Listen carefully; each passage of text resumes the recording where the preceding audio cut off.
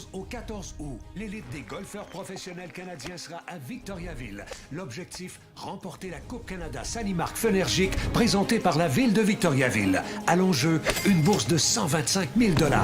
Qui succédera à Blair Bursey, champion de l'an dernier? Voyez ces golfeurs de haut niveau. Certains aspirent à la PGA, d'autres en font déjà partie. Du 11 au 14 août, la Coupe Canada Sani-Marc Fenergic au club de golf Victoriaville. Admission gratuite.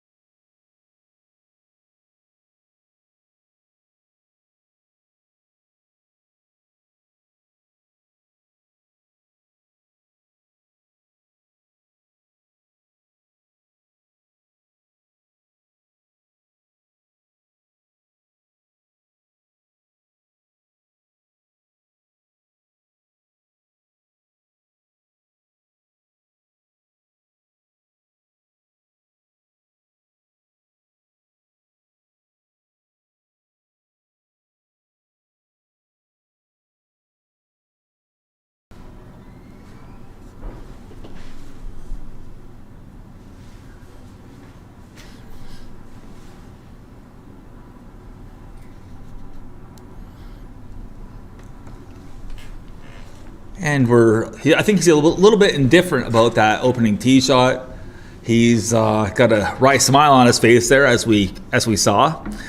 But he's going to go down there, find his ball, and play his second shot. So as long as you're inbounds and not out of play, you're in good shape to start your morning.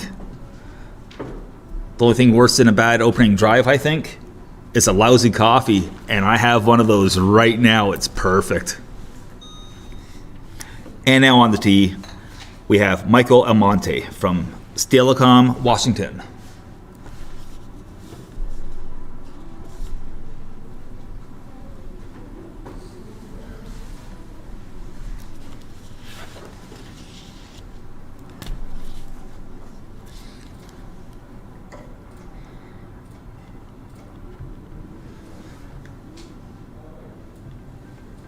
So now we're officially running. And this is going to be a great day. I think the weather is going to be much better than it was yesterday. Granted, it held up, so no rain is good rain. And I think I made this mention. It doesn't rain on a golf course, especially during a tournament. Never, ever rains. So we're just having a nice over-the-head look here on a quartering angle of the first tee. And this is an angle that, personally speaking, I love this angle. You can really pick up a lot from the swings of these pro golfers.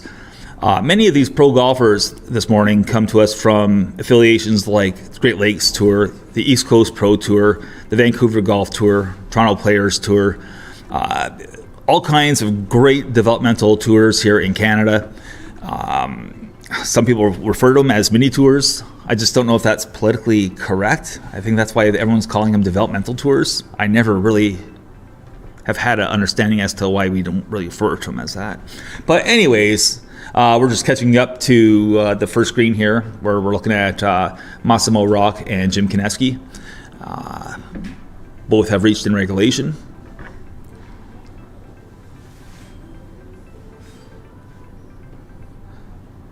So here's a little fun fact. Jim Kineski, he's one of the co-owners of the Great Lakes Tour. The Great Lakes Tour actually sends 36 golfers to this event. They are currently the largest, supplier. I don't know what the right word is currently this morning, but they are definitely ahead of everyone else as far as sending players to Coupe Canada. And then next you have the East Coast Pro Tour with 31 players. And so Jim Kineski, he's a co-owner, and the other owner of the Great Lakes Tour is Colin Murray, who is also in the field, and he is slated to tee off just a little bit later on. So we'll be seeing Colin in a little bit.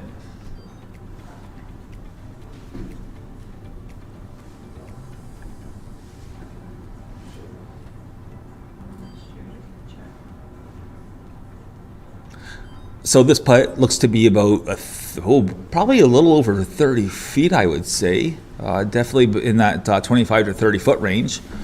And just looking at the undulations of the green, you can see that there's going to be a bit of a swing here, or at least there should be, going from the players left to right.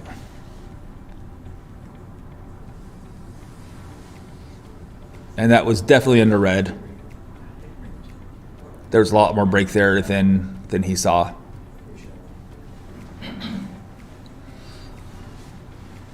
So he's going to have a bit of a tester going back about 4 feet.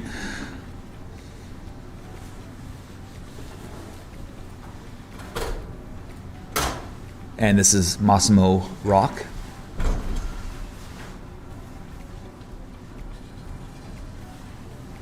And as mentioned, he's from the East Coast Pro Tour by way of Montreal, Quebec.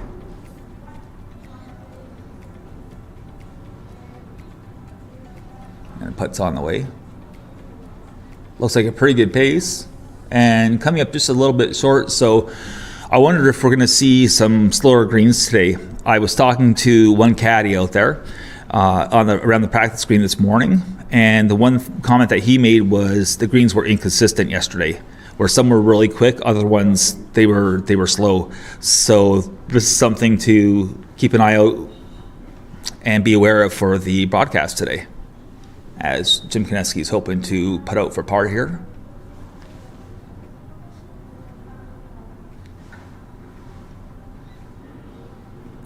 Doesn't look like there's going to be a whole lot there. And straight in, so that's a good par to start the day. Par never hurts you.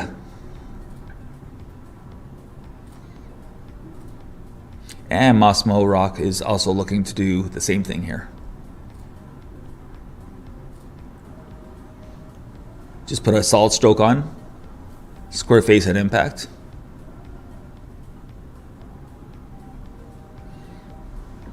So the first group is off, and a nice easy par for both players.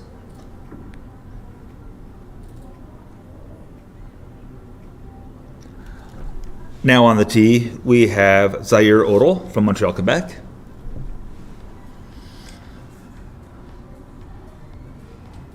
Zaire is currently an assistant elsewhere, and I received some information that he's looking to be playing full-time next year as a professional, that he's not going to be working at a golf course. And, the saying is, if you want to play golf, don't work in the golf industry. So, especially at this level where you got to dedicate so much time to practice and play, so he's made that decision to move on and get away from life at a golf course, other than, playing. And also in that group is Colin McGregor from Hamilton, Ontario, and Maxime Chabot from Victoriaville. So he's a local product. And we'll get back to those gents in a few minutes. And we're going to just stay right here. This is the 10th tee. And we have Charles Raymond, Braden White, Laurent Giroux.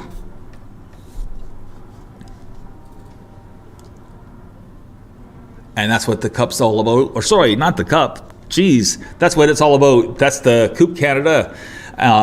So that big trophy is quite glamorous. It's quite appealing. I would mind lifting it up over my head. And then you have the smaller amateur trophy as well. But let's face it, they're really here for the $25,000 and the remaining $100,000 in prize money.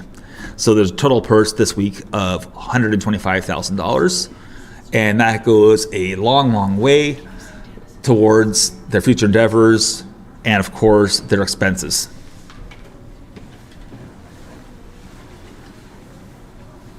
Life on the mini tours is it can be a bit of a grind, especially if it's out of your own pocket.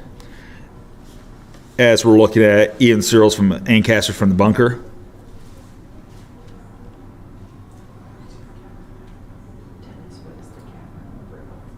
Good splash coming out of the sand. Maybe his face just shut on him, and he's going to have a lengthy putt for the sand save. Looks to be about 12 feet, roughly, give or take, and I would assume that's going to be uphill. Admittedly, I haven't been out to look at the greens or anything this morning, so going to be doing a little bit of guesswork as far as break. But I would definitely say that would be a uphill putt from there. Just knowing everything else about this golf course and the fact that there's plenty of slope from back to front on all these greens here at Club de Golf Victoriaville. And we're looking also at Francois Boudreau. He's having a look at his putt. And Michael Almonte.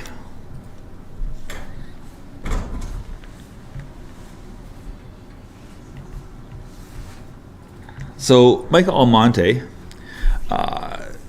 he's come a long way for this event, being from Washington State.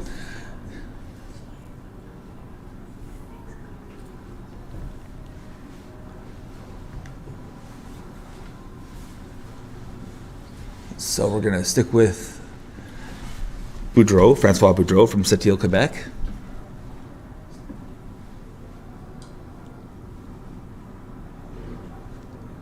And good weight, just a little short. So he's going to have that remaining just to finish up the hole and tap in for his par. And it looks like we have Michael Amante, who's having a look at his putt. I would say the putt is in the 18-foot range. So it's a low percentage putt to make. And that's the one thing, we always see all those putts get sunk. But in reality, the stats on a putt like this being made are very low as far as one putts go. And that was a great effort, perfect weight, just unlucky there. So he's going to have that little tap in for par.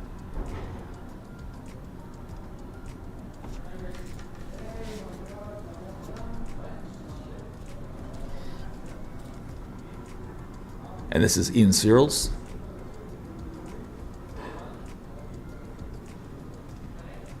And he didn't start that on the right line at all.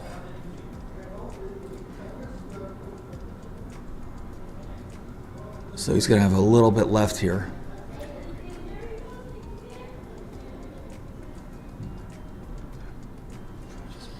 And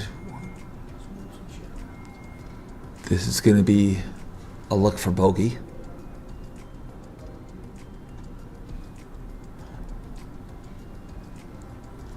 And he makes the putt. And as they walk away from this 10th green, we're going to skip over to number 1 tee.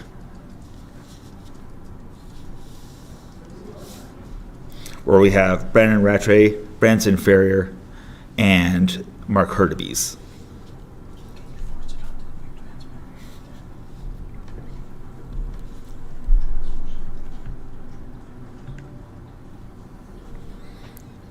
Having the honors in this group will be Brandon Rattray.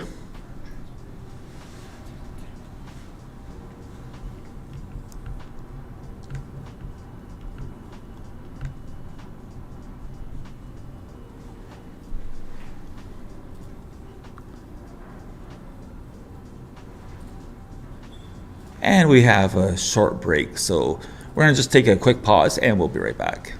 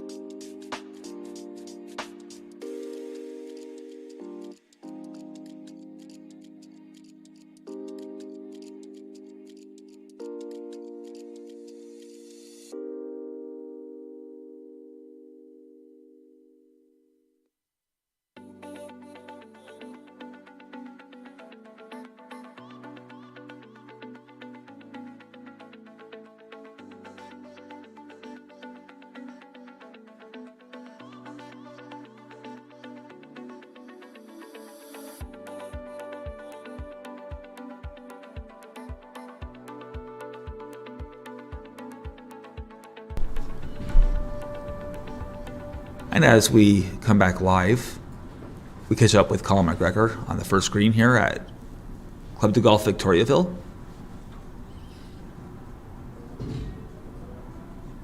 And he was pretty aggressive on that putt. Ran it well past. Looks like about 4 feet remaining for his par attempt.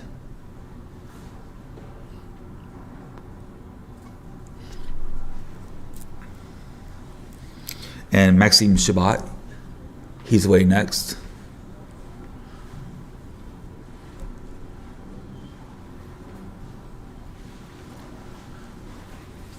I would say that this putt, it's going to have a little bit of pace to it.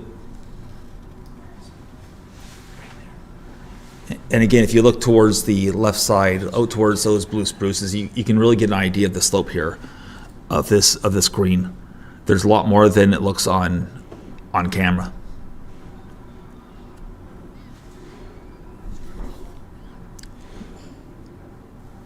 So Shabbat with about 8 feet.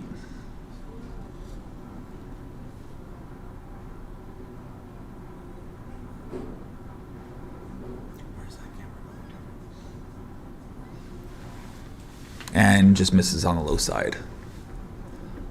So he has just 18 inches or so to clean up here.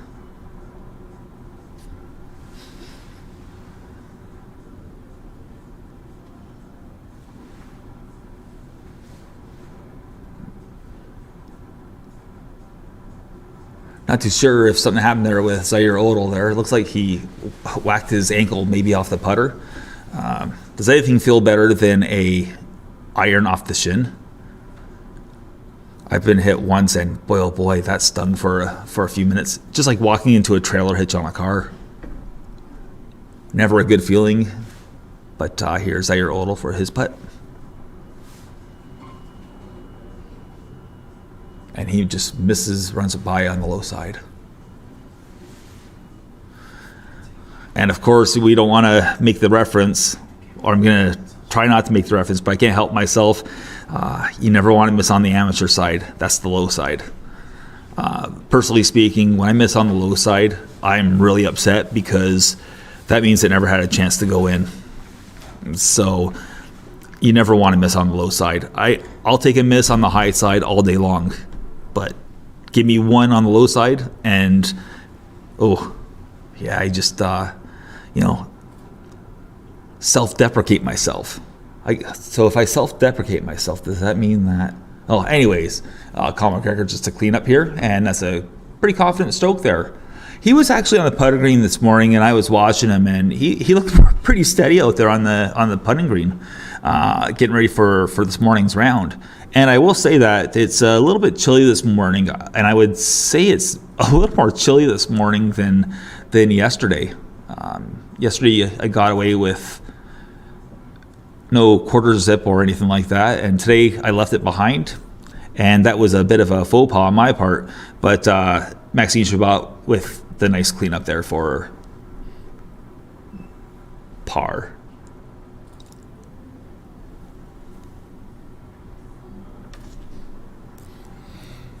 So we're looking at the 7:55 a.m. pairing of Brendan Leonard, Nicholas Workon, and Jake Scott from Strongsville, Ohio.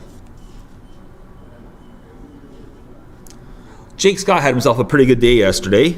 He went 6 under for his round, while Brendan Leonard, a threat to win this tournament, he posted a 3 under 69 yesterday.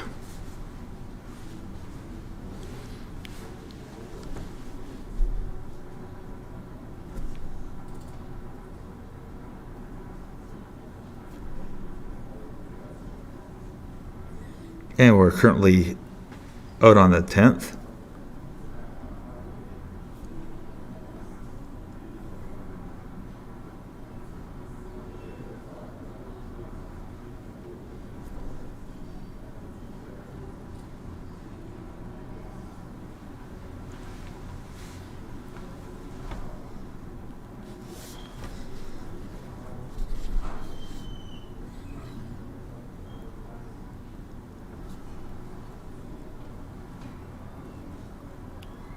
We have a pretty bright morning with all that dew on the ground. We have a little bit of a glare, and it's always a little more difficult to see your golf ball in flight and on the turf when it's like this. And it looks like he's blocked this one out well to the right.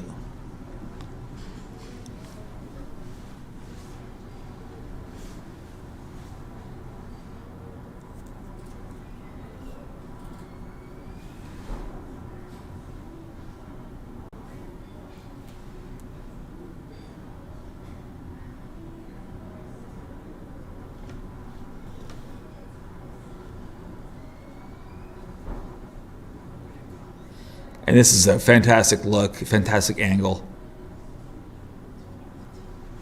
Over on the 10th tee block.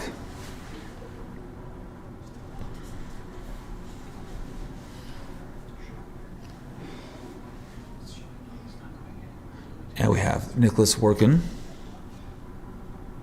from Ottawa, Ontario.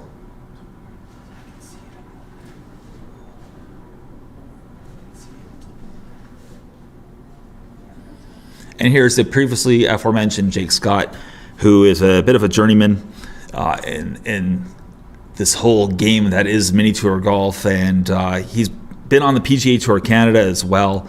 I'll be doing a little more research on Jake in a few moments. However, the point being here is he's a threat to win this event, and he was a threat to win coming in. He's a winner this year on, I believe, the Great Lakes Tour, and we're going to just be quiet here while he hits his drive.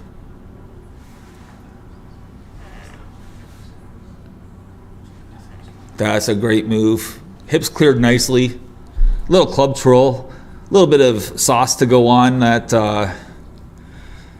And let's face it, who doesn't like sauce? Actually, I know one person that had a phobia almost of sauce. Mayo to be precise, but just in general, they didn't like sauce. So back out to the 10th green.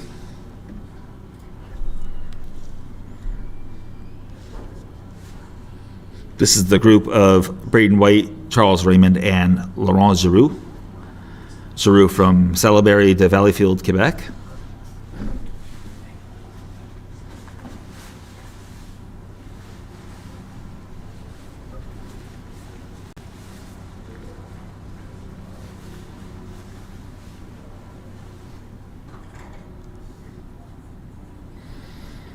So we're looking at Braden White from Barrie, Ontario, with about 6 feet. And that's a good solid stroke to get his day started.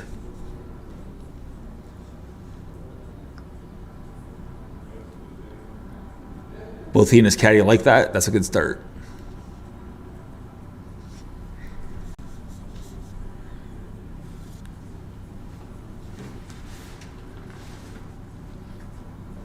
So we have a putt with not much there shouldn't be much movement here. It should be pretty much straight in. Oh, then there's a little bit more movement there on that putt than I thought there would be.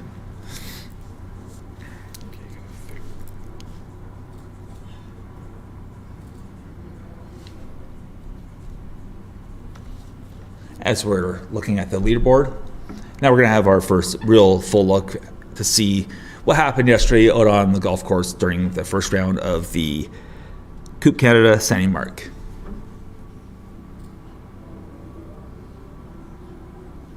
There's been a lot of talk about Zaire Odell.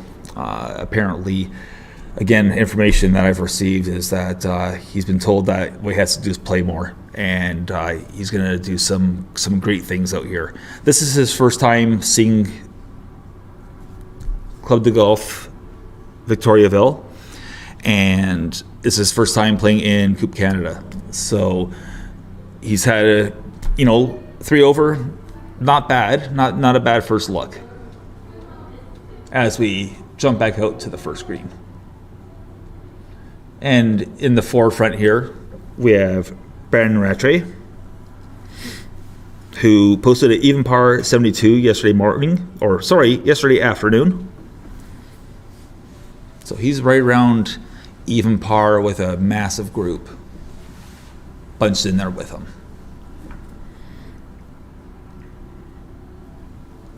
And looks like Mark Hurtubise of Chambly, Quebec, is away. He looks to have about 15 feet, maybe a touch more.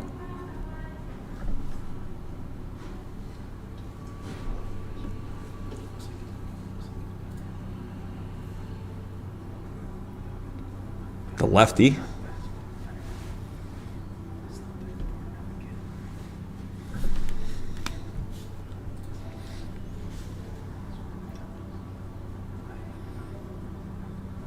Okay, so this is going to be a recurring theme all day today on this pin placement as well. That green looks like it's running just a tad slow. Again, there's a bit of an uphill putt from anywhere below that pin. And Brandon Rattray's just having a quick look. Brandon's from St. Bruno, Quebec. His affiliation is Richelieu, or Valley de Richelieu Club de Golf. and he's played in 9 tournaments in 2022. And in these events, he's accumulated 24,550 points.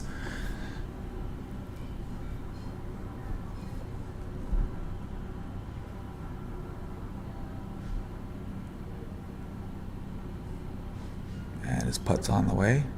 And he just missed a little bit on the low side there. But that was a good run at that putt.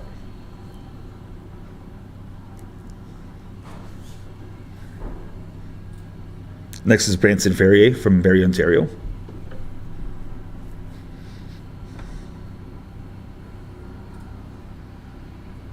This one's gonna be a little bit of a slider. Don't give the hole away.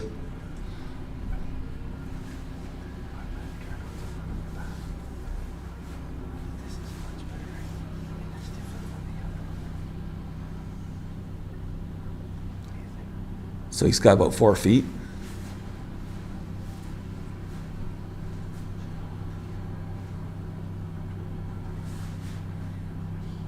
And that's a nice stroke by Ferrier as the golf ball rattles in.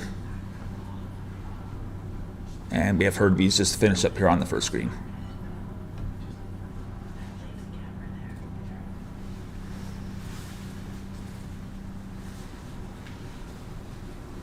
As we head back out to the first hole,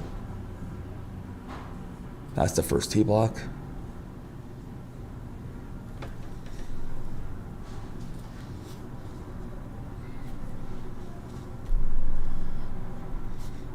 And that was Tristan Mender from Duncan, BC, or Duncan, British Columbia. Now on the tee from Mercier, Quebec, Marc-Olivier Place.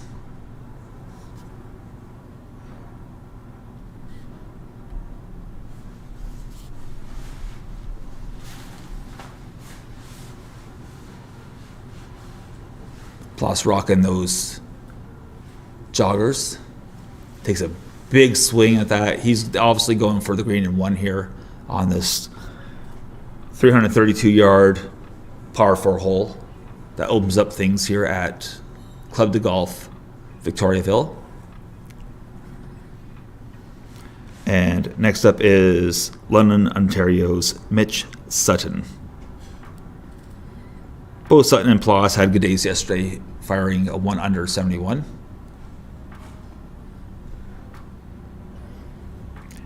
And Sutton is electing to go with a metal wood.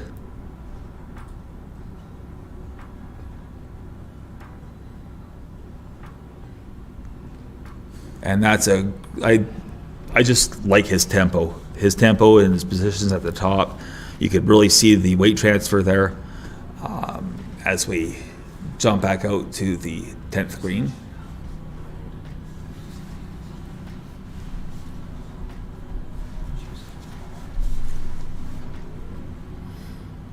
And while we're waiting for players to come up to the green as they approach this 10th green, we're going to take a short break and we'll be right back to catch the putts.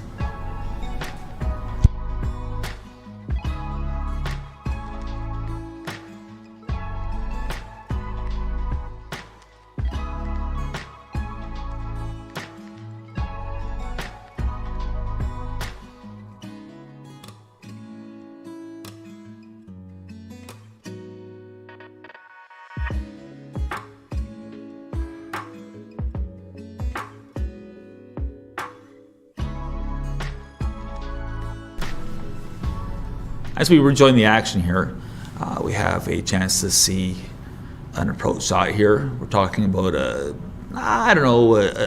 shot around 30 yards or so from in front of the green. Obviously, he came up a little bit short there on his strike. And we're just trying to clarify who that is. I believe that might have been Brendan Leonard that came up just a little bit short there and just hit that approach shot into the green.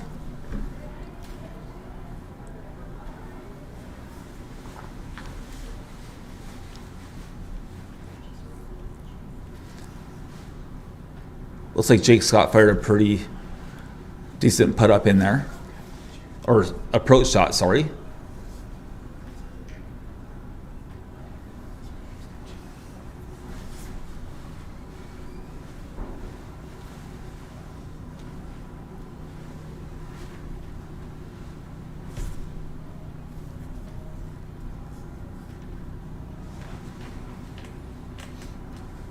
So Jake Scott, he's going to have a bit of a lengthy putt here for the birdie.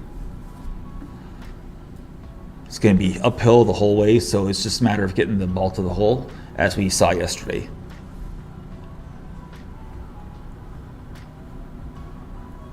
I'm still amazed at how many golfers actually came up short on shots coming into number 9 yesterday and 18.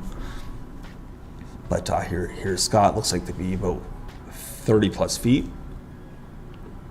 That's a very good pace. Oh, what a putt. What a putt. That was a great read. Great roll. And there's the par. My goodness, that was a wonderful roll. So as we're watching, make sure you put an asterisk beside his name. That's Jake Scott. He will be there at the end on the first page of the leaderboard on Sunday. I almost guarantee it, not to jinx him or anything like that. And we're having a quick look here at Brendan Leonard, who's closest to us. He's just eyeing up his putt, seeing where Break's going to be from the opposite side of the hole. It's always a good practice to do that, which I did it more often. Well, recreational rounds, I don't care. I don't really read. When I used to play, I took on the Great Lakes tour and other mini tours, I would actually go around and have a look at both sides, and I would feel just before the cup as well, just to make sure that there wasn't any sort of kind of hidden break. That's something that I just don't do anymore. When I'm playing with say my co-host Doug, who isn't here today, Doug Lauder, as we watched a wonderful putt by Nicholas Workin from Ottawa, Ontario, with a fantastic putt there. That was a fantastic roll, as Brendan Leonard is going to be looking to copy and emulate that stroke that we just saw from Nicholas Workin.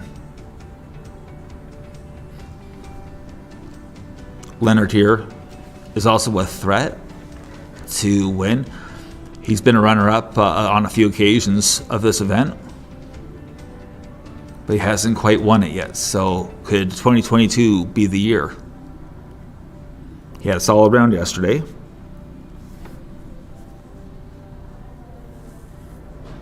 He's just a steady player, a good player.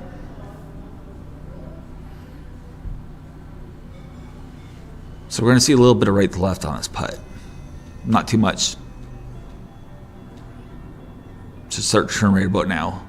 And he just missed on the low side. So again, that was a pretty good read. Just maybe the speed was just a little bit off. Maybe too much pace.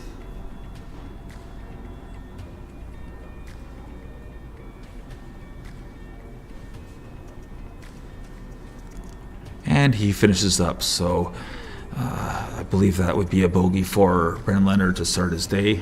Shake that off to the next hole. As we've now caught up again with the group consisting of Olivier Plas, Tristan Mender, and Mitch Sutton.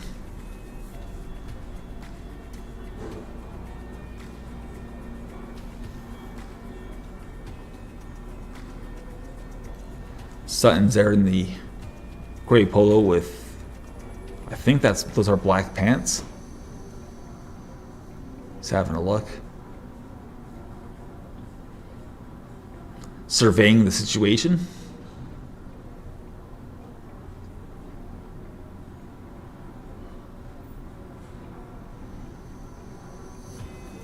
And we have a stunner of a day here, folks. What a great looking morning.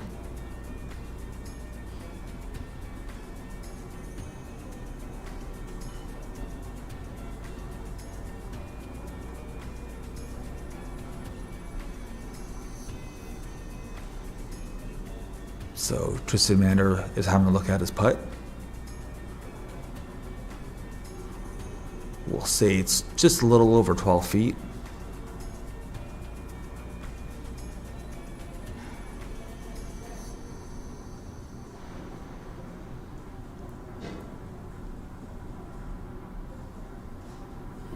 He was nice and solid over that ball on that stroke. No movement. Good looking action with the putt. Good looking mechanics. And I think he feels like he just left one out there on the course. You saw that little reaction where he's like, I had it. And now we have Mitch Sutton just doing the plumb bob. That's my preferred method. It's much quicker than aim point, and I know I come off as being a real, a real anti-aim point person, and I really don't mean to be, but it's just too much, I think, for my brain to comprehend. But plumb bob, you see it really fast, you find the break, and you have a very good idea what it's going to do by plumb bobbing.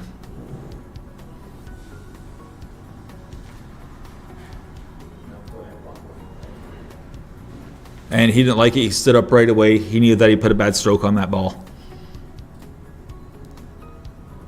As Miss Sutton finishes up here for his par. That one's going to have him burning just a little bit, I would say. Just because it was so short on that first stroke there. That's tough. And plus, you can see him straddling the line. He straddles the line, much like you'll see many other golfers doing here today at Coupe Canada. He's really trying to feel and sort the break.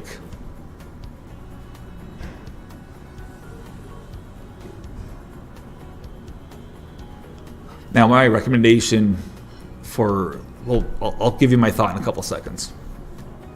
As we watch Ploss make his putt.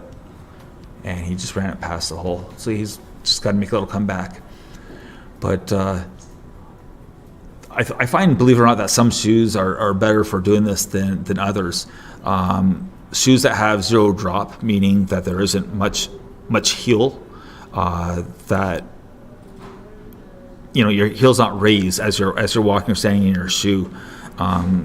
There's one shoemaker out there, True Linkswear, and they're known for having a zero drop design. So you're almost like barefoot. And with those golf shoes, you can really, really feel the slope as you straddle the line. So,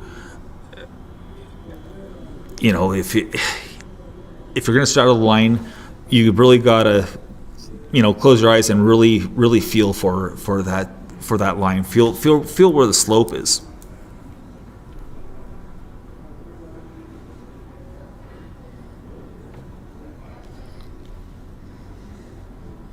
And we're out on 12th green where Ian Searles just made his short putt as Francois Boudreau of Cecil, Quebec is getting ready to take a run at this putt.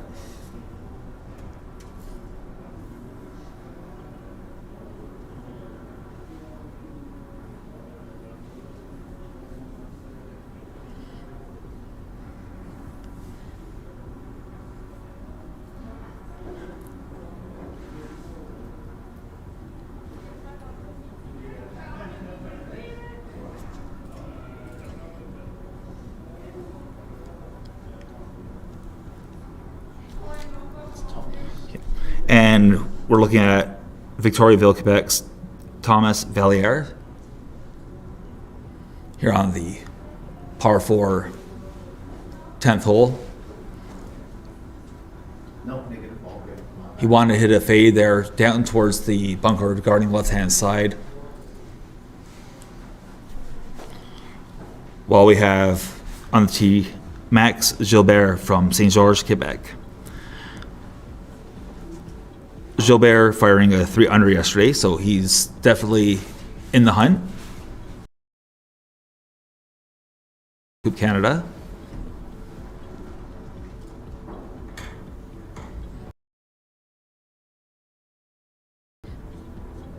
And we have Kelowna, BC.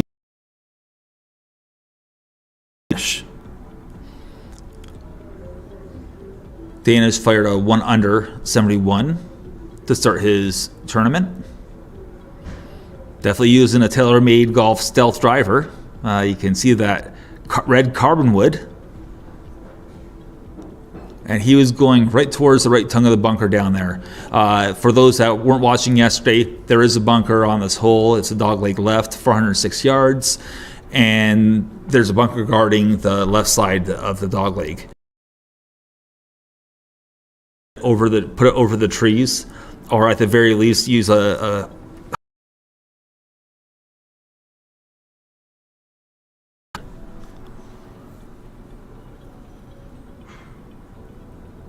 So it was a pretty cool yesterday to watch the spectators come rolling in here at Club de Golf Victoriaville for the 22 rendition of Coupe Canada. There was just a little bit of buzz. You could hear, a little bit of clapping, and there were quasi galleries out there. It was a pretty cool vibe yesterday for the first day. So I'm pretty excited to be here on Friday, and what better thing to do than watch some live golf. Whether you're here in Victoriaville at Club de Golf Victoriaville, or you're watching from home right now on YouTube via Golf Zoogle. It's a free live stream, and we're going to be here, well, I don't know how long we're going to be here today, but yesterday was apparently 13 hours.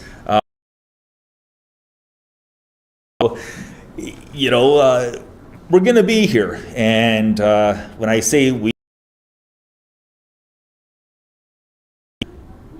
the Golf Zoogle team is hoping to bring you great coverage, great angles, and a new way to view golf on television, or your cell phone, your device, your laptop, anywhere that you can stream. As we're back out at the 10th green.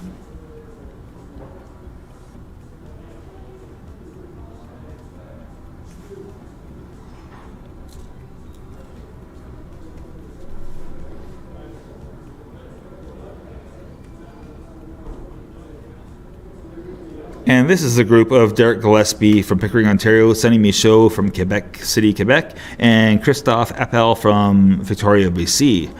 Sani-Marc yesterday fired a 4 under to start his tournament.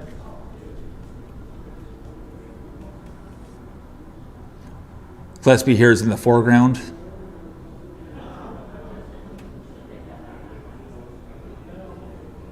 Oh, and that was a tough miss there.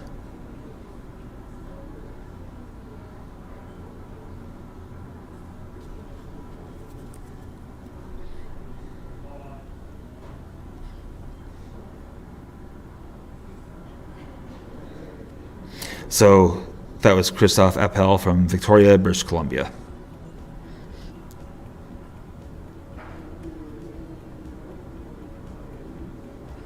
Gillespie here has about 4 feet remaining.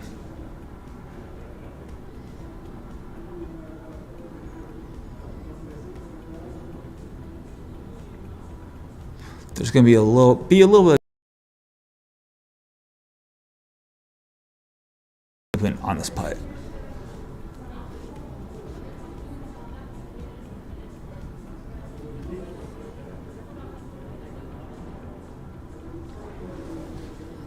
And that was a confident stroke.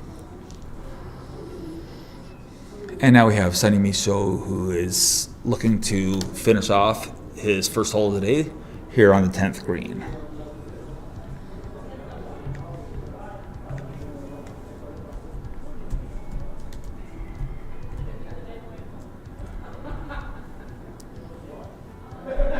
And just a little bit there to finish up.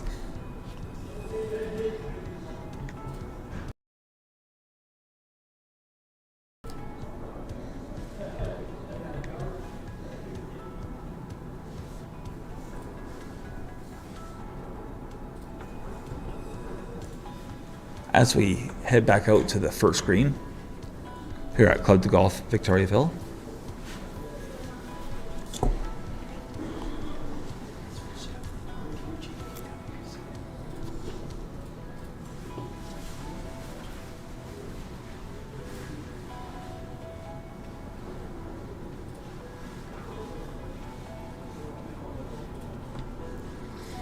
And this is the group of Marc-Antoine Hotte, Jesse Smith of Oswego, Ontario, and Vincent Blanchette from Vernon.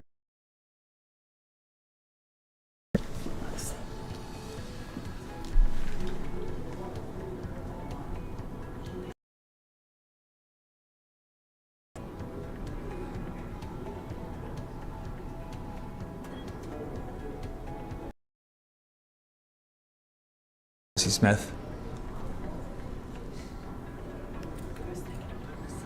Smith yesterday firing, and Blanchette with a nice 4 under yesterday during the first round here at the 2022 Coupe Canada.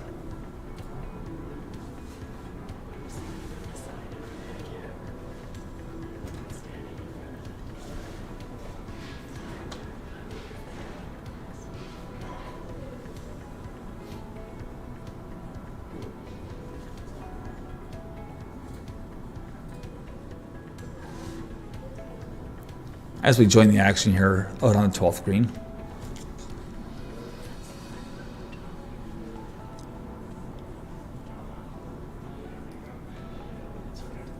This is a golf hole that we haven't really seen much of yet this weekend, but we're out there now.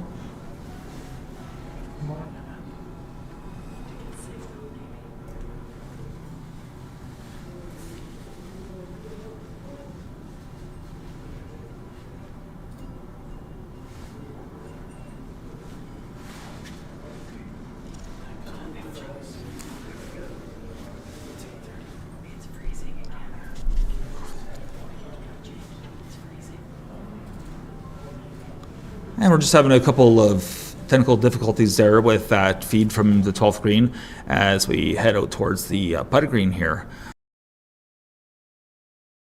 Round on the green, and actually that whole location. We're looking at Jacob Lehman right there from Guelph. Solid stick out there. Even though he's not on the tee at the moment, Lehman had a pretty good round for himself yesterday. He was 2 under with a 70. And just trying to see who else we have out there on the putting green right now.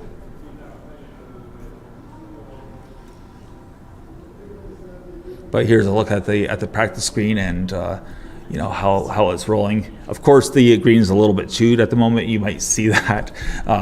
It's obviously had a lot of activity, but back out to the action that matters. Sorry, it all matters because practice counts. What's that saying? Practice makes perfect, and perfect practice makes? Yeah, it's something like that. But yeah, we're with the group consisting of Ethan Danish, Thomas Valliere, and last but not least in this group, we have Max Gilbert.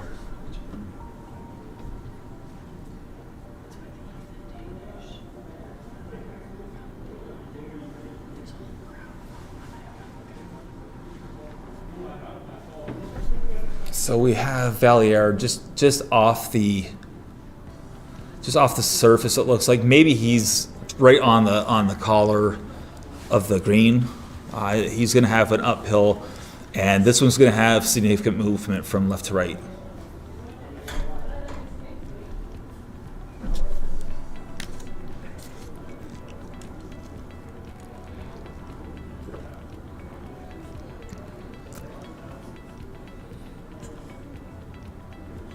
So we're going to see, okay, so he went with a chip here.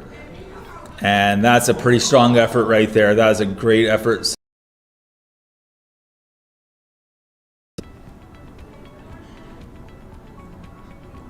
I thought he had it there for a second, folks.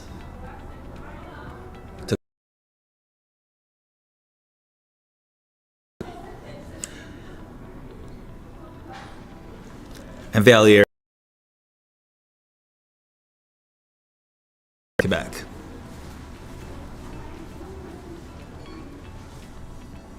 So local knowledge is going to help a lot as he progresses through the weekend, or what he hopes is the weekend.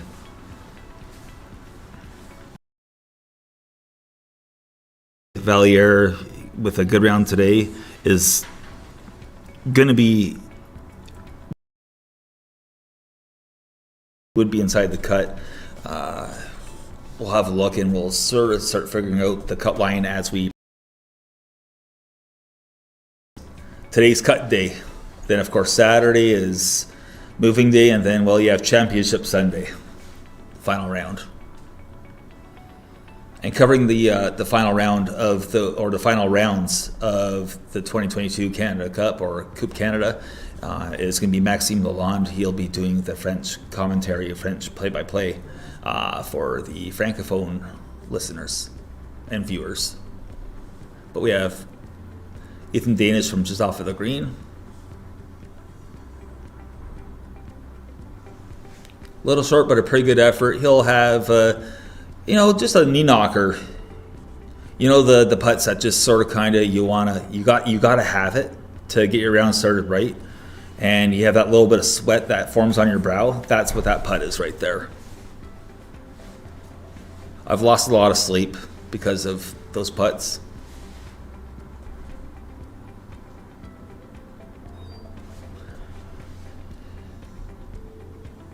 And right now we're having a look at Max Gilbert. Gilbert has about 15 feet uphill, maybe a touch more.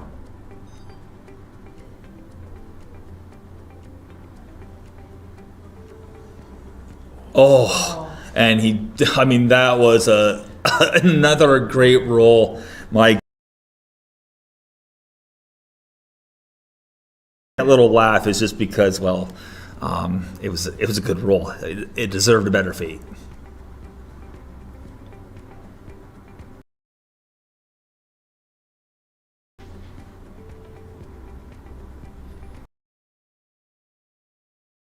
But Ethan Danish has about, like I say, it's a knee knockers that one that makes you sweat. Might get a little more tension in your hands and arms, and maybe cause a pull, leading to a miss. Loose, and your hands loose as well. As we head down, or back up, to the first tee. Oh, sorry, I believe that's the 10th tee. Oh, no, it is the first tee. My crack crew in behind me here was quick to. I didn't know where the heck I was, but on the tee here we have Jake McNulty from Paris, Ontario. Admittedly, it was a struggle yesterday for Jake.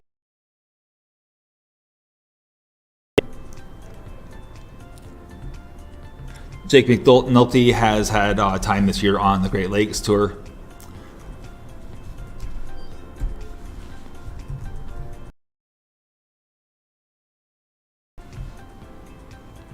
On the first hole.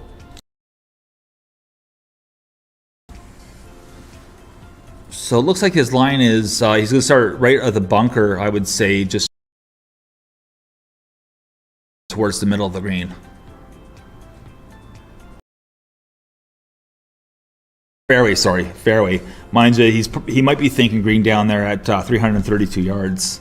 And it does go downhill once you get past the bunker that guards the left-hand side of this dogleg. And just staying with McNulty, he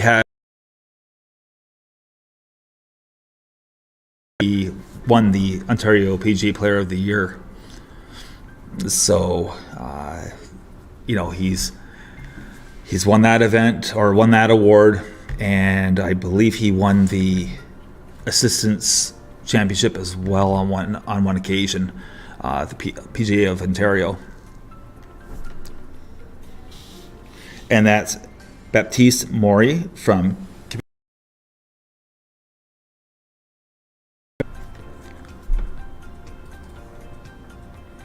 And we have Bryce Barker from Vernon, British Columbia. Bryce yesterday in the first round went and fired himself a 3 under par, putting himself into red figures. From Quebec City, Quebec, who just teed off. He had 8. And I'm not going to lie, I like those shorts. I need to get me a pair of those. So we're going to see if he's going to hit just a little bit of a cut here on this first hole.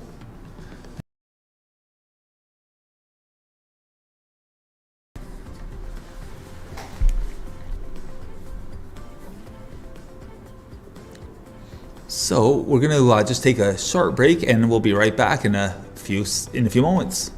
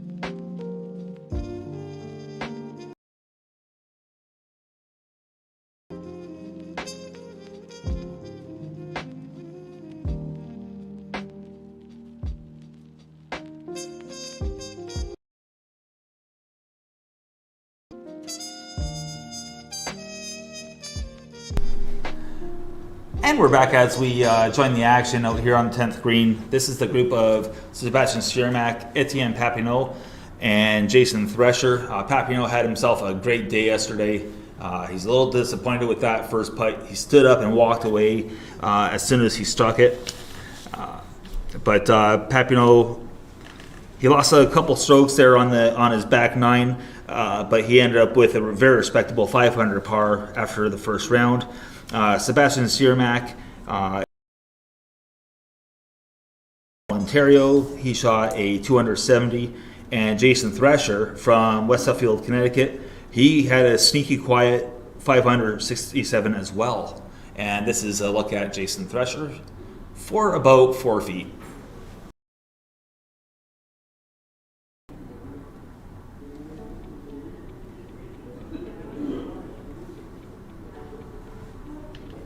So he's just sort of taking his time.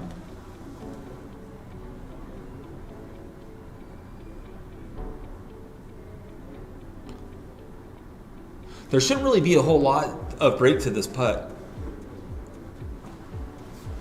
I would say just outside left edge. And he hold his putt.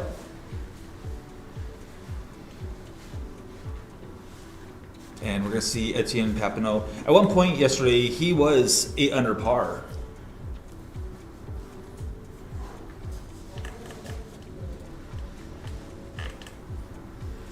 And when we signed off yesterday, he still had a few holes remaining. So something obviously happened with about 3 or 4 holes remaining for his first round. But he's still in pretty good shape, as we're going to see Sebastian Sani-Marc just finish up this putt.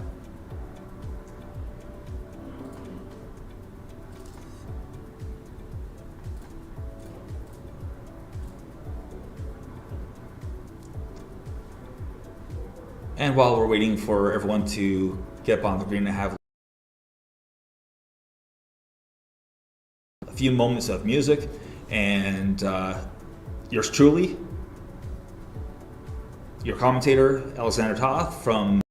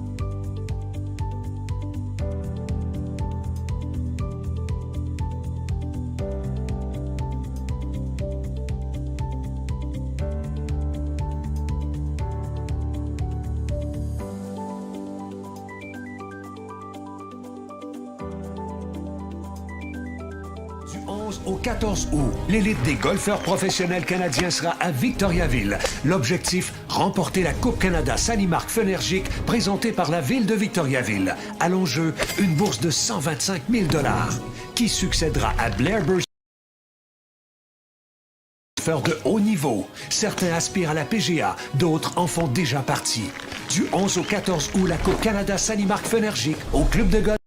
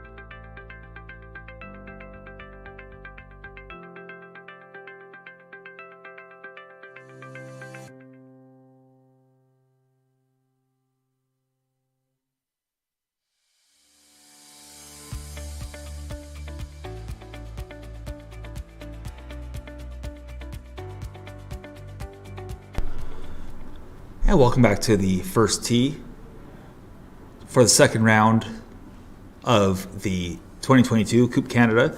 And we just watched Austin Nowak from Lancaster, New York, tee off. Austin fired a 7-1 under, and he currently has status with PGA Tour Canada.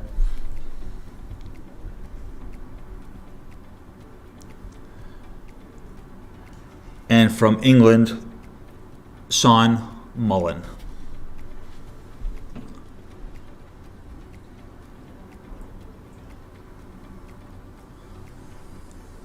If you do a little bit of research, you'll find that you'll find some information.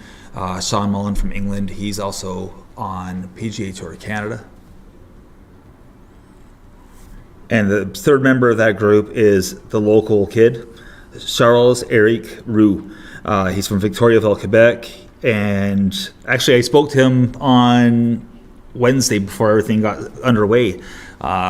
Pretty cool kid. And, hopefully he's going to play well today. He fired a 2-over 74 yesterday for his first round,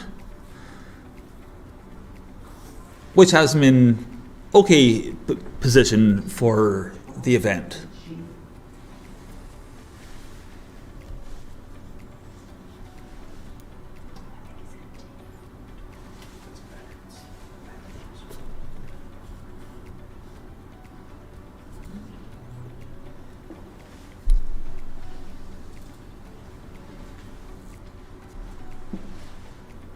And we're down the fairway here on this first hole at Club de Golf Victoriaville.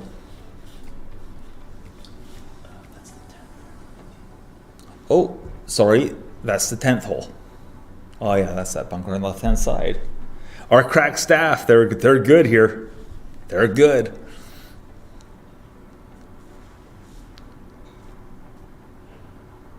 And as you can see, there's a reason why a lot of the players are electing to either go right over the trees here on this 10th hole or go for the bunker at the very least, because that is definitely the short way into this hole. There's tons of room from the bunker over to the right side of the fairway. There is, a lot of room down there, and you can really see that from the tee. But a lot of the players are going to be favoring that shot. Just inside, you'll see those two tall blue spruces, and a lot of the players will be aiming for just inside of that for a pretty aggressive line and a short route into the green for their approach shot. And we're looking at Charles Quirion from Quebec City, Quebec. He fired a 76 yesterday.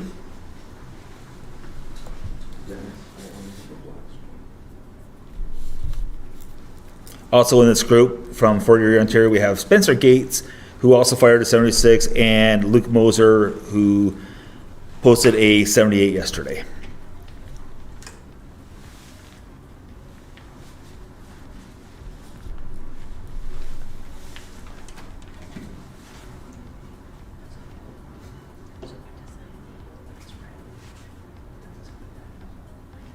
So we're just waiting for the green light for this group to kickstart things. And this is Charles Quirion from Quebec City, Quebec.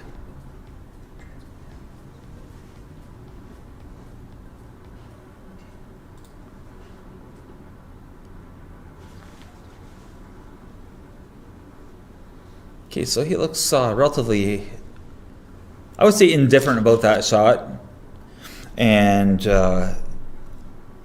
either way, I think he found the fairway, and he's in good shape for his next shot. And this is Spencer Gates from Fort Erie, Ontario.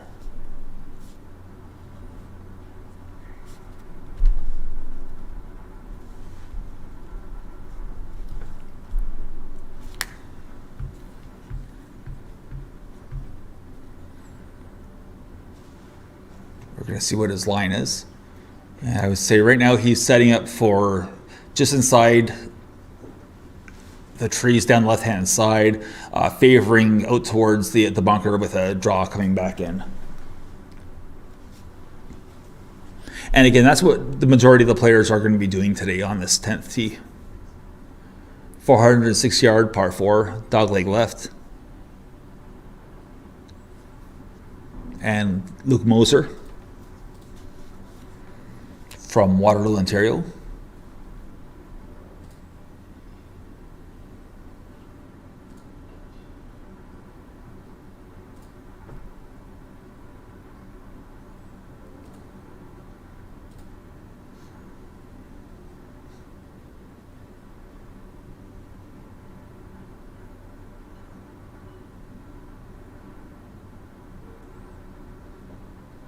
And we're not really too sure what happened there with his shot. Can't tell if he's happy about it, if he turned it over and hit it down the left side there, getting a little too aggressive with his line. As we head out to the 10th green, we have Lucas Kim in the foreground here.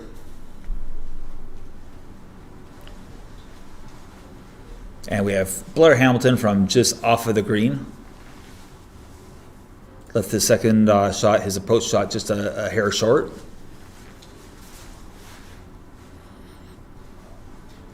So we're going to see a little pitch motion here. It's not going to be a flop, but he's going to hit probably a little bit of a lob here, and have the ball spin and slow down right at the pin there, and that's well executed on that little lob.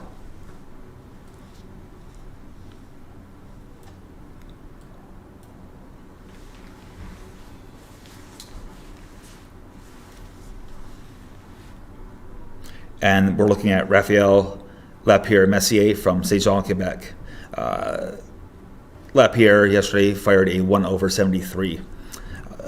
Blair Hamilton fired a 4 under 68, while Lucas Kim led the way for this group with a 5 under yesterday and a 67. So this is Lapierre.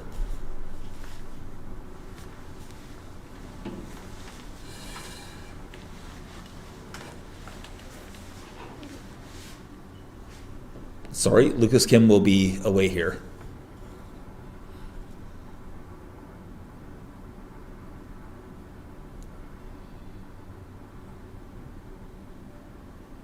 Looks to be 20 feet.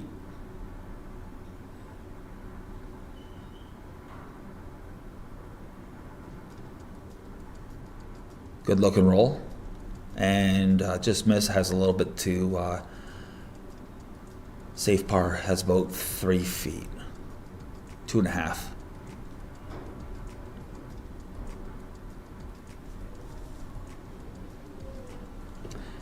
And now we're going to have a look at Maxime Lapierre-Messier.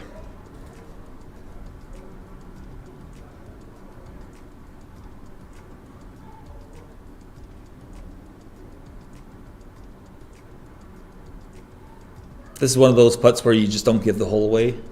There shouldn't be a whole lot going on, maybe right edge at the most. And he rattles it in.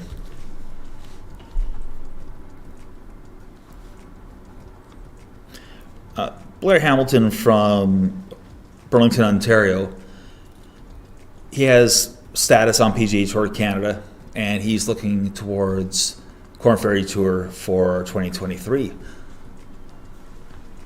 So Blair's been around and kicking the tires and playing some tournament golf for some time now, and he's just he's ready to go to the next level. So as he drains that 4-footer. Had the pleasure of sitting down with Blair after his tournament at the Southern Ontario Open. And he's just, he's a pretty cool dude. He's pretty chillaxed out there, and yeah, just a good all-around guy. And as a matter of fact, I have a golf podcast called T-Box Chatter, and I actually interviewed quite a few of these guys at the Southern Ontario Open. So I'm going to be posting that day, all those interviews, and head to Spotify for a listen.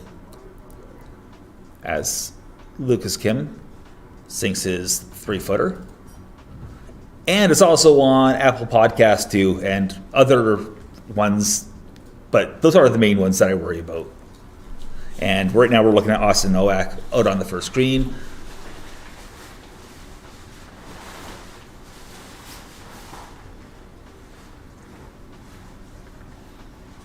Austin sporting those aviators out there. Looks just like a cool dude, like the Fonz.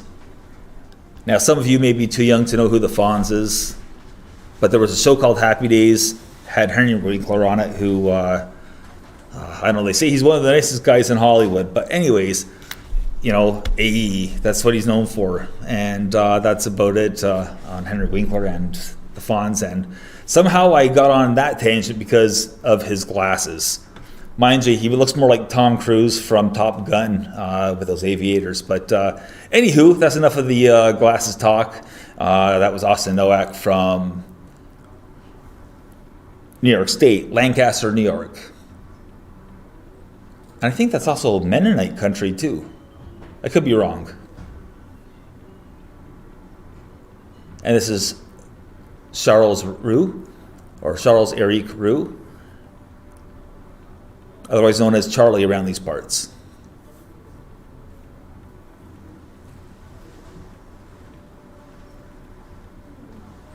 Charlie is the amateur as he gets his putt started. And that's a wonderful stroke from Charlie Roux, who knows this course like the back of his hand. That was a solid putt from about 12 feet.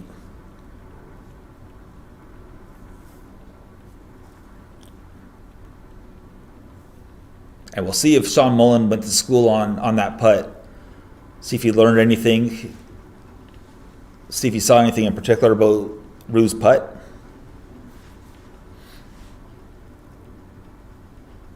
Styling and profiling in that golf hoodie.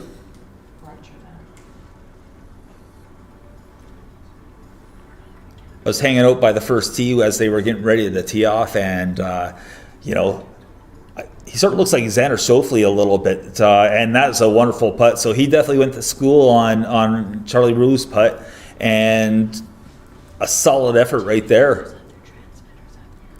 to this pin placement, which is on the middle of the green. As we head over to the leaderboard, we're going to just quickly scroll through these and have a look at where all of the players are.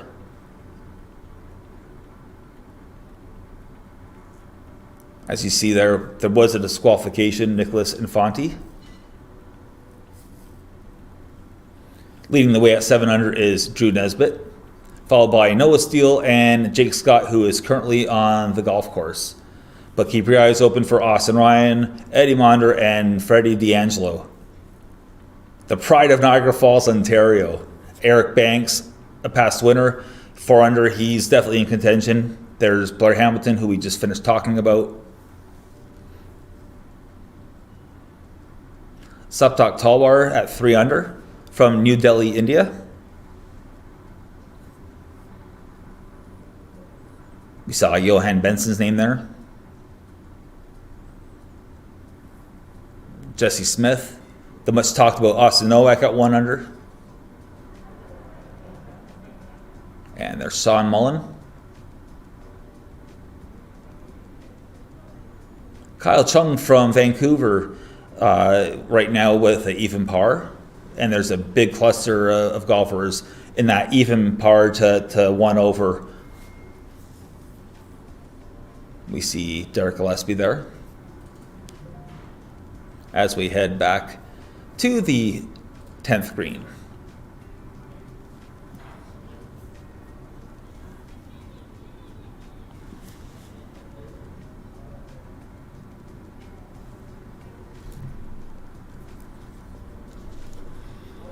And this is the group of Charles Kirion, Spencer Gates, and Luke Moser. Looks like Luke Moser has the first putt here on the 10th green. Although Spencer Gates is also out of the picture at the moment.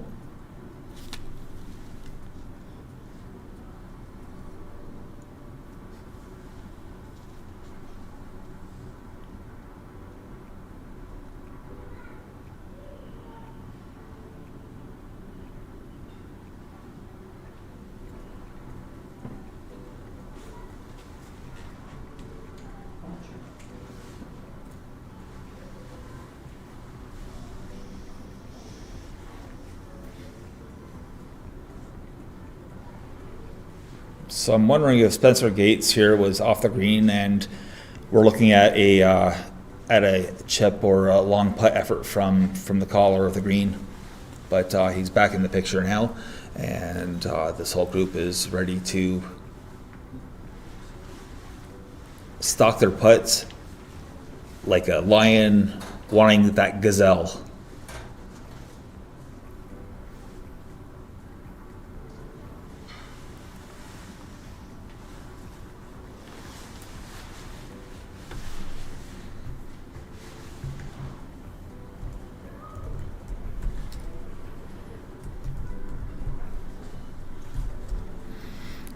So Charles Quirion is an amateur from Quebec City.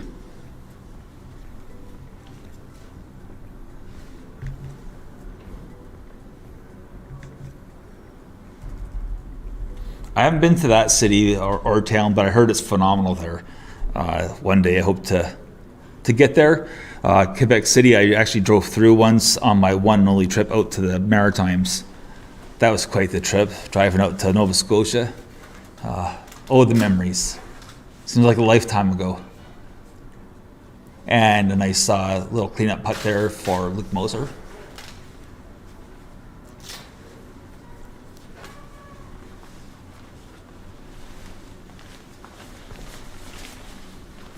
As Charles Quirion runs it well past the hole.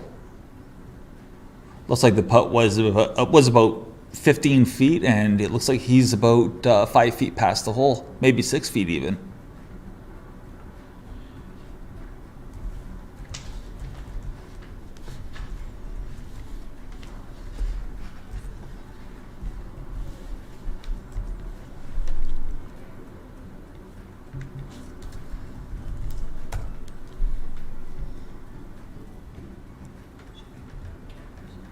So Spencer Gates is just getting ready to make his putt here. He was a member of the men's golf team at Brock University in St. Catharines, Ontario. That was in 2017, 2018. So he does have some college golf behind him.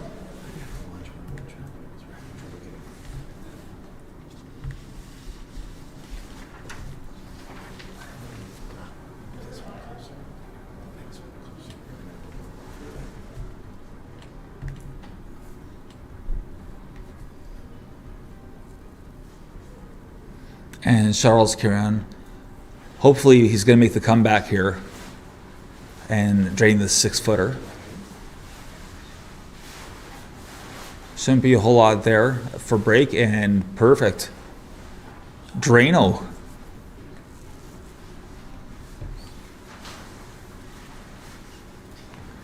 I know, he almost looked like a putting robot out there with that stroke. That was a solid stroke as we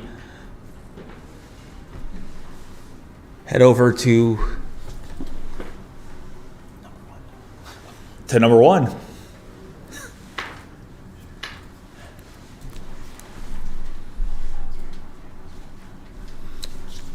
And this is the group of Eric Yun, Eddie Monder, and Jean-Michel Perret. Perret from Victoriaville, Quebec. Eddie Monder from Oakville, and Eric Yun from Unionville, Ontario. Eddie Monder led the way yesterday for this group, firing a 6 under. We talked about him very briefly as we were scrolling through the leaderboard a few minutes ago.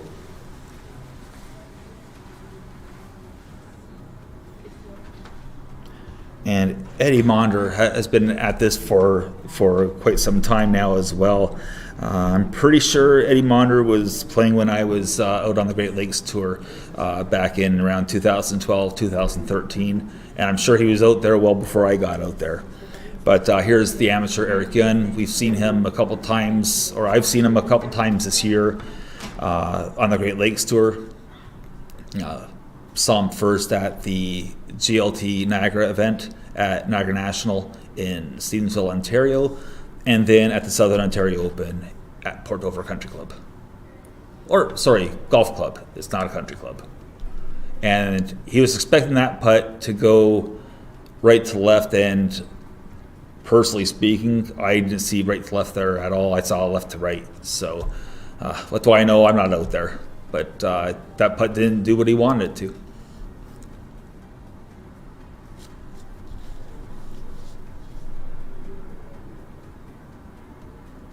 And this is Jean-Michel Perret.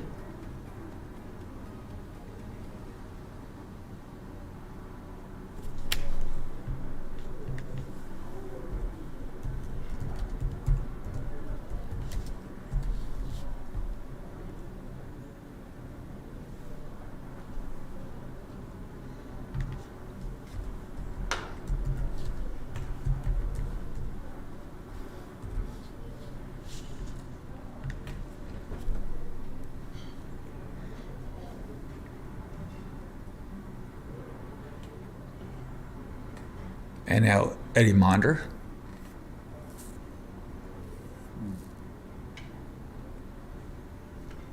With around 8 feet. We'll call it 9 feet.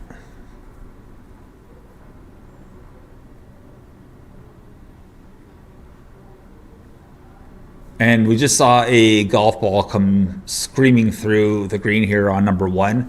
I'm pretty sure somebody just drove that golf ball from the first tee.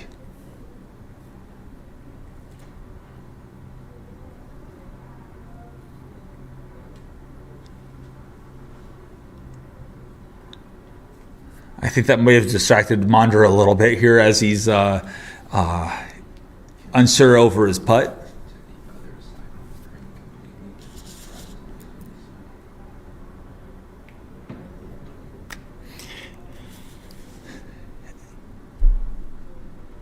And the putt's on the way. And just a little bit short there. And he's going to just have that little tap in for a par to start this round. And getting back to that golf ball that we saw screaming through the green there towards the bottom of the screen. If I was going to bet on anyone that hit that golf ball from the group behind, it would be Scott Kerr from Vancouver, British Columbia. So we'll find out about that as we are currently looking at the players over on number 10 tee. We have Philippe Dion from Thetford Mines, Quebec. Charles-Andre Deragon from Granby, Quebec. And Jeremy Wilson from Innisfil, Ontario.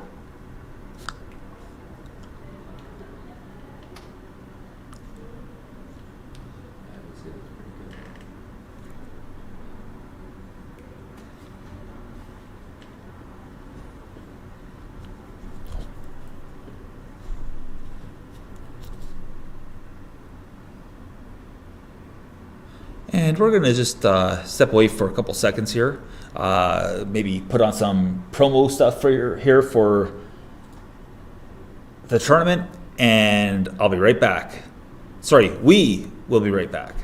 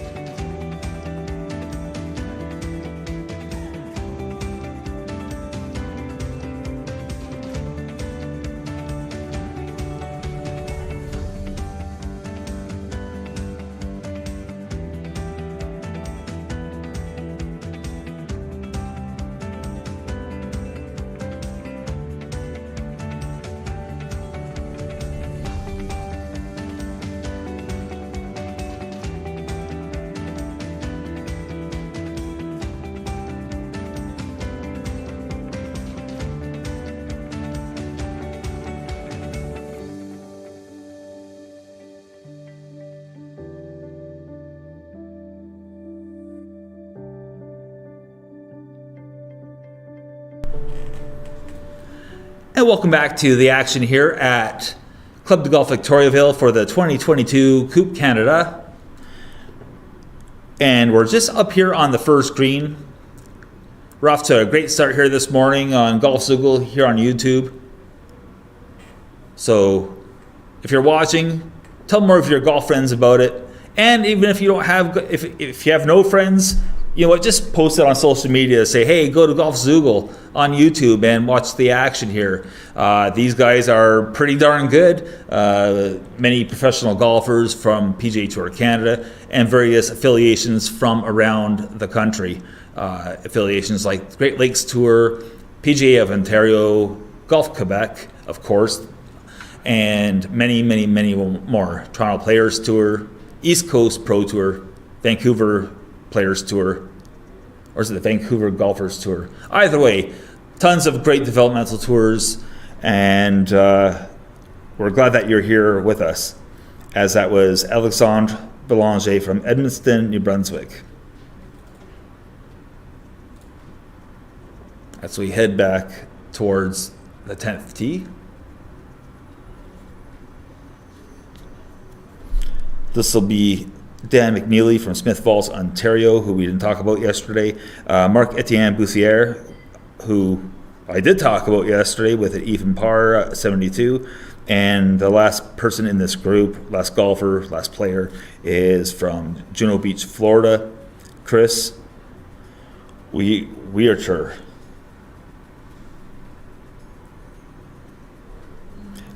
And Dan McNeely will be starting us off here.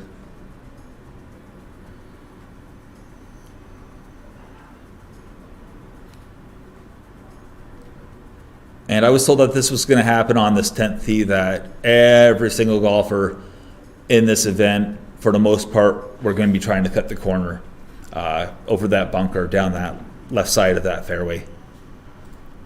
406 yards.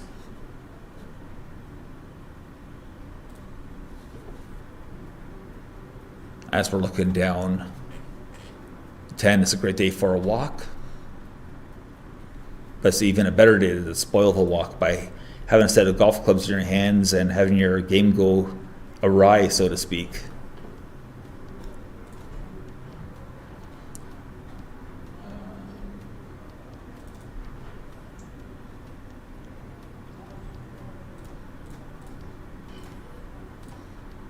And we just have a slight lull at the moment.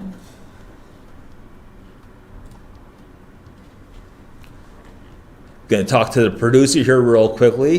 What do you think? Should we go away for a couple minutes? A couple seconds? Yeah. So we're going to just step aside for a couple seconds while this group of David Lee Shiman approaches the green. Also in that group is Mark Correa and JJ Regan. We'll be right back.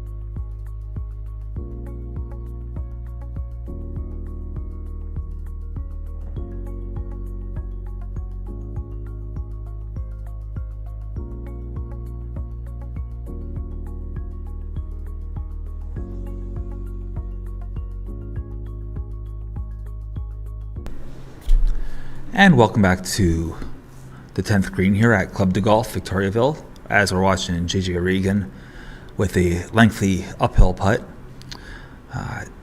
J.J. Regan has had 11 starts on PGA Tour Canada.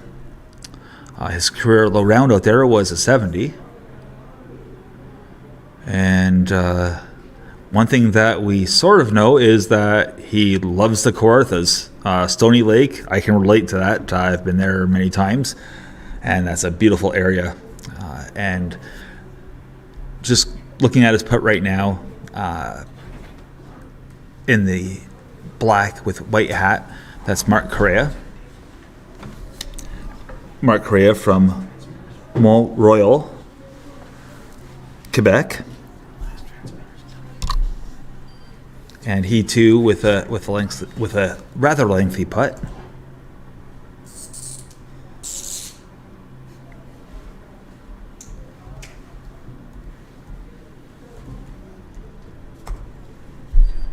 And the putt's on the way. This should break towards the hole. Oh, what a wonderful birdie putt by Marc Correa of Mont Royal, Quebec.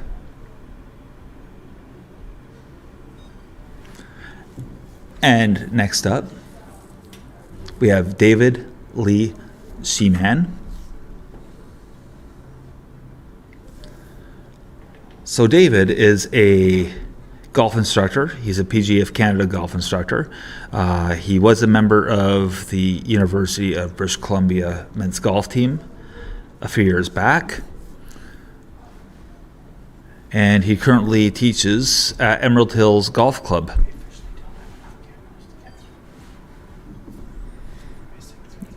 David had himself a pretty nice morning, or nice afternoon yesterday, with a 2 under 70.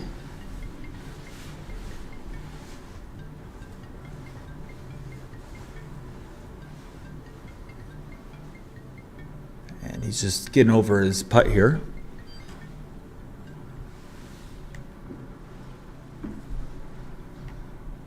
And he just misses that putt on the low side.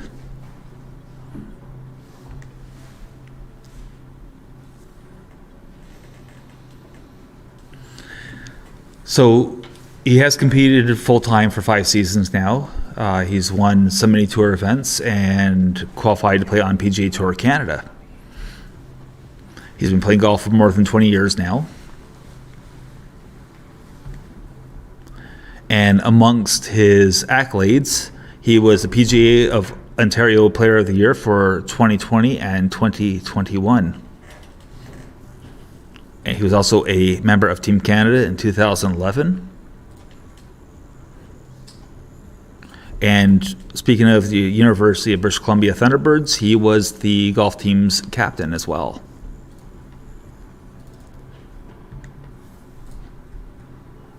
As we're out on the 17th green, this is my first look at it. No, sorry, it's number 1 green.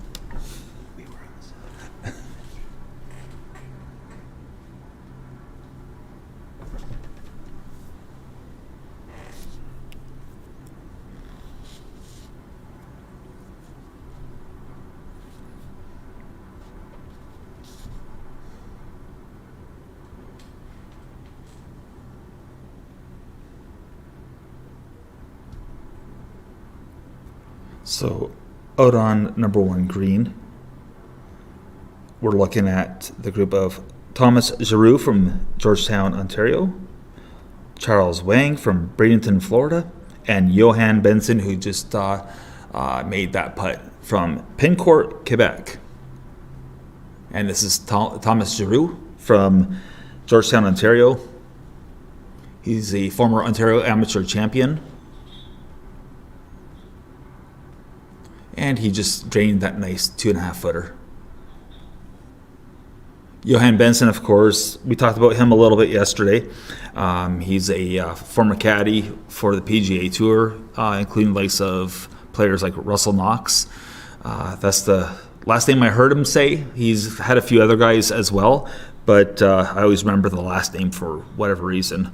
But he also does work for RDS as well for golf. So he's a pretty knowledgeable guy, and he's taking a run at a professional golf career for himself. And we have some, spectators or a couple people following certain groups. And again, it's just a stunner as we're looking at number 9 green. Like, just a beautiful day. And this is our first group, Massimo Roque and Jim Kineski. Jim Kineski from St. Georges, Quebec.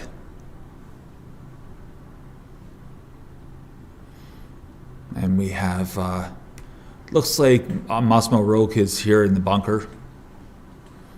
The placement is towards the back of the green today here at Club de Golf Victoriaville. And I would say that's more back middle.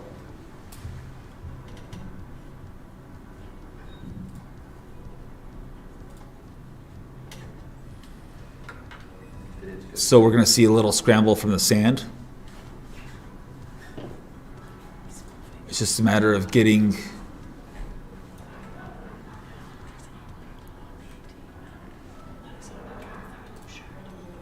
you don't want to take too much sand here. You want to hit just in behind the golf ball, have it float up on the sand, and just land softly out towards the green and let the golf ball spin.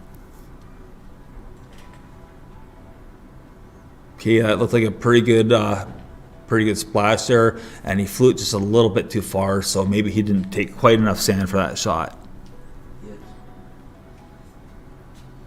And we saw Jim Kineski there, strolling, looking at his at the different breaks for his upcoming putt.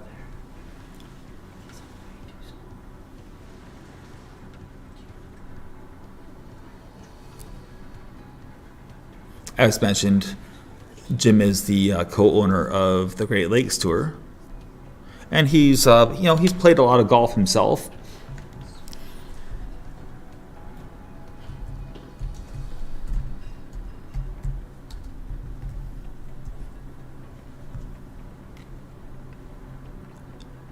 So Massimo is going to have a pretty tough putt coming up here. It's going to be one of those tricky downhill sliders. And the area that he just walked past before the hole, that really looks like it's going to drop off and gain speed in that spot. You do not want to be above the pin at this golf course when the greens are running fast. And you don't really want to be above the pin on any golf course for that matter. It just opens up your odds of having a 3-putt. So back in 2013, Jim Kineski was the president of the Hamilton Halton Junior Golf Tour. He's had several accolades. He's a PGA of Canada professional. So, like I say, he's a partner. I shouldn't say co-owner or whatever term I used before. I shouldn't have used it, but he's the president of the Great Lakes Tour, not a co-owner per se.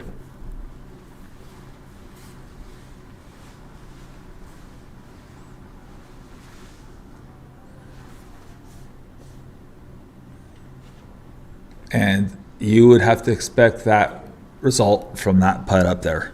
That is nothing but a fast putt. And as we look out the window here from our broadcast location, you can see that, again, there is a lot of slope going from the back of the green down towards the front. So he made that putt, and this one coming back from about 8-9 feet is definitely no gimme putt by any means. There's going to be a bit of break there, and just judging from what I'm looking at from the window, we're going to be looking at a putt that's going to move left to right.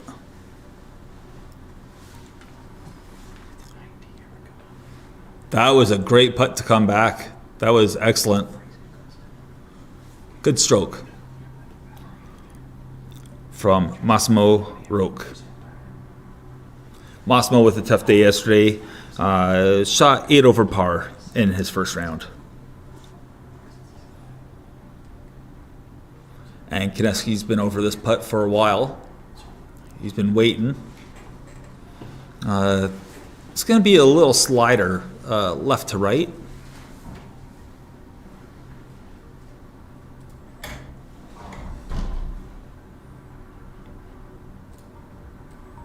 You know, it's going to be a couple cups worth anyways.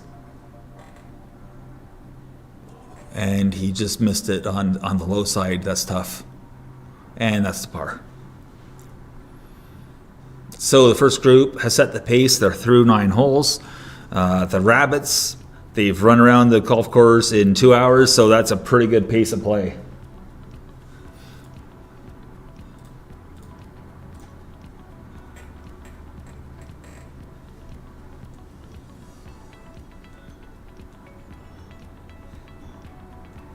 And this is the group of Dan McNeely, Marc-Etienne Boussier, and Chris Vater.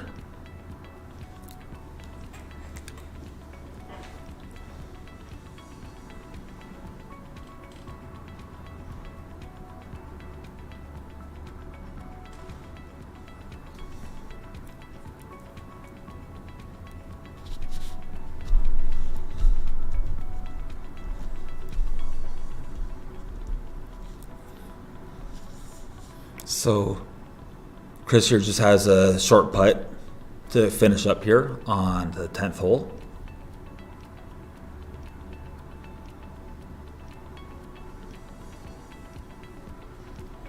And this is Dan McNeely from Smith Falls, Ontario. You might recognize the name Smith Falls, Ontario, because there's another golfer from Smith Falls, Ontario. Actually, there's at least 2 golfers. One you've definitely heard of, and one you probably heard of too, and that would be the sisters Henderson, Brooke Henderson and her sister Brittany, who is also her caddy, are both from Smith Falls, Ontario. So there's that.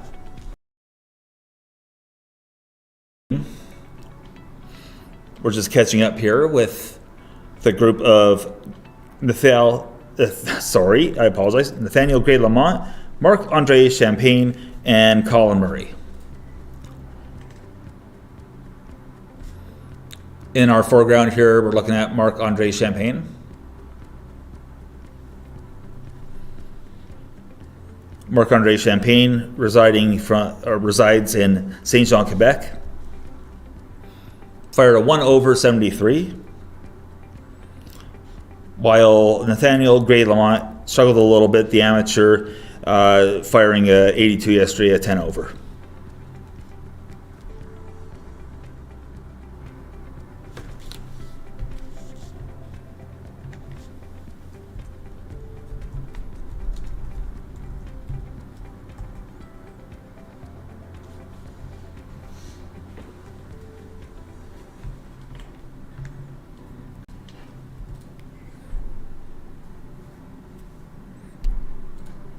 So Nathaniel has his putt on the way. Good pace, good roll. Just a little bit left. We'll see if he's going to mark it and pick it up or just finish off. And he's electing to finish off the putt or finish off the hole. As Colin Murray is getting set to make his putt.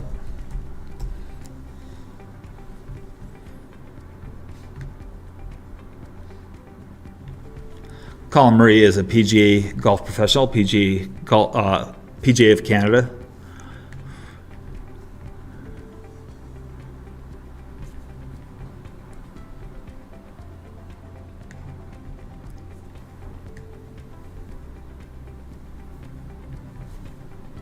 And his putt comes up short here on the first green at Club de Golf Victoriaville.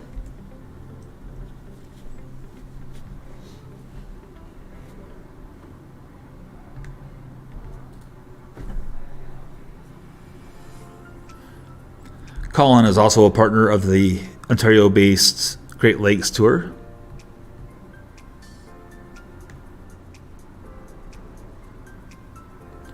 He's played one event on the PGA Tour. His career low round was a 72.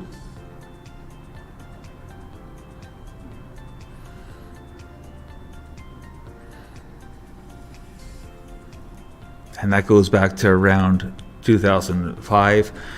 He had an event, the Canadian PGA Championship, presented by MasterCard, where he was cut after firing a 2-over for those 2 rounds.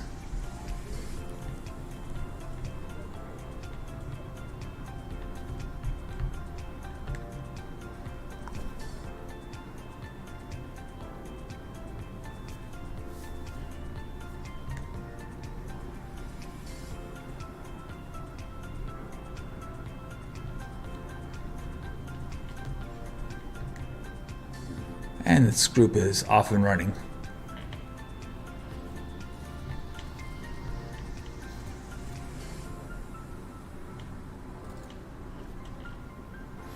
As we head down to the lovely 18th green here at Club de Golf Victoriaville.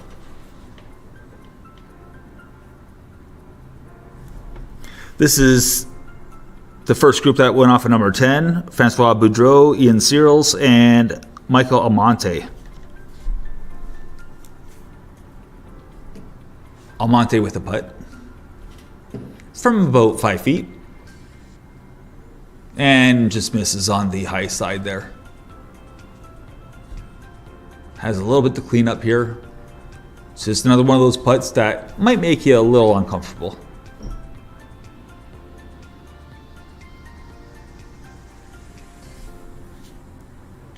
And Francois Boudreau,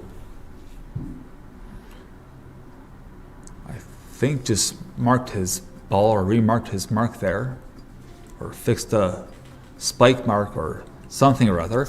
But at either rate, we have Ian Searles with about a 4-foot putt that just lips out, and oh, that's relatable. I'm triggered. I'm gonna have a moment because that just made the hairs on my neck stand, and it brought back a lot of memories. To quote Marlon Brando from the movie Apocalypse Now, the horror.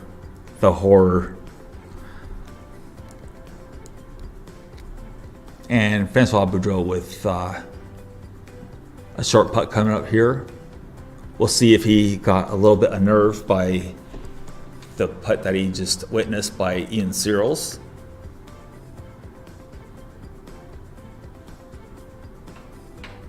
And yeah, that didn't faze him at all. Not in the least.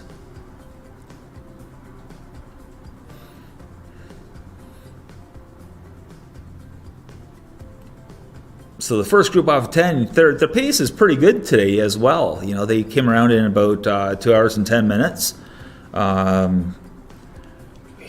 You know, so they're doing okay for pace, and that was a tough miss for Almonte.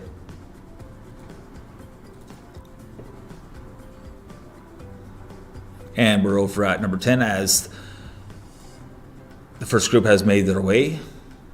And this is the drive of Massimo Roque.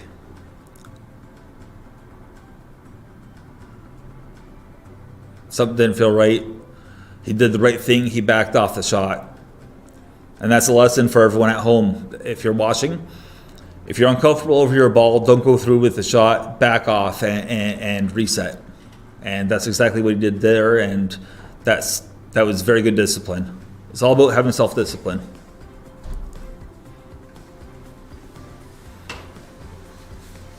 Now, I can't tell, but his shoulders look a little bit open here, so I think he's going to try to hit a little cut out towards that bunker down the left side of the fairway. It was tough to tell from that down the line angle because it wasn't quite down the line.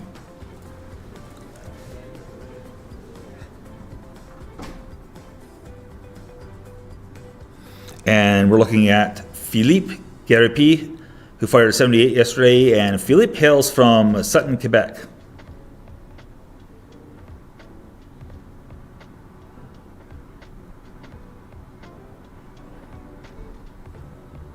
Yesterday, he questioned a rules decision about a ball that ended up in the drop zone and getting free relief from the drop zone, which was something that I've never heard of before. So anyways, that's Philippe Garipi, and right now we are looking at Brad Kerfoot. It's hard to tell at the moment right now, but I'm pretty sure that was Brad that just made that putt. And he misses on the low side, and he's going to be settling for a par here on the par 4 10th.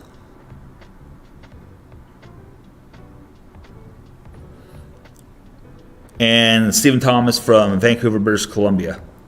Brad Kerfoot had a pretty nice day yesterday. Brad's from Toronto, Ontario. He fired a 2 under 70. Meanwhile, Stephen Thomas was right there at even par with a 72.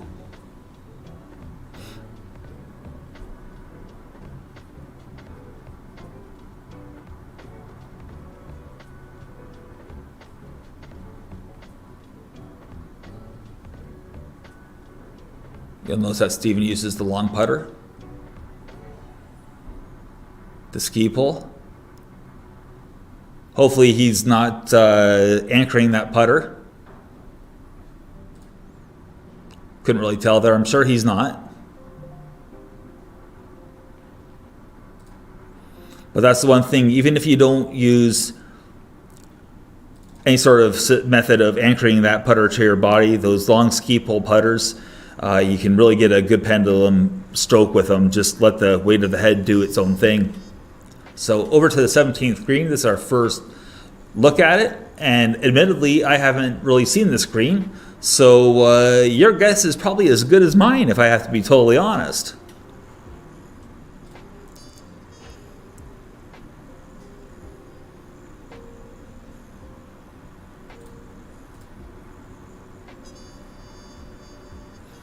And we're just sorting out which group this is. I believe this is Laurent Giroux, Braden White, and Charles Raymond.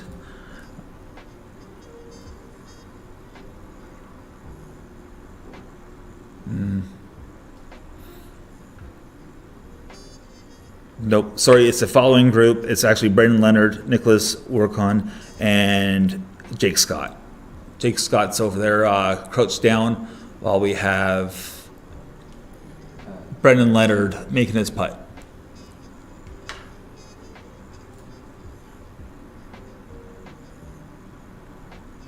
And he was a little bit flustered by what that putt did. Obviously, he disagrees with what it did versus what he saw. And we check in on Colin McGregor from Hamilton, Ontario.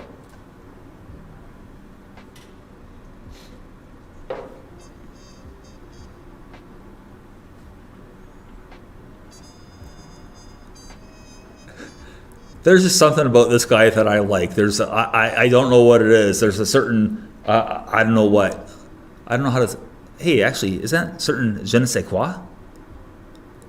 I figure I'm in Quebec, but we're on the 9th green with Colin McGregor, and he just leaves his putt pretty short there. He's not going to like that putt very much. And there's that look. I've given that look to my kids on many occasions. But that's a story for another day.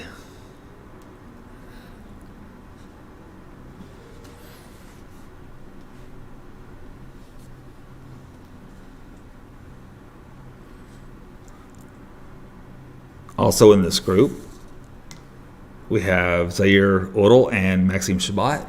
That's Maxime Chabot that we're looking at right now.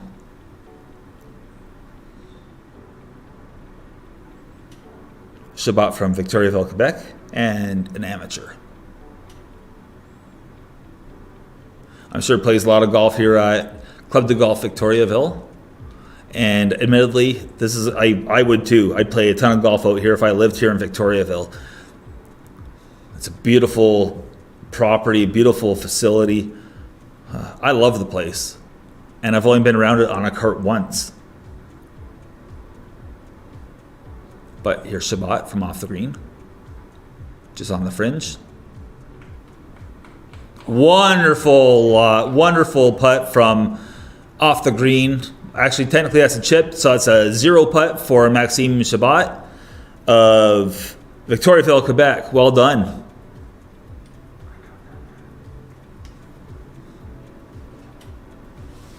And we have Zaire Odell from Montreal. Actually, he's from Dorval, Quebec.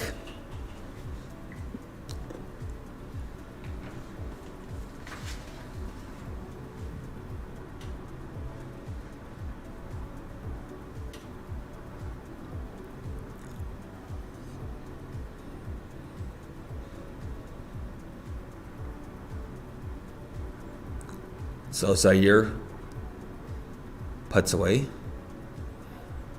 And he just misses on the low side. You can see that was going to break right to left as you're looking, at the actual putt and the line.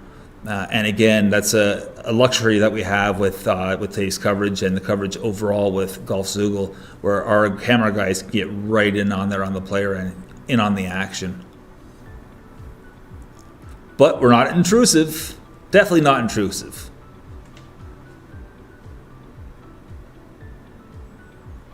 So this is going to be a tough little comeback. We're talking 5 feet. Could be a little bit of movement here, I think, from left to right. And well holed by Zaire Odell to finish up his front 9 of the second round.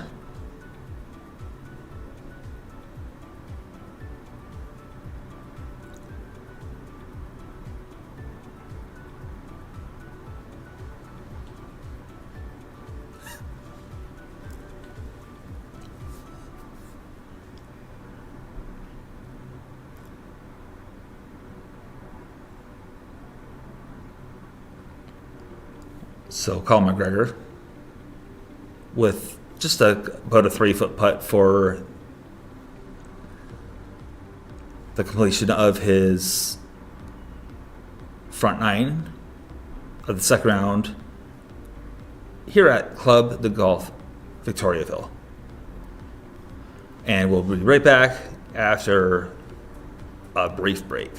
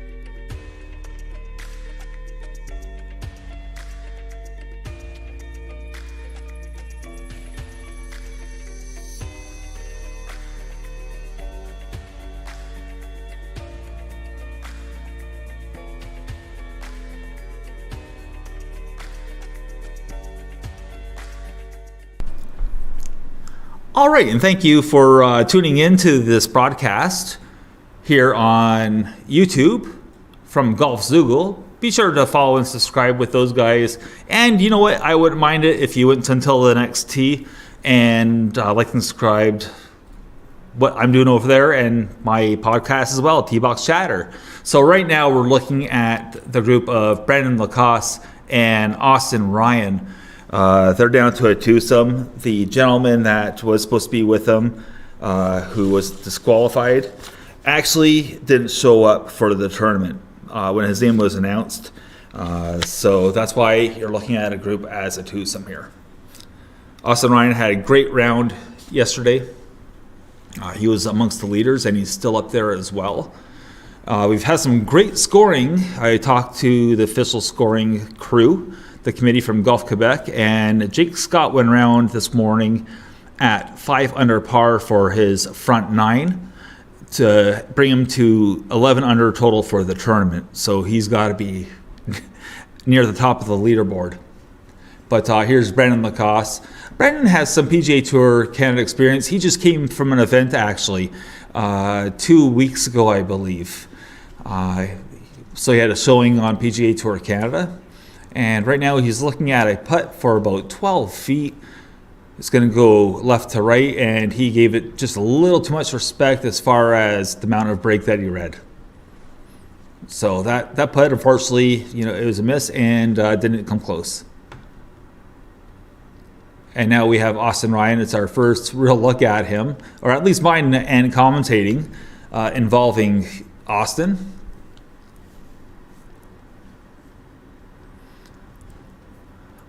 Austin Ryan's a pretty accomplished golfer. He set a course record recently in a Great Lakes Tour event. That would have been about 3 or 4 weeks ago at Niagara National Golf and Country in Stevensville, Ontario. And that was the GLT Niagara Open. But he's had other top finishes, and he's amongst the leaders in the order of merit over on that tour. So he hit a nice shot into this green, and he just missed on the low side. He knew it right away. So he's going to finish up for his par. He knows he let one get away there for sure.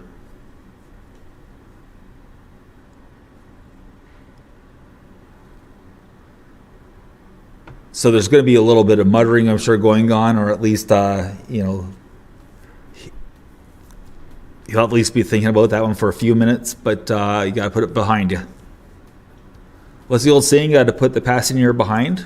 Or is it, no, you got to put the behind in your past. Okay, I stole the line from The Lion King. That was something that Pumbaa the warthog said. But anyways, hopefully that's not a Disney infringement. I won't tell if you won't tell.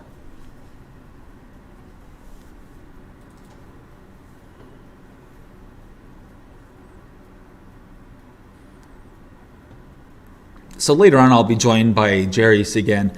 He's I believe he's a general manager out here at Club de Golf Victoriaville, and we're going to be talking all about the Coupe Canada.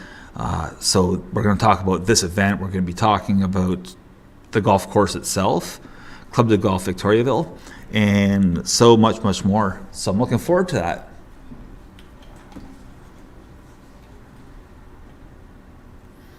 And we're looking at Etienne Papineau, Sebastian Smirnak, and Colin Thresher. Or sorry, Jason Thresher.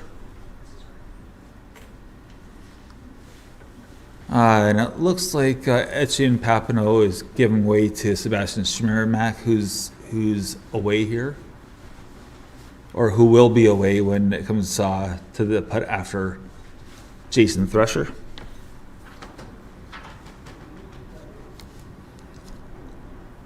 The native of West Suffield, Connecticut. One of our several American players, as this tournament does attract a few international players, as well it should.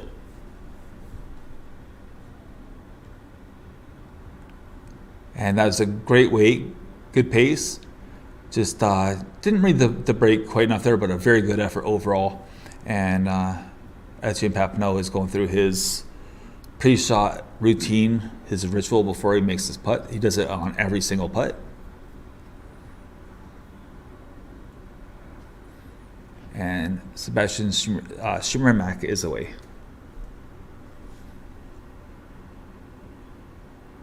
I would say that he has about a 5-foot putt coming up.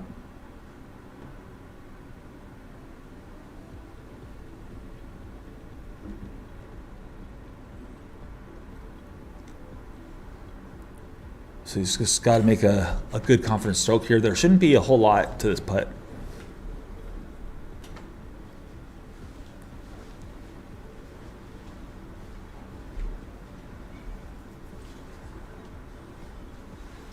And that's a wonderful stroke by Sebastian Sani-Marc of Toronto, Ontario. And next up we have Etienne Papineau.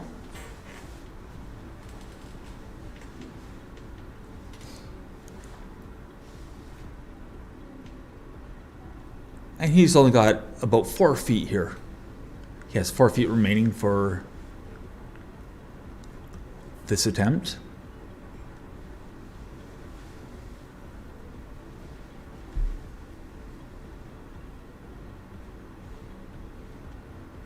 And I believe this will be a putt for birdie.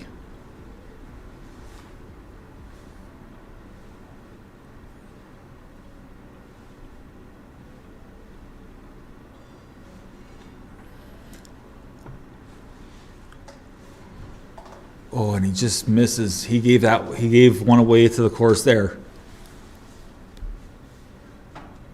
There was absolutely no break there whatsoever.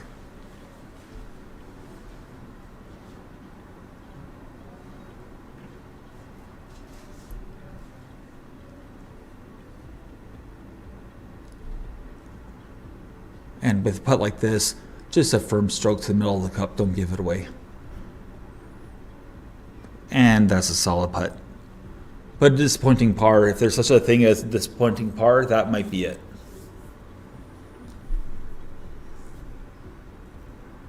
And finishing up, Jason Thresher.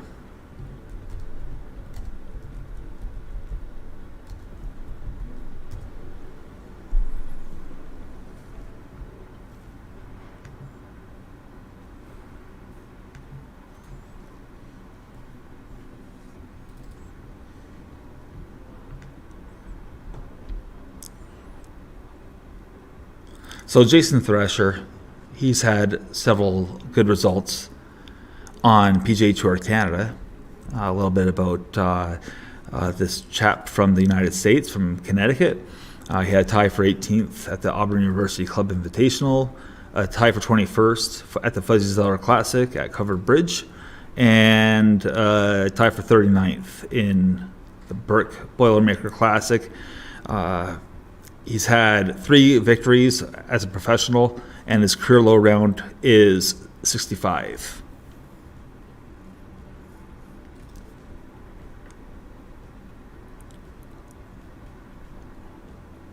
As we look in the background, there's a bit of a contingent following this group. We have Ethan Danish in this group.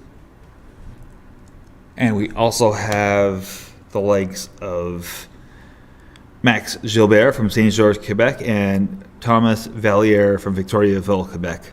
I think most of these people are locals and they're friends and family of Thomas, because it's quite the entourage that walked by here from 18 to first tee. So we get the chance to see a few things, a little bit of what's going on all around us here at the vantage point that is the Golfzugel Nerve Center, if you will. Can't call it the headquarters because that's technically in Ottawa, Ontario. But we're going to go with the Nerve Center for this event, and somebody stuck one in real nice there. So it's a matter of whose golf ball that is. We don't know if it's Gilbert's. We don't know if it's Danish's. It looks like it's Danish, so that was from back off the green or further away. Not really sure where that putt came from.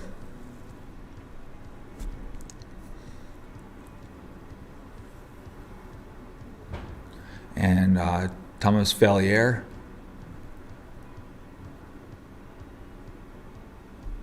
He's just getting ready to make his putt. Patiently waiting for Max Gilbert.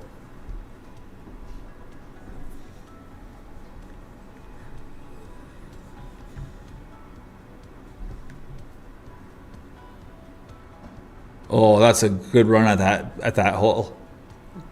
That's a great putt. He's gonna just tap that in.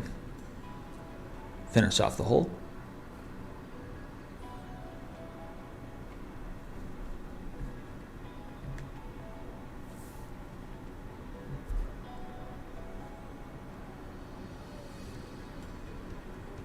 And Valliere with an attempt at birdie here on the first hole.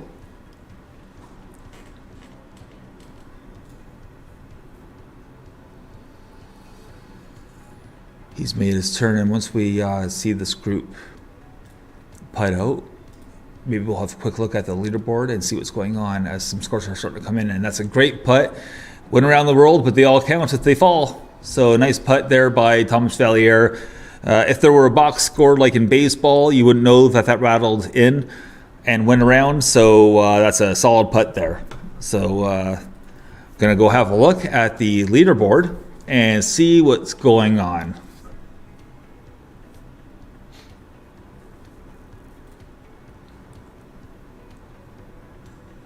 And of course, some of these scores are for players that haven't hit the golf course yet or haven't made their way through scoring after the 9 holes at the turn.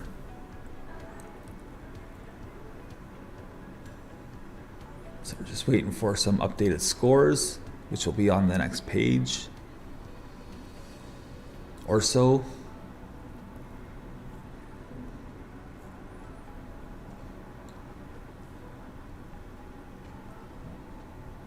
Some tough scores there at the bottom. Nicholas Infante was the gentleman who didn't show up. But at the top of the leaderboard right now, it's Drew Nesbitt. And this is, of course, until things get adjusted, because we know that Jake Scott at the turn was 11 under.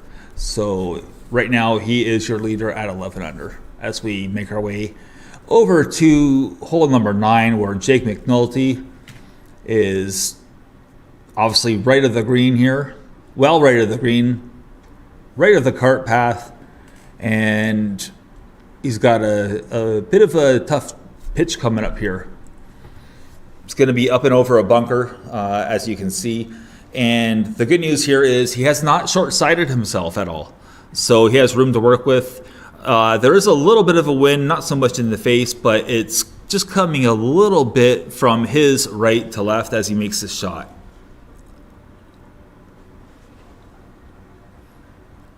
So we'll see if he hits a nice high lob or a nice high flop, which is pretty far for a flop. So this is going to be a lob with a high lofted, probably a 60 degree. Just letting the loft take care of business.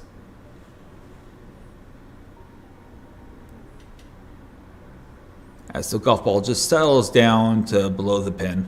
And it might keep going just a little bit further.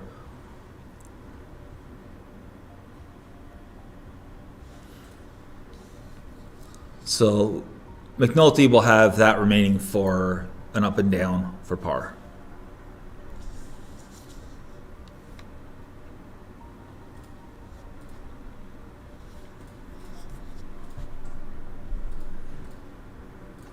And we're looking at Bryce Barker, who is kneeling down, crouching down, looking at his line.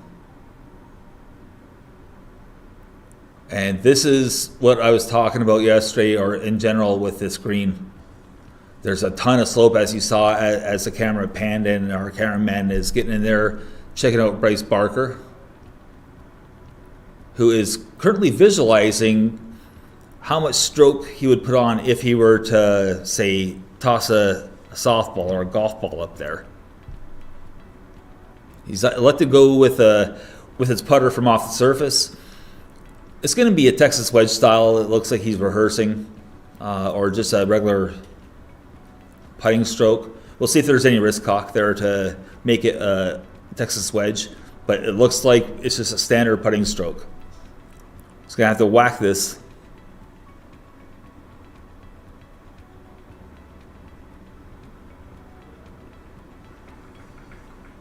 And that was a pretty good result there from down in Vermont, because that attempt was long enough where you thought he was in the first state as soon as you cross the border from Quebec. I think that was Burlington, Vermont, where that putt came from, to be precise.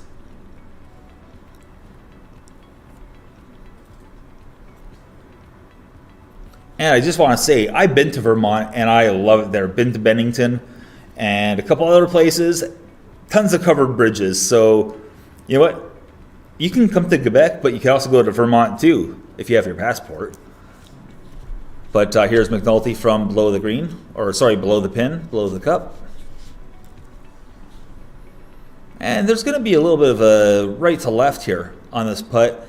Might be a little bit, I'm not going to say slow, but a little laggy, if you will.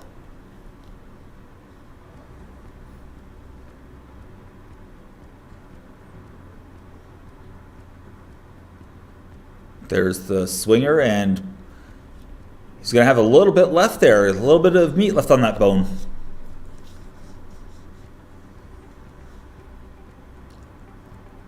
Oh, ribs. I could go for ribs or chicken wings. Oh, now I'm getting hungry.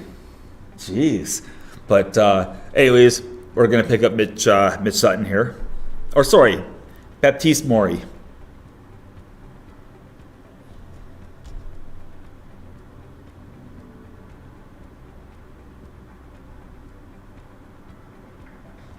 Nice putt by Baptiste Maury there on the 9th green. Great way to finish your front 9 and head over to number 10 feeling pretty good. Now Bryce Barker for the up and down here.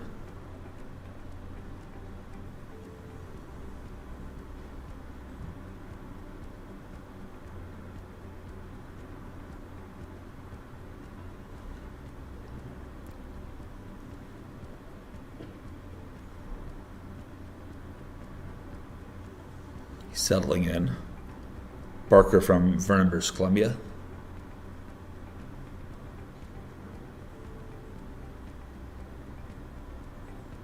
Oh, and that's a tough flip out. That's just so painful, but it's one of those things where you don't change your stroke. Just keep with it. That's unfortunate. That's a deflator. That's like driving down the 161 here in Victoriaville and hitting a pothole and blowing a tire. Just totally deflating.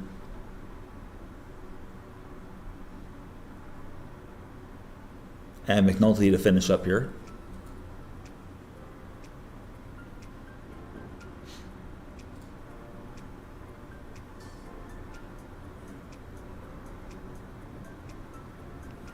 And McNulty with a nice putt. Actually, the 161 isn't too bad for potholes. I think it was Rutris or something to that effect that it was crazy, the potholes and bumps on it. My goodness. But anyways, out to the course we go. We're on the 18th green.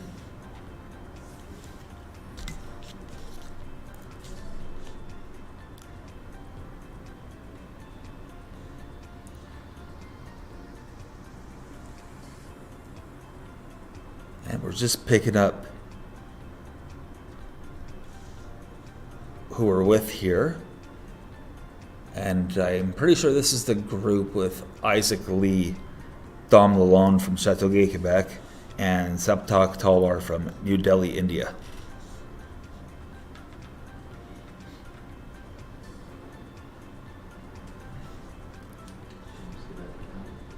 Saptak just finished out his putt, finished it off, and he's already off the green here.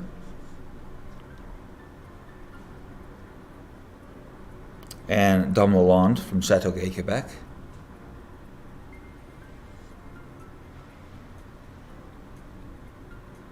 And he just misses that one. Just runs it past. An edger. Can't be living on the edge.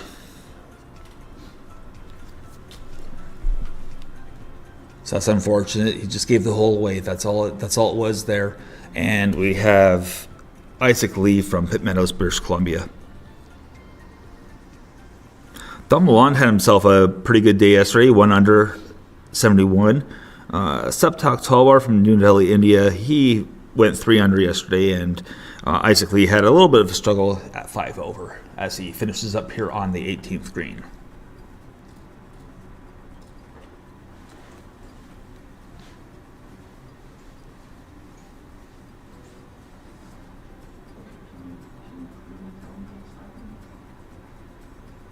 And we've picked up the action here with Jason Thresher.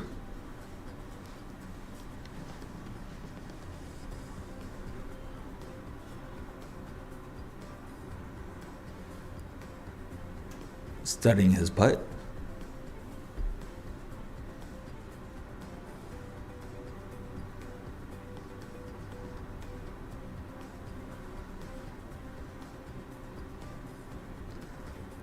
Pretty methodical and meticulous.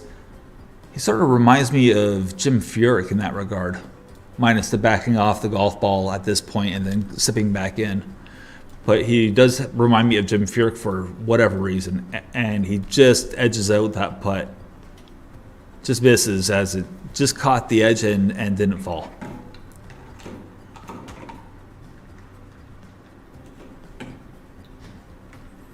And Sani-Marc with not too much to worry about here with this putt, just a solid stroke and center of the cup.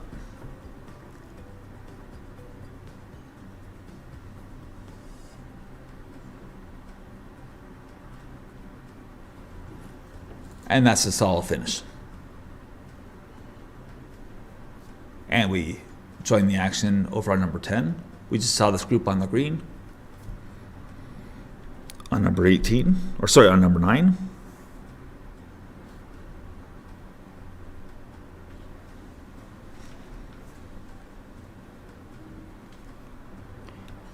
And that was the tee shot of Baptiste Maury.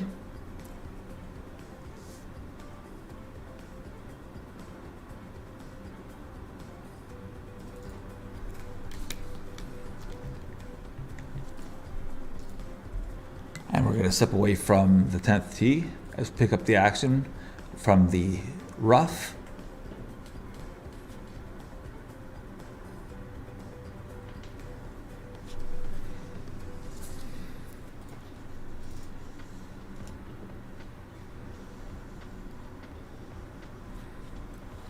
And that was the effort of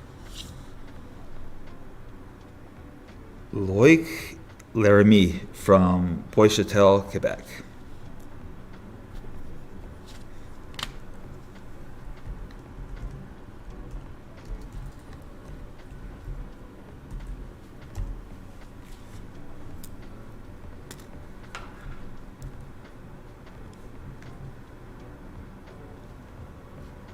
And let's look at Jacob Lehman.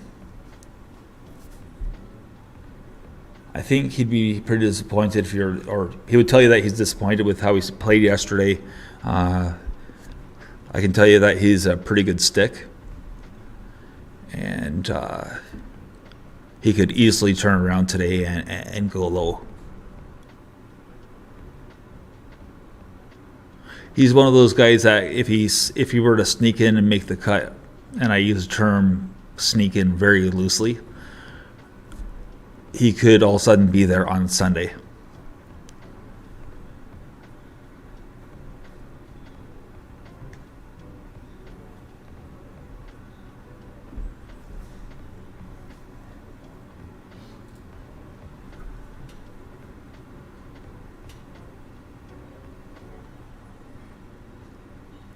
Pretty good stroke there, pretty good putt. Just gonna clean that up.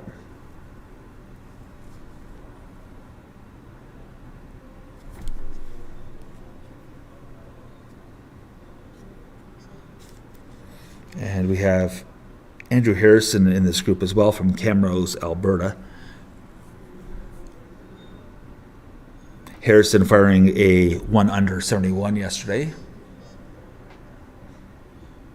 Oh, and that just missed. That was a good run at that cup as well.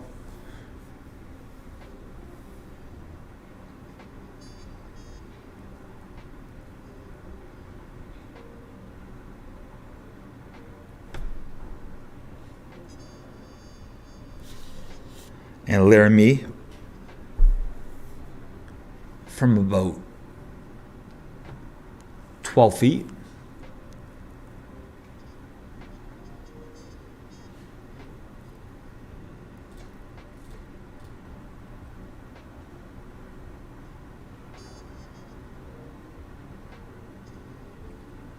And that was a very good looking stroke right there. I thought he had that one, and so did he. But that was a good looking putting stroke. Very solid, very stable. No moving parts.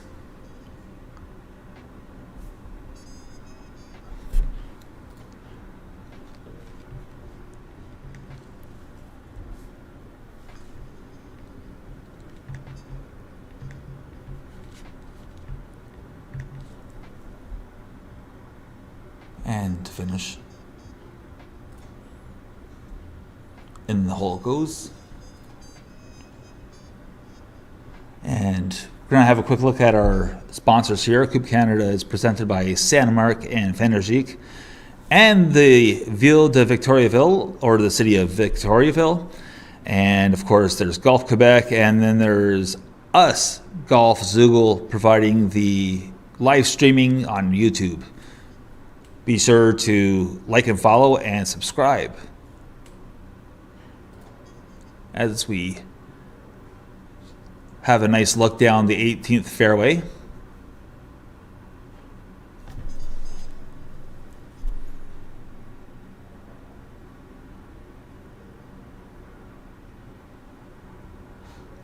So this pin is tucked back left. There's a wind coming into the face of the golfers here on this golf hole. So they're going to have to club up maybe a little bit.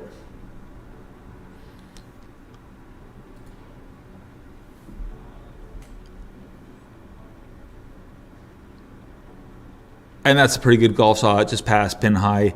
As the golf ball is still releasing, then that should sit right there nicely on the green. Nice shot, nice approach shot. Giving himself a chance for birdie.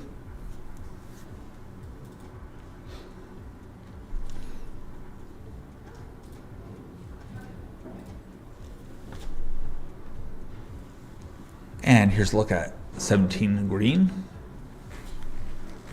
We haven't seen a whole lot of the 17th green, but it's a challenging par 3, measuring at 213 yards. I wouldn't be surprised if you look at that bunker guarding the left side, if the pin placement on Sunday is rear of that, in behind.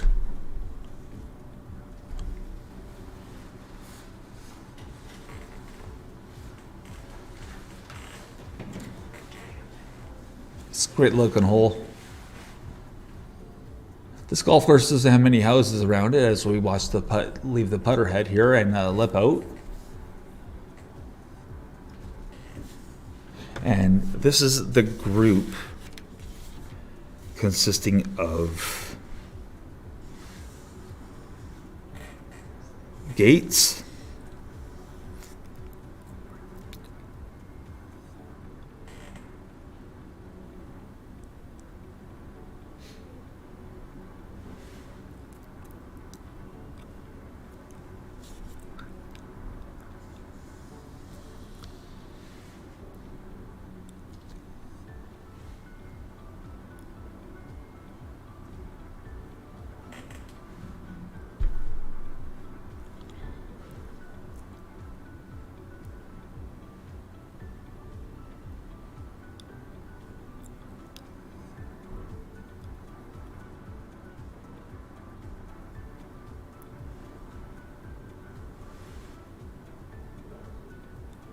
Spencer Gates from Fort Erie, Charles Carrion from Quebec City, Quebec, and Luke Moser of Waterloo.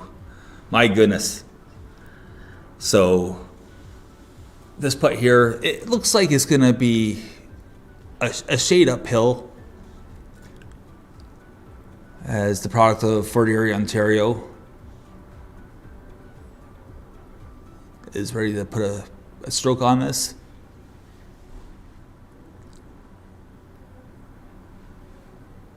And that's a solid putt from about 6 feet for the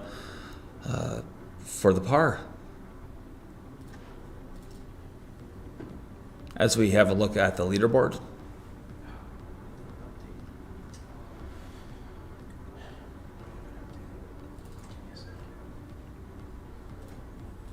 And we cut away where we catch up with Lucas Kim, Blair Hamilton, and Raphael Lapierre Messier.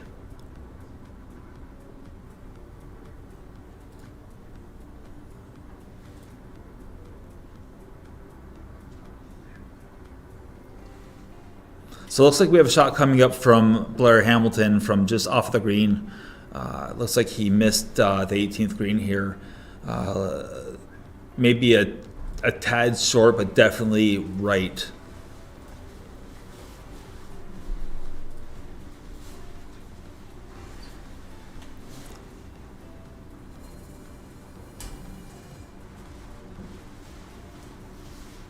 As we see a little conversation going on here between Raphael Lapierre Messier and his caddy,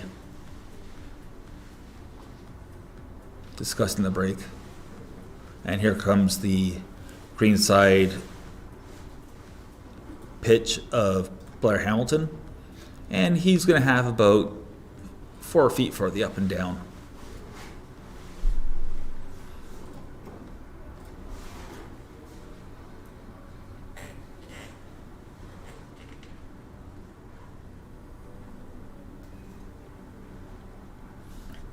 And here's Raphael Lapierre Messier from Saint Jean, Quebec, and he's an amateur. He had a good first round. He was a respectable 1 over 73.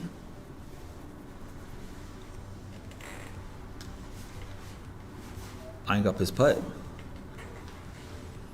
As Lucas Kim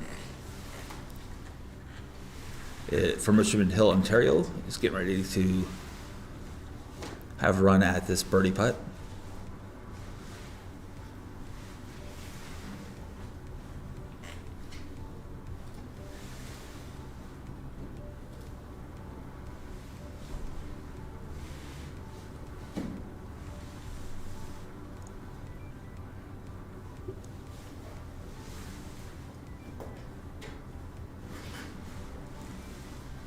Methodical like a surgeon.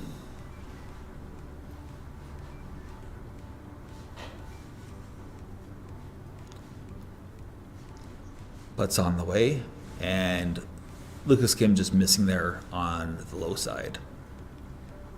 And we'll see if he's going to just finish that off, which he does. So that's a nice looking par. As we turn our attention to Raphael Lapierre Messier.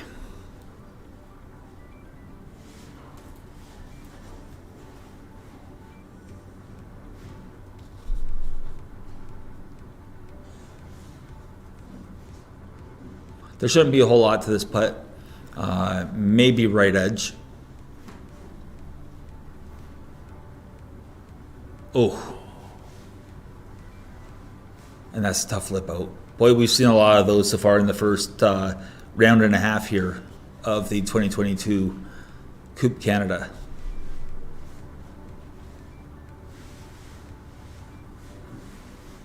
Blair Hamilton suspecting there might be a little bit of movement there from right to left, and I think he's right.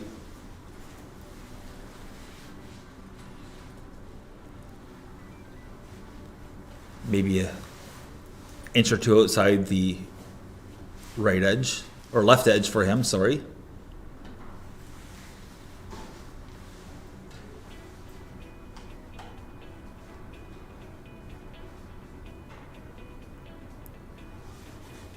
So see if there's that little break there. And that's a good finish. Good stroke. Solid stroke. And he's another one of those guys. I won't quite call him a journeyman, but he's been doing this a long time. And, just staying composed. As we hop over to the 9th hole, where we catch everyone on the 9th green. And this is the group of Nowak, Mullen, and Rue. Rue being the local product. As we have a look at Charlie Eric Rue.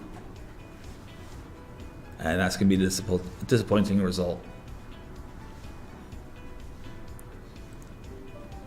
I'm suspecting he might have chunked that one or chili dipped. For the record, I make the world's best chili. And I have no doubt, I really do make a good chili. I make a mean chili. But, I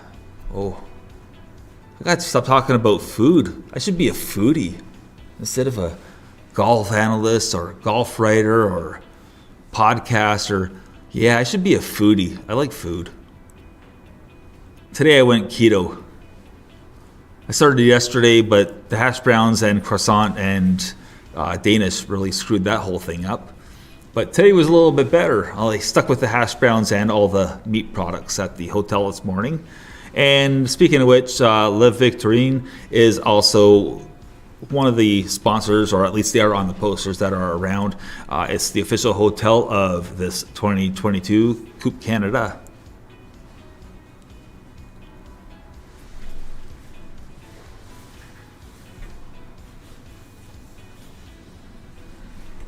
And this is Sean Mullen. We know that this is going to be a long uphill effort here. So will he get it to the hole?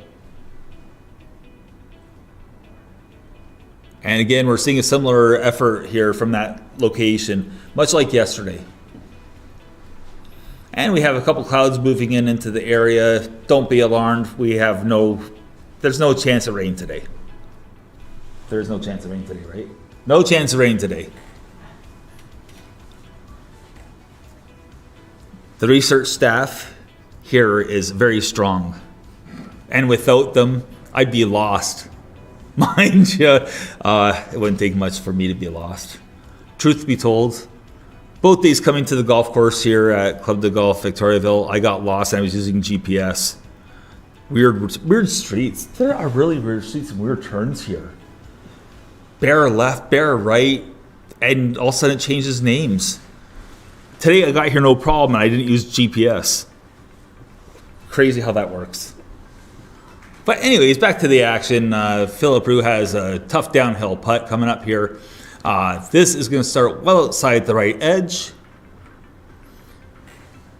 But if anyone knows this putt, it'll be Charles Eric Rue.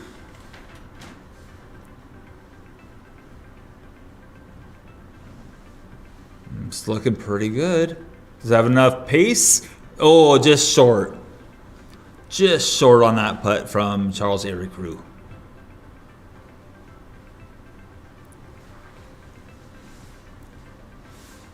Now we have Austin Nowak. We'll see if he's still brandishing those aviator glasses, which I think he is. I don't blame him. It's pretty bright out there. I'm looking at him right now. It's actually brighter than it looks on your screen right now.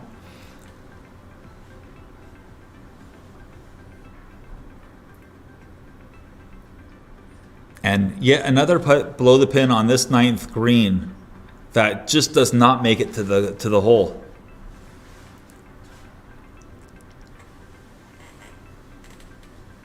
And Sean Mullen from England. Where exactly in England? We aren't too sure because it just says England. But maybe we can do some more research and find out where Sean Mullen is from, even if it means going and asking him. But here he is with about 3.5 feet remaining.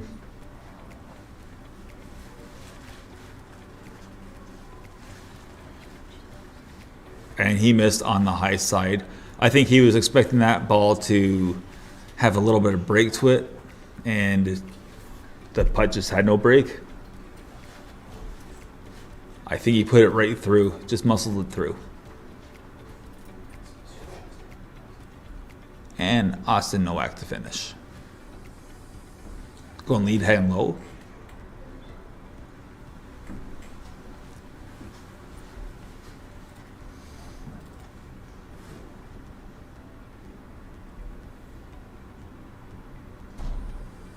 As we just saw the tee shot of Blair Hamilton. And here's the updated leaderboard. And we have Jake Scott currently at the top, who is just on fire today. He's at the top of the leaderboard with a 13 under par. As we scroll to the second page, Johan Benson, he's 2 under on the day. Brad Kerfoot is 3 under for a total of 5 under. Sitting at 4 under, he hasn't teed off yet. Last year's or 2019's champion, Eric Banks. Brendan Leonard, he's at 3 under, so he's 2 under today. Thomas Giroux, he's 2 under today, so he's having a better day than yesterday. And some of these scores are yet to be updated. Looking down that list, Derek Gillespie's on the course. He was 8 o'clock tee time. He's sitting at 1 under on the day for a even card.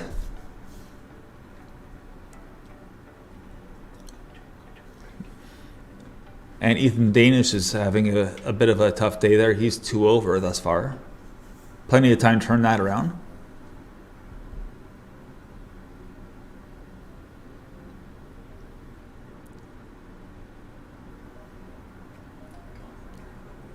Mark Correa, 2 under on the day today, having a good day. He's going to be he's got to make up some ground just to make the cut. I think the cut's going to be in that 3 or 4 over range.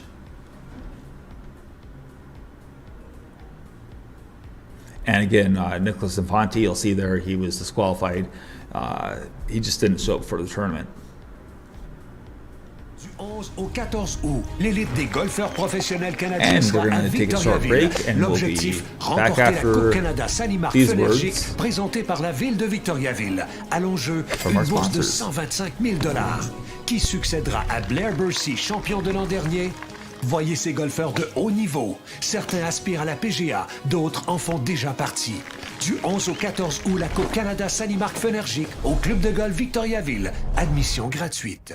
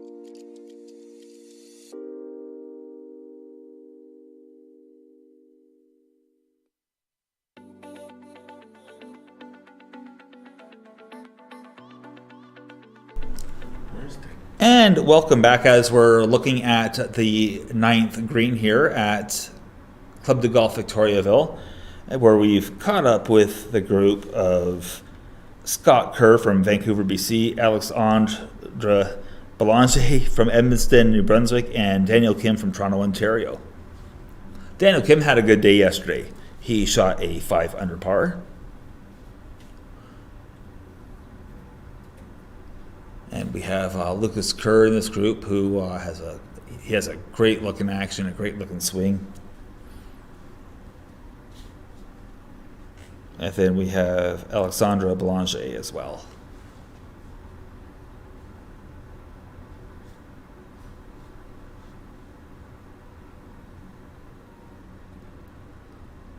And we're up close and personal here. You almost feel like you're on the green with them. So this putt, there's going to be a little bit of break left to right. Stay with the hole, Brad. Stay with the hole.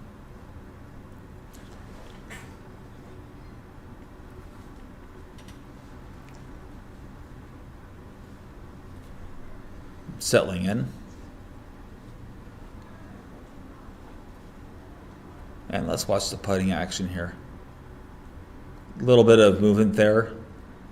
And he just misses on the low side. That was Belanger with the miss.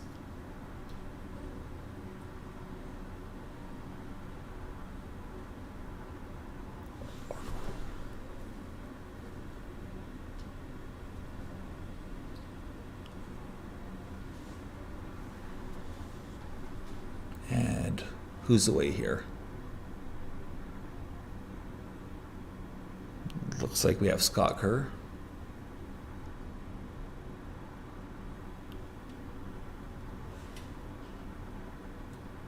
And we see this putting stroke that he's using. He just switched from a paintbrush style to a traditional grip right before his putt. That was sort of interesting, as he misses from about 8 feet. While Daniel Kim is looking at his putt.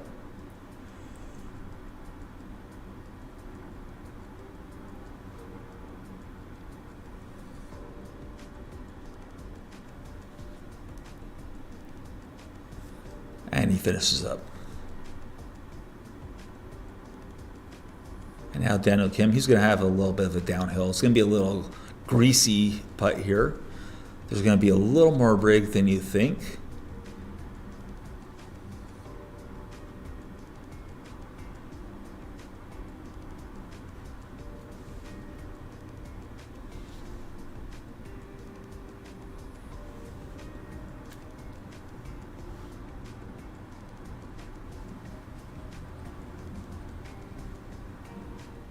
Very methodical.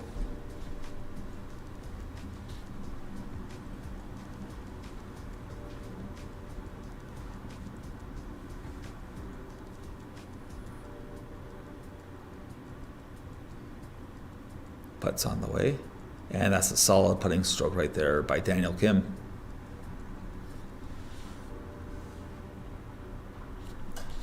As they make their way over to the 10th tee here at Club de Golf Victoriaville.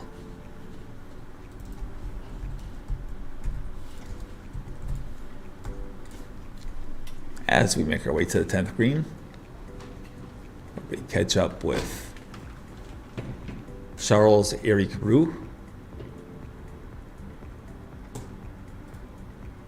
Sean Mullen,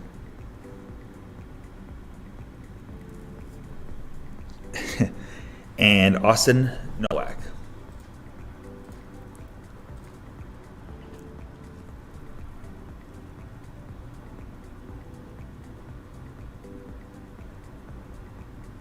Nowak having a real look at this, a real explorer, the gentleman from Lancaster, New York.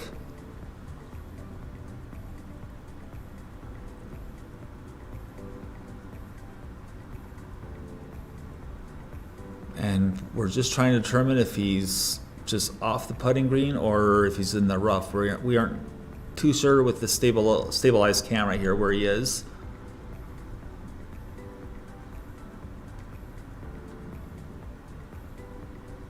Either way, golf ball's on the way, and that's a very good up from where he was. It looks like it was a putter, maybe Texas wedge or something to that effect. And that's one thing I've noticed about the greens here, or the green complexes, if you will. You have the chance to use your imagination. It gives you options. There's false fronts here as well, but it gives you a chance to use your imagination around these greens. You can use Texas wedge. You can use a lob wedge, a sand wedge. You can use anything, but more importantly, you stay engaged. You can use your imagination. As Charles-Eric Roux, or Charlie, has a lengthy putt here.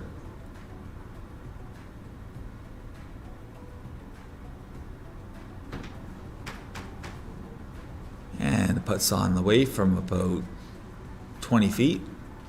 And he just ran it past the hole. He looks comfortable out there on these greens, and as well he should. Rue's a member out here, and that's how he got into this tournament. As Sean Mullen is having a quick look from the opposite side of the hole. I would think there's going to be a little bit of right to left here,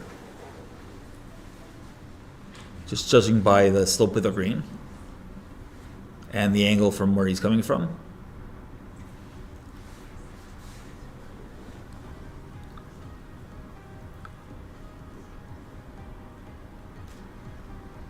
And he missed just on the low side there. Didn't read enough break.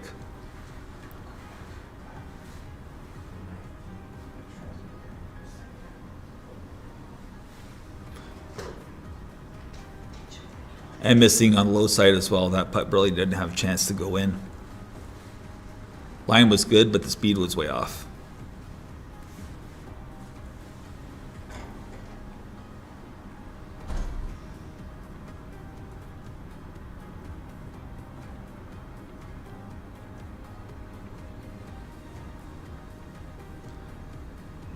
And Charles Roux to finish up here on the 10th green. And Austin Nowak to finish up.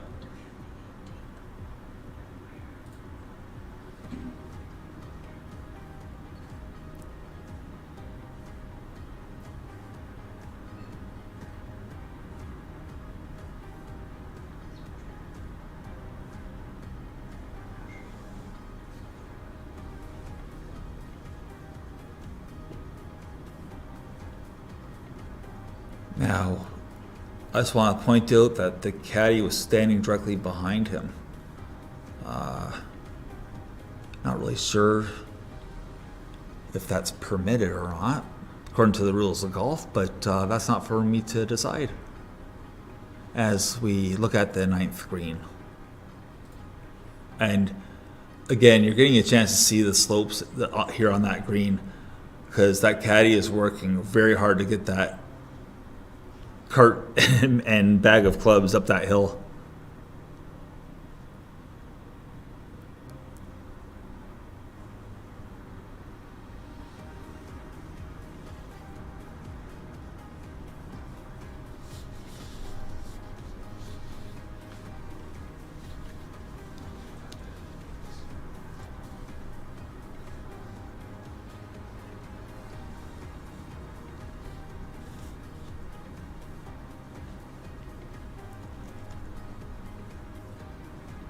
So we have a bunker shot coming up here.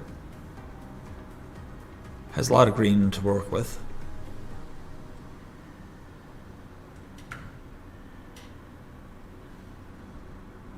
And we're going to see where this golf ball settles down. And he's going to have about 5 feet there, 4 feet for the up and down.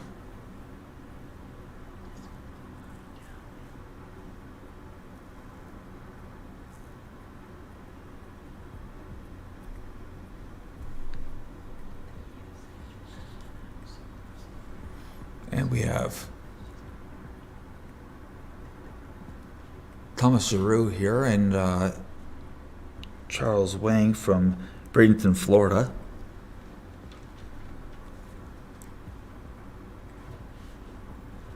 That finishes off this pairing or this group.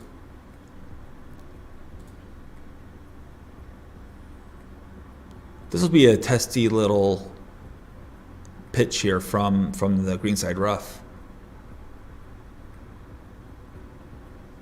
And that was definitely not the result he was looking for. It looks like it was a chunk.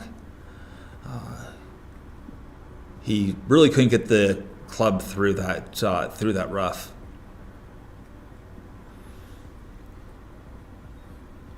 Didn't take enough swing there. He used more of a chipping action. That was more of a pitch action. He had to have a little bit of wrist cock there, and he failed to do that on that shot. So that's gonna cost him. Just bad decision, bad execution.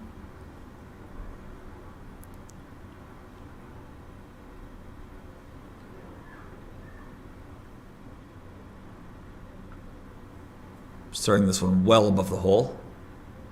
That's a good read. That's a nice roll.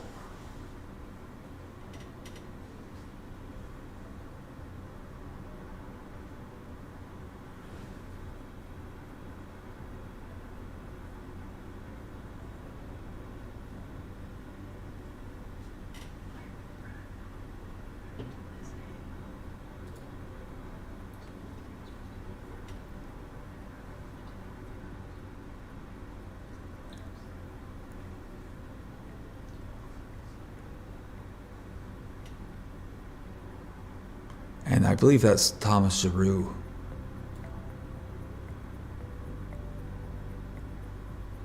About to make his putt.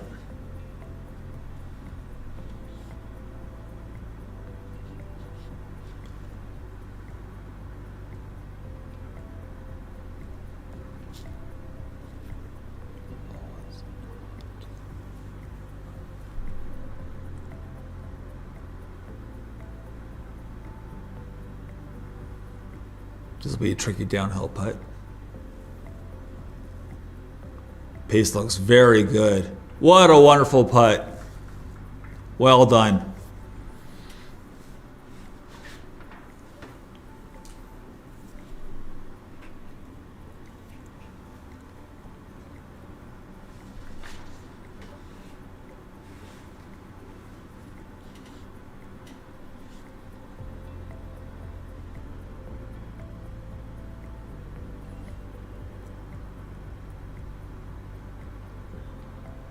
Oh, and that's a tough miss from about 5 feet away.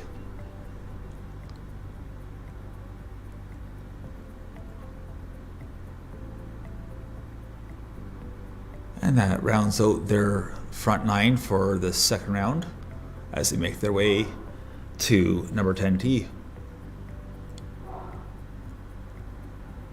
And we're going to just quickly pan away here real fast and take a short break. We'll be right back when we pick up on the action.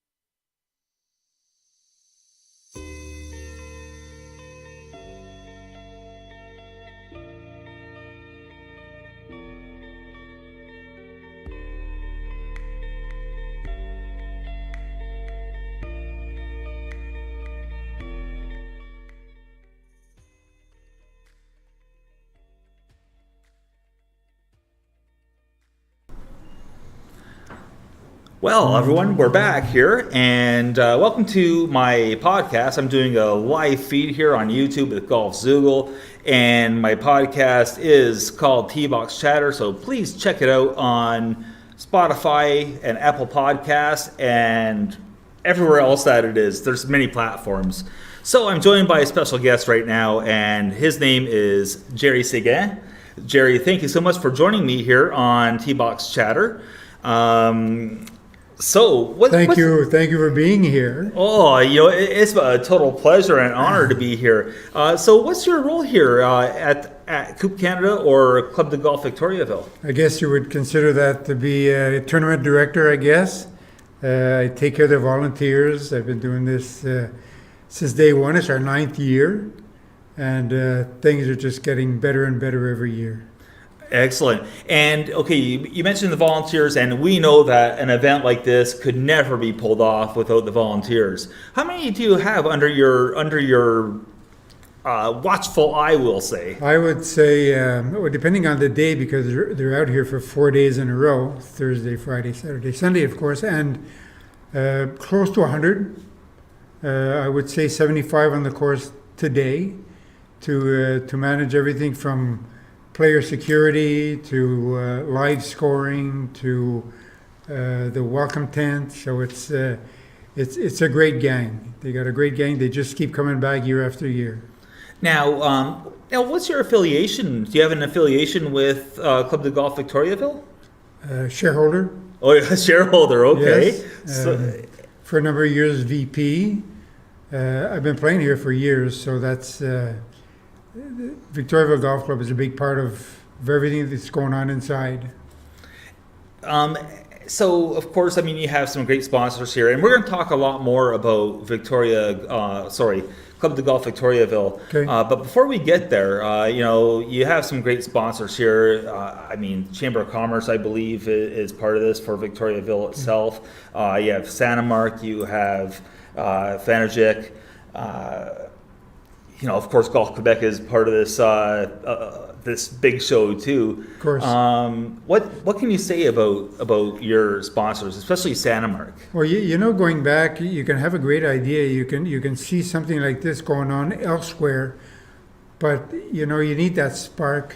You need the sponsorship to get this on the road.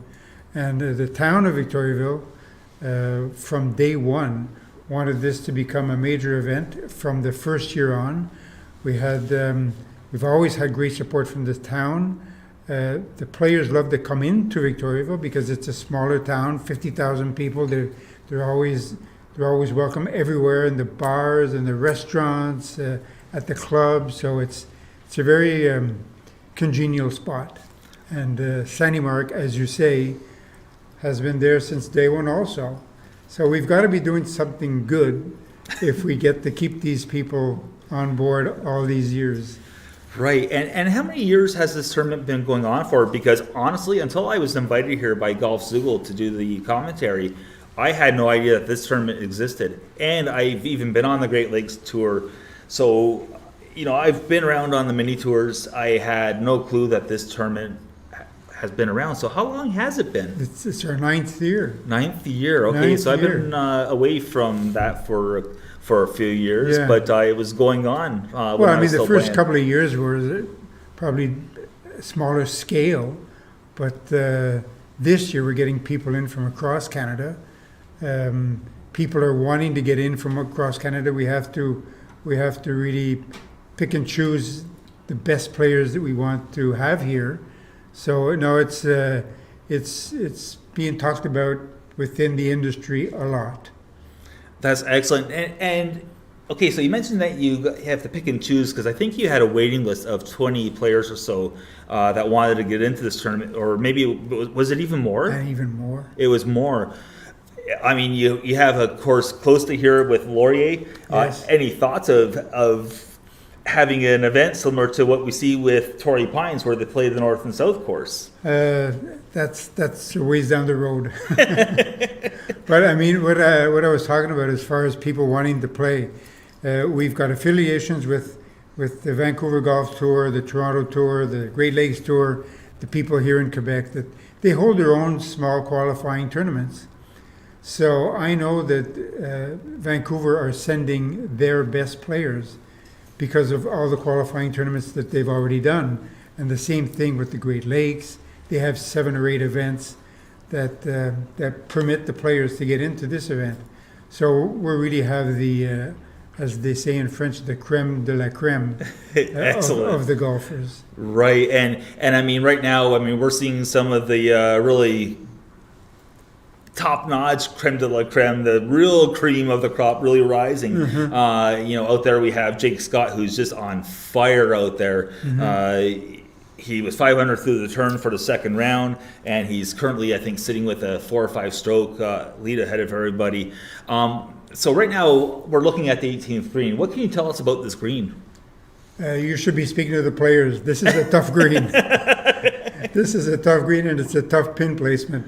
But that's the, you know, this is an old course. It's not overly long, but the difficulty lies, what we're looking at right now, is where you've got to putt, you've got to be coming in from the right side of the hole, and it's a very tough course to read. And you mentioned, you know, the course being old. How old is the golf course? I think it's 78 years. 78 years this year. 78 this year. 78 years old. Yes. And just in case you're wondering, folks, the person behind me that just tuned in there was Rick. Rick showed me around. And Rick, I'm sorry, I forgot your last name from last night. That's okay, Nicholson. Nicholson. So thanks for helping out with that little bit of information there, Rick. Yeah. Appreciate that. Yeah. And of course, the tour. I mean, I've thanked you, I think, probably a dozen times now. Yeah, I mean, and Rick is a player also. You know, he can play golf. So. Yeah. So with the golf course itself, I mean, obviously, it looks like it's been through a lot of renovations, or I've heard that it was through a lot of renovations. Anything in particular that's really noteworthy about the course that was renovated? The course itself, not a whole bunch has been done except for tee boxes being backed up and stuff like that. Yeah. It's actually the original, the trees just getting bigger and bigger. I think that's what's happening every year. But no, the course hasn't been really reworked at all, except for the tee box. Except for the tee box, and that, you know, that's an important part. I mean, tee boxes has to be important. I mean, this podcast is called Tee Box Chatter, that's so right, I mean, that's right. That says something in Yeah. its own right. You know, and a couple other things that have gone on here, and I don't know if it's really you necessarily that's behind it. But you have that golf town instead of a standalone, instead of a pro having his own That's pro right. shop. That's right. You have the golf town here, a Yeah. satellite store, if you will. Yeah. How'd that come to fruition? This was something that was thrown around for maybe the last 3 or 4 years. And then the people involved sat down and figured out a plan to make this happen. I think it's a win-win situation for Golf Town, but for the course as well. For our members, it's a really nice addition. Excellent. And finally, the course here, is it private or is it semi-private, this golf course? Semi-private. Semi-private. So Yeah. what are your rates like here for those that are listening? Our rates to play for a membership, Say I wanted to come out here and play around at Club de Golf Victoriaville. How much would that cost yours truly to play? 66 tax included with the cart. With a cart. There you go. That's very fair. That's a very fair price. So it's more than fair. Yeah. So for anyone that's in the area, and when I say area, if you reside, say, in Ontario, or you're across the border in the U.S. and you're in Vermont, or any of those Atlantic states where Quebec is within reach, with Victoriaville being, you know, southern part of the province Yeah, as well. very centered also. You know, like, you know, this is a great place for people to come and visit and, of course, play golf here at Club de Golf Victoriaville. Yeah, you can play golf at Club de Golf Victoriaville, host of Canada Cup. Yeah, perfect. And, you know, for those that aren't familiar with the town itself, outside of the golf, what else can be offered here in Victoriaville? Very historic town. We've got a music fest going on right now. We'll be hearing the music in no time. I heard them, It's actually. very dynamic. It's a very dynamic place. And that's what I felt when I drove home from me, or not home, but from the from here to the hotel last night, there was just an electric vibe. With the bars and stuff like that throughout the town. It didn't feel like you were in a town of 45 or 50,000. It felt much bigger than that. It almost felt like, I don't know, like Orlando or something like that. We're expecting quite a few thousand people to that music fest over the weekend, and this is going to be attracting people on the weekend like you wouldn't believe, the golf community and whatnot. So it's going to be a great vibe in town. That's excellent. And again, with the vibe of this tournament, the players have even told me, they're like, wait till you see what it looks like here on Saturday and Sunday. Yeah. So, I can definitely concur and confirm that the players do love coming here to the Coupe Canada, Sani-Marc, Fenergic. That's right. Jerry, again, thank you so much for joining me. My pleasure. And I can't wait to chat with you again. I can't wait to see what's going to happen from here to Sunday. It's going to be an exciting weekend. It's going to be a battle, yes, sir. Awesome. Thank you so much for joining us. All right. So signing off from T-Box Chatter, it's your host, Alex Toth. Take care, stay safe, and we'll see you on the next tee. That's good.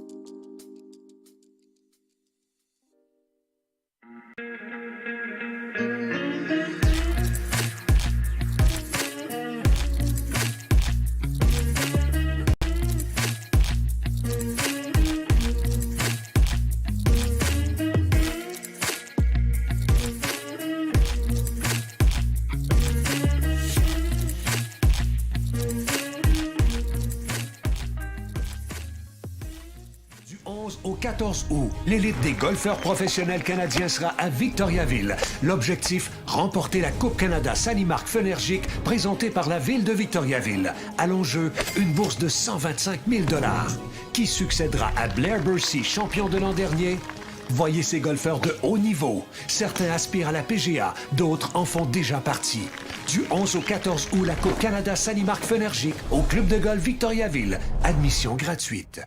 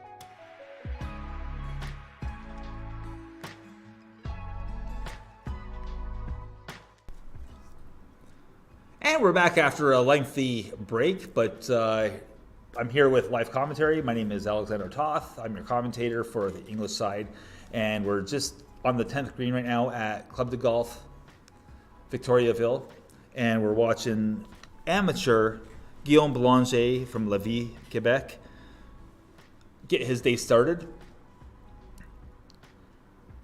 Guillaume fired a 78 yesterday, so 6 over. So he has a little bit of work to do, and hopefully he has a better round. He turns it around today. And then we have Brandon Says. Brandon Says is from Port Lambton, Ontario. He hung around at even par yesterday with that big cluster, and there is a massive cluster in that even to 1 over range. And that's a nice solid stroke to get his day started as well. So the afternoon wave is actually off and running. This would be the second group off of number 10 with the crossover tees. And currently we're looking at Zach Sidinsky from Boynton Beach, Florida.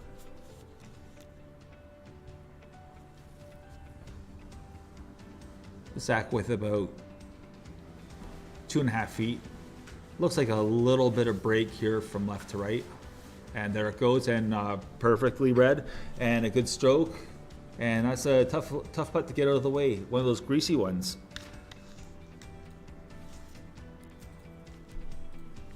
And we're up on number 1 green. This is the group of Kyle Chung, Sebastian Baudry, and Thomas Fontenelle. Thomas Fontenelle from Lac-Mégantic, Quebec. He had a bit of a rough round yesterday, so hopefully he can get things on track today and have a much better showing on round 2.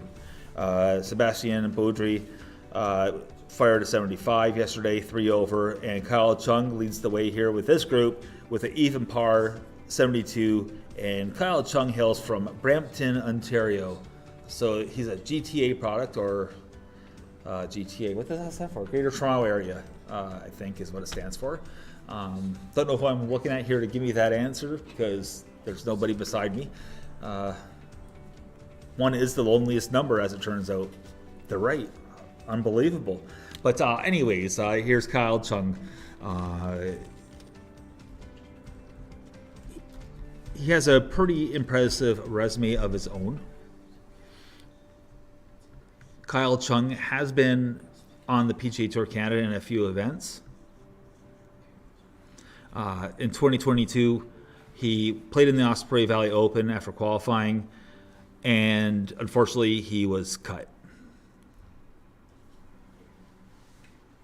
However, we're going to turn our attention to, it looks like we're going to be looking at Sebastian Baudry from Morin Heights, Quebec.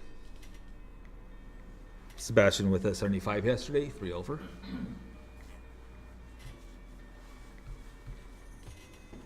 Putt's on the way. You're on the first hole, and just a little bit short.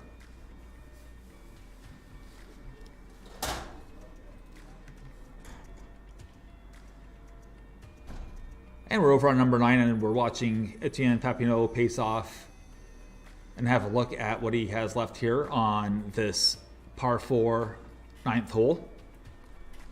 Par 4 9th hole measures at 396 yards.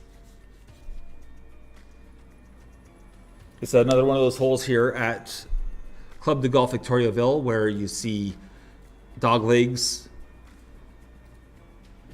and cutting the corner on this course is definitely a possibility to make the golf course play a little bit shorter. The rains held off last night as far as we know, and hopefully conditions have firmed up at least a little bit for the players, but I'm sure it's still a little bit too soft for their liking.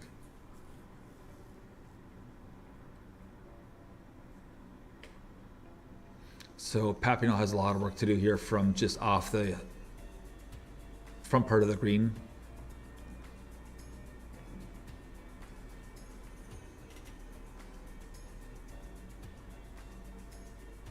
And he uses the aim point method.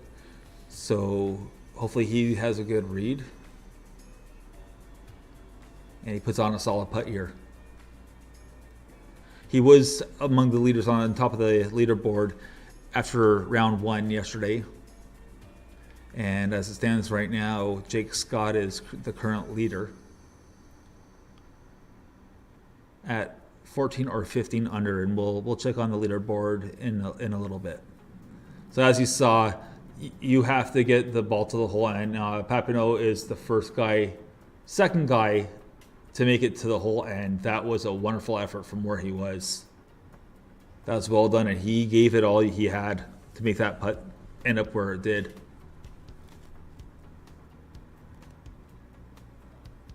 And again, that's the beauty of the golf course here in Victoriaville. Players can use their imagination on these greens. They can make all kinds of different shots.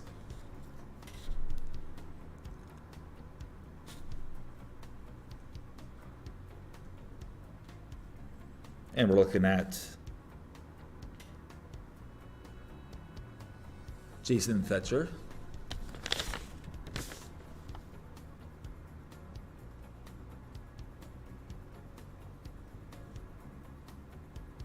Jason Thresher from Connecticut.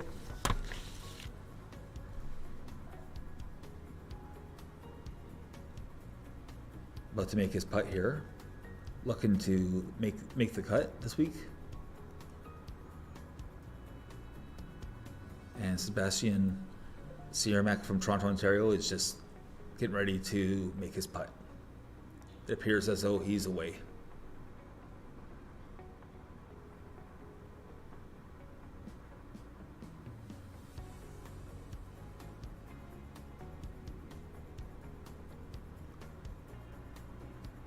Taking a long, lengthy look at this putt.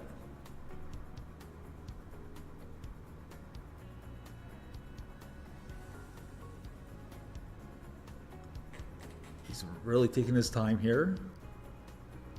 I think I aged about 10 years in the process, but that's okay. It's all right. And the putt's on the way. And it looks like he just left it short. All in all, a pretty good effort from there. And Jason Thresher. He's going to have to put on a real hard stroke, a real firm stroke with this putt. It's uphill the whole way. And we should see a little bit of right to left action there on the break.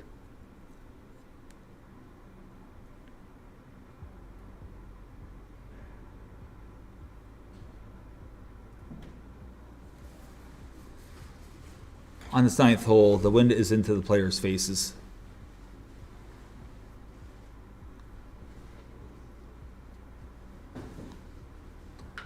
Which makes you think that this might be the prevailing wind here at this golf course.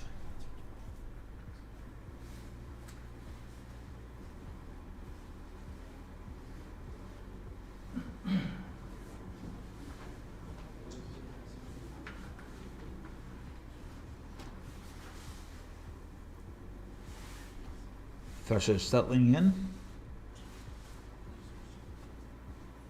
And he got up and walked out of that one right away. He knows that he missed it. He did not like that stroke at all.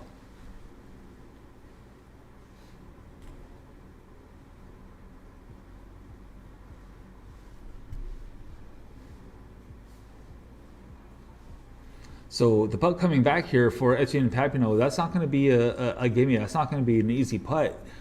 This putt will be downhill. It'll be a little bit greasy. It's going to slide.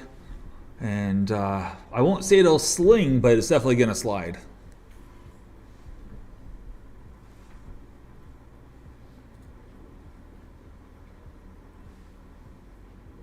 It'll slide like a child at a park on a slide.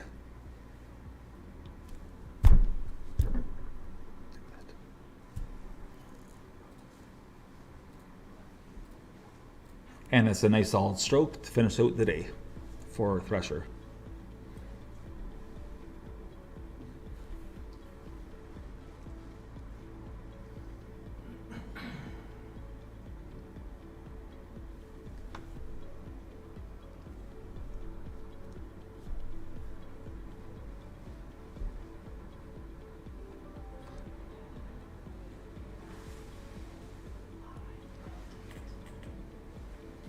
And Etienne Papineau having a very long look at this one. This is going to be a tricky one. Like I say, it's gonna be a slider.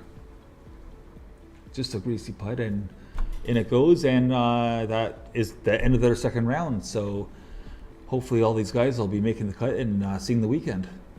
Pretty sure Papineau will be there. Thresher, I think, will be there as well. And sorry, I was a little premature. We have Sani-Marc here to finish up as well.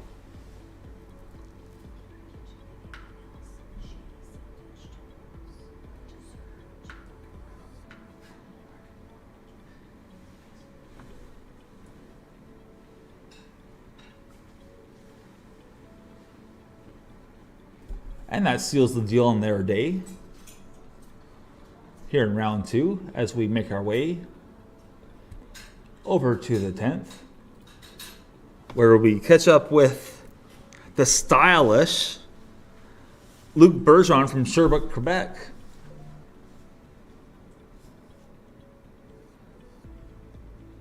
And this is the group of Luc Bergeron, Carl Pelletier, and Nick Powell of Toronto, Ontario.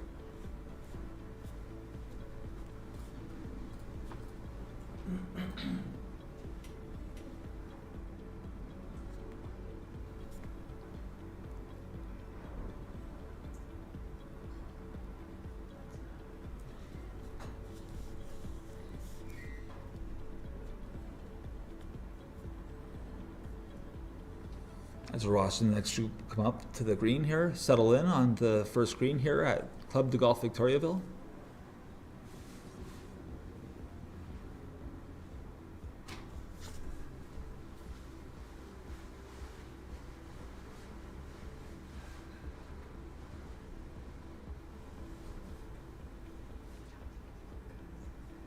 And they're just settling in. We have the breeze picking up just a little bit here in the afternoon.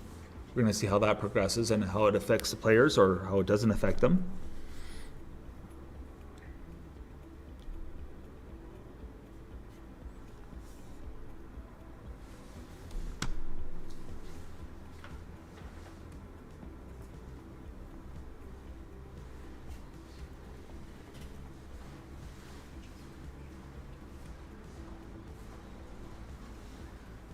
And I'm just going to verify, but this should be the group of Gabriel Bernard, Louis-Pierre Gaudin, and Ryan Kern.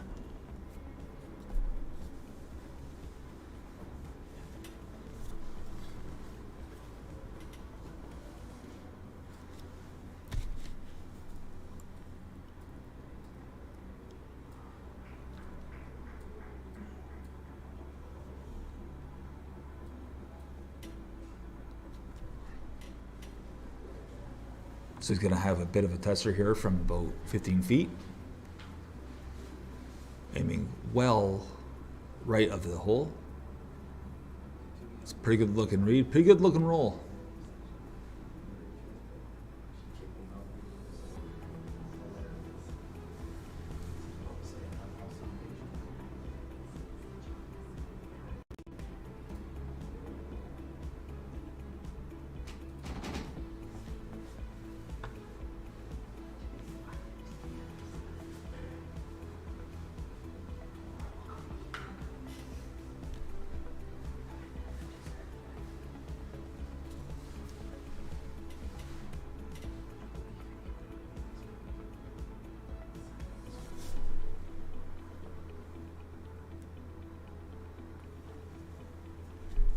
So we have some gray clouds moving in here. It's going to be an overcast afternoon the way it looks, at least temporarily.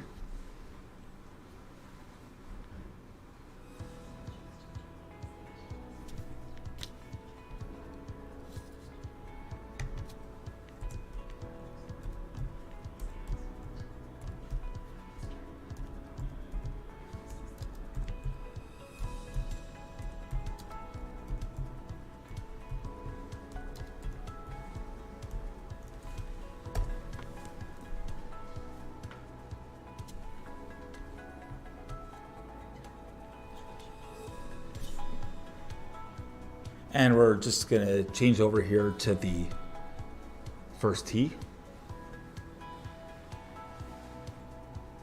And this is the group with Ryan Kern.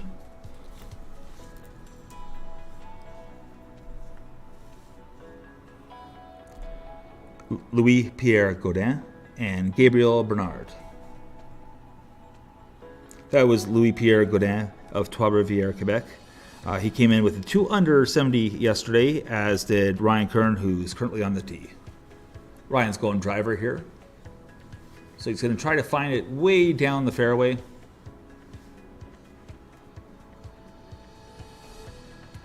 Good shoulder tilter at the setup.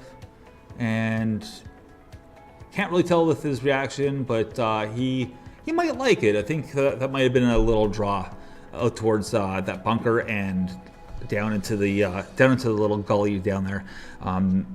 The golf ball will chase, maybe not so much right now with all the rain that we had a couple days ago out here. Again, there was a rainfall of about 70 millimeters that was reported. Golf course was underwater in spots up until Tuesday. I saw a tiny little pond, we'll call it, during the Wednesday Pro-Am in the late evening. So the superintendent here and the crew did very well to get the course ready and make it playable for everyone that's here. Again, we're talking about players that are all professional or mostly professional. There are amateurs, but they are from affiliations all over Canada.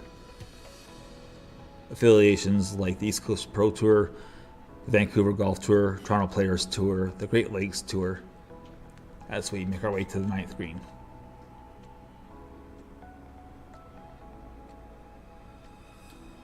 And that one's going to just run.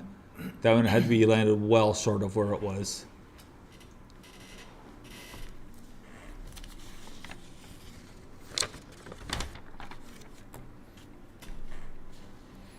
And we're just checking in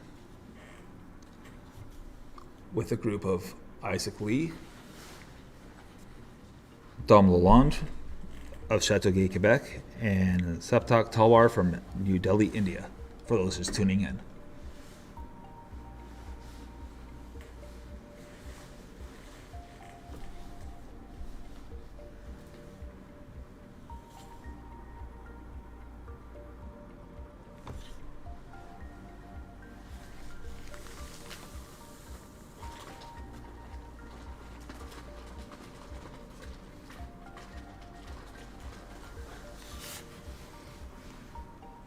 Good conversation going on there between player and caddy.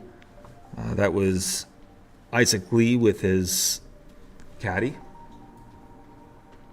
discussing break and what they're seeing.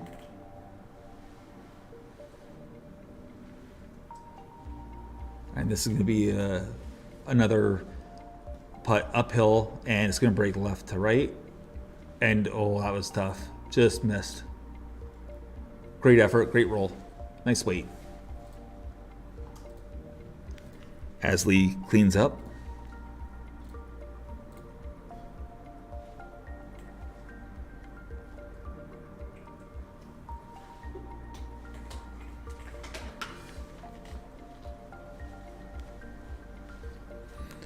And now we have Dom Lalonde of Châteauguay, Quebec.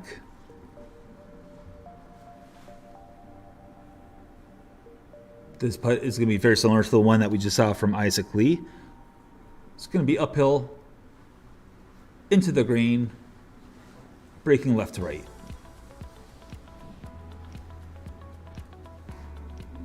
And it didn't quite have enough juice to get there.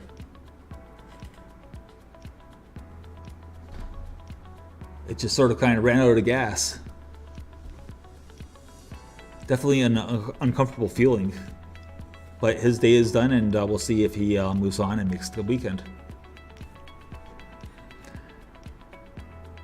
Lalonde was in red figures yesterday with a 1 under 71.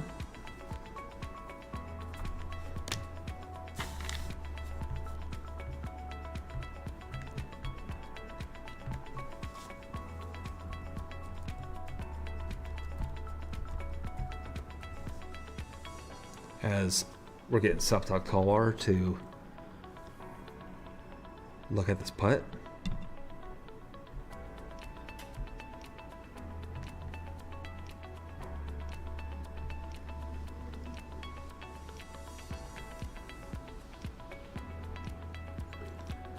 He has had one start this season on PGA Tour Canada at the Royal Beach Victoria Open, presented by Times Colonist, where he unfortunately failed to make the cut.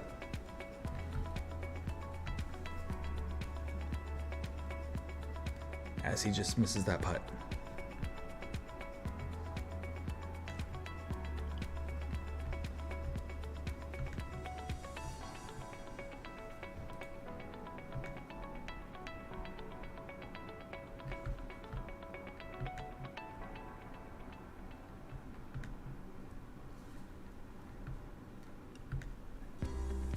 And they finished up their day, they finished off the round.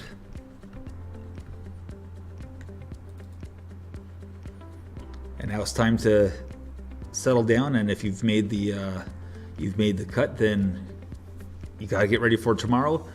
But either way, these guys will be famished, and they're gonna be looking for a quick meal to get their energy back up. And as we switch over to the leaderboard, we are gonna look and see what's going on. We have Jake Scott, who is currently at 15 under, followed by Austin Ryan. Etienne Papineau finishes his day at 3 under and a total of 8 under overall. Sebastian Sani-Marc had a good day out there, a 67 for a total of 5 under and a total of 7 under. David Lee Sheeman is currently 3 under on the day and 5 under.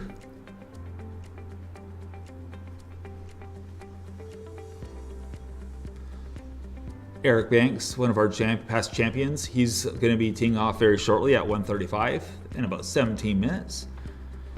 And Thomas Goad has also teed off. Jesse Smith looks like he'll be going on to the weekend.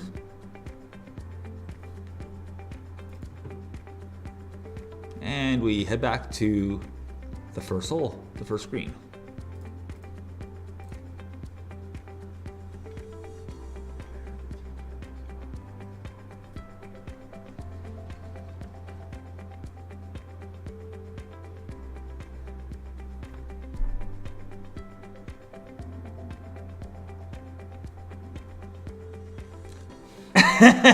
And that's the look from Ryan Curran there with the peace sign.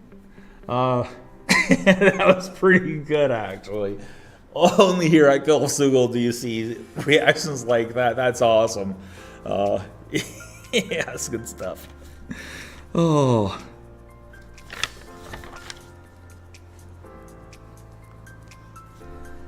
And the rest of his group is Louis-Pierre Godin and Gabriel Bernard. Bernard from Granby, Quebec. And Godin from Trois-Rivières.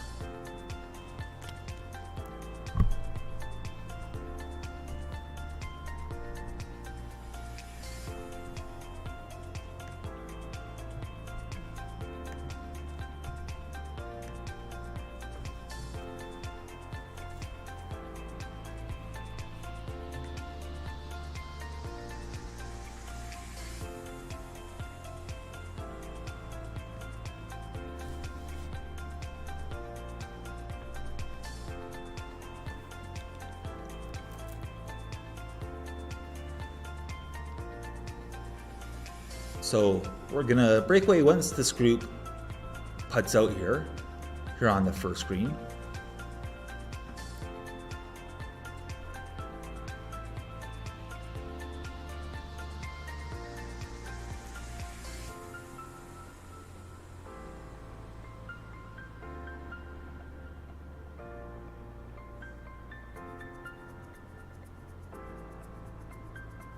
So the putt's on the way. Oh, and that just misses on the low side. That was a great effort. So he's going to just finish up.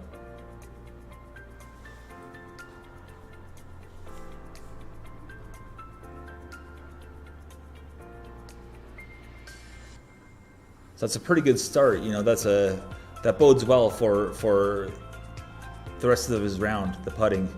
And we're looking over the shoulder here of, I actually don't know who that is.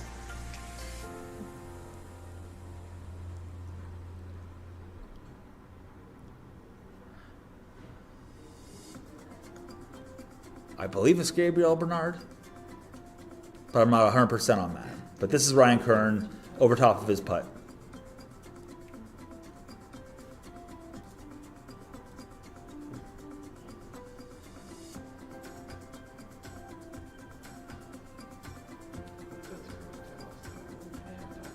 And Kern just leaves that putt just a little bit on the low side, and he finishes up.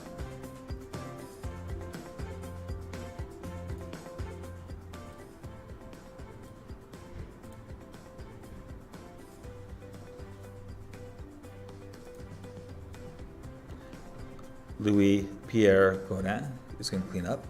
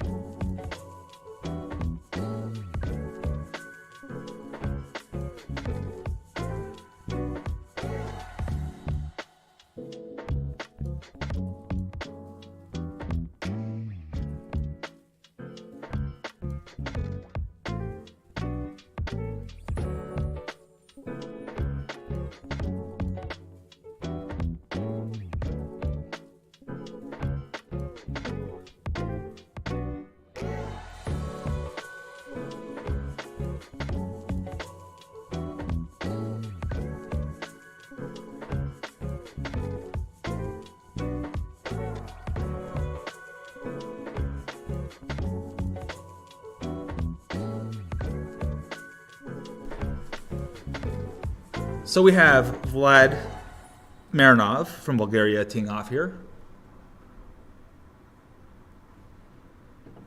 Vlad, a winner of the Hungarian Open.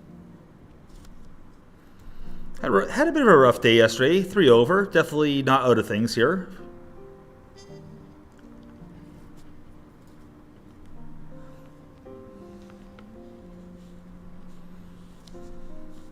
And Raoul Menard from Ange Gardien, Quebec. He had a nice day yesterday, just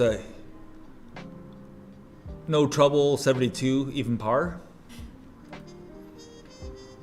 As he took driver, and he looks pretty happy with that result. And then we have from Toronto, one of the leaders after round one, Drew Nesbitt.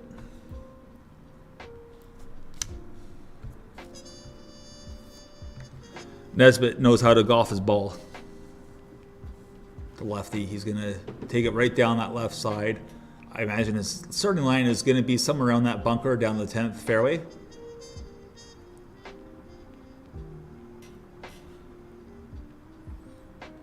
And pretty sure he's going to have a nice cut there and a great result for his second shot. Good looking golf ball, good looking action.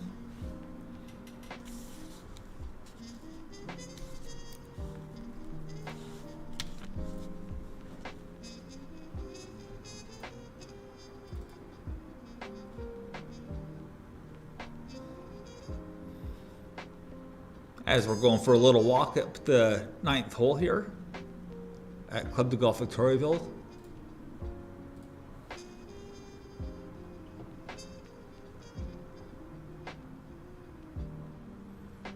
It's a great day for a walk, and we're just having a look there at Blair Hamilton. We're going to see where his golf ball ended up here very shortly. There is a drop area back there, and I don't think that's going to be where his ball is. And we have Lucas Kim here as well, just coming up to the 9th green. Unmistakably wearing that bucket hat.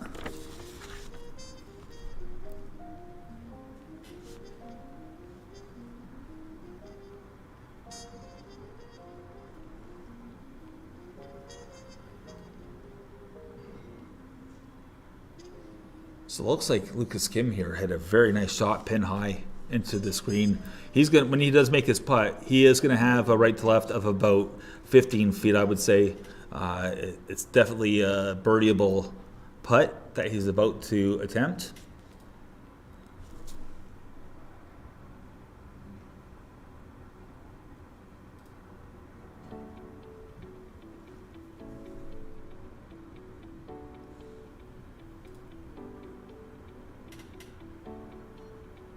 And we're gonna just jump away for a couple seconds.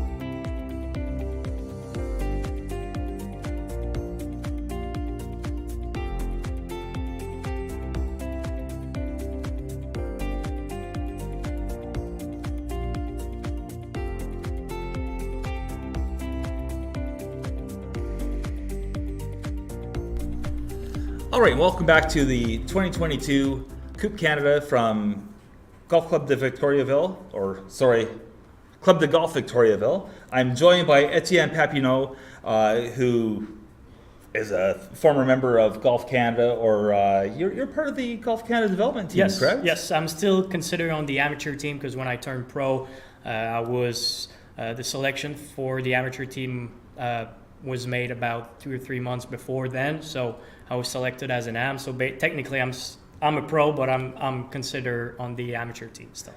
Nice. So what's it been like? Because you're the first golfer I've actually had a chance to talk to that has been part of that program.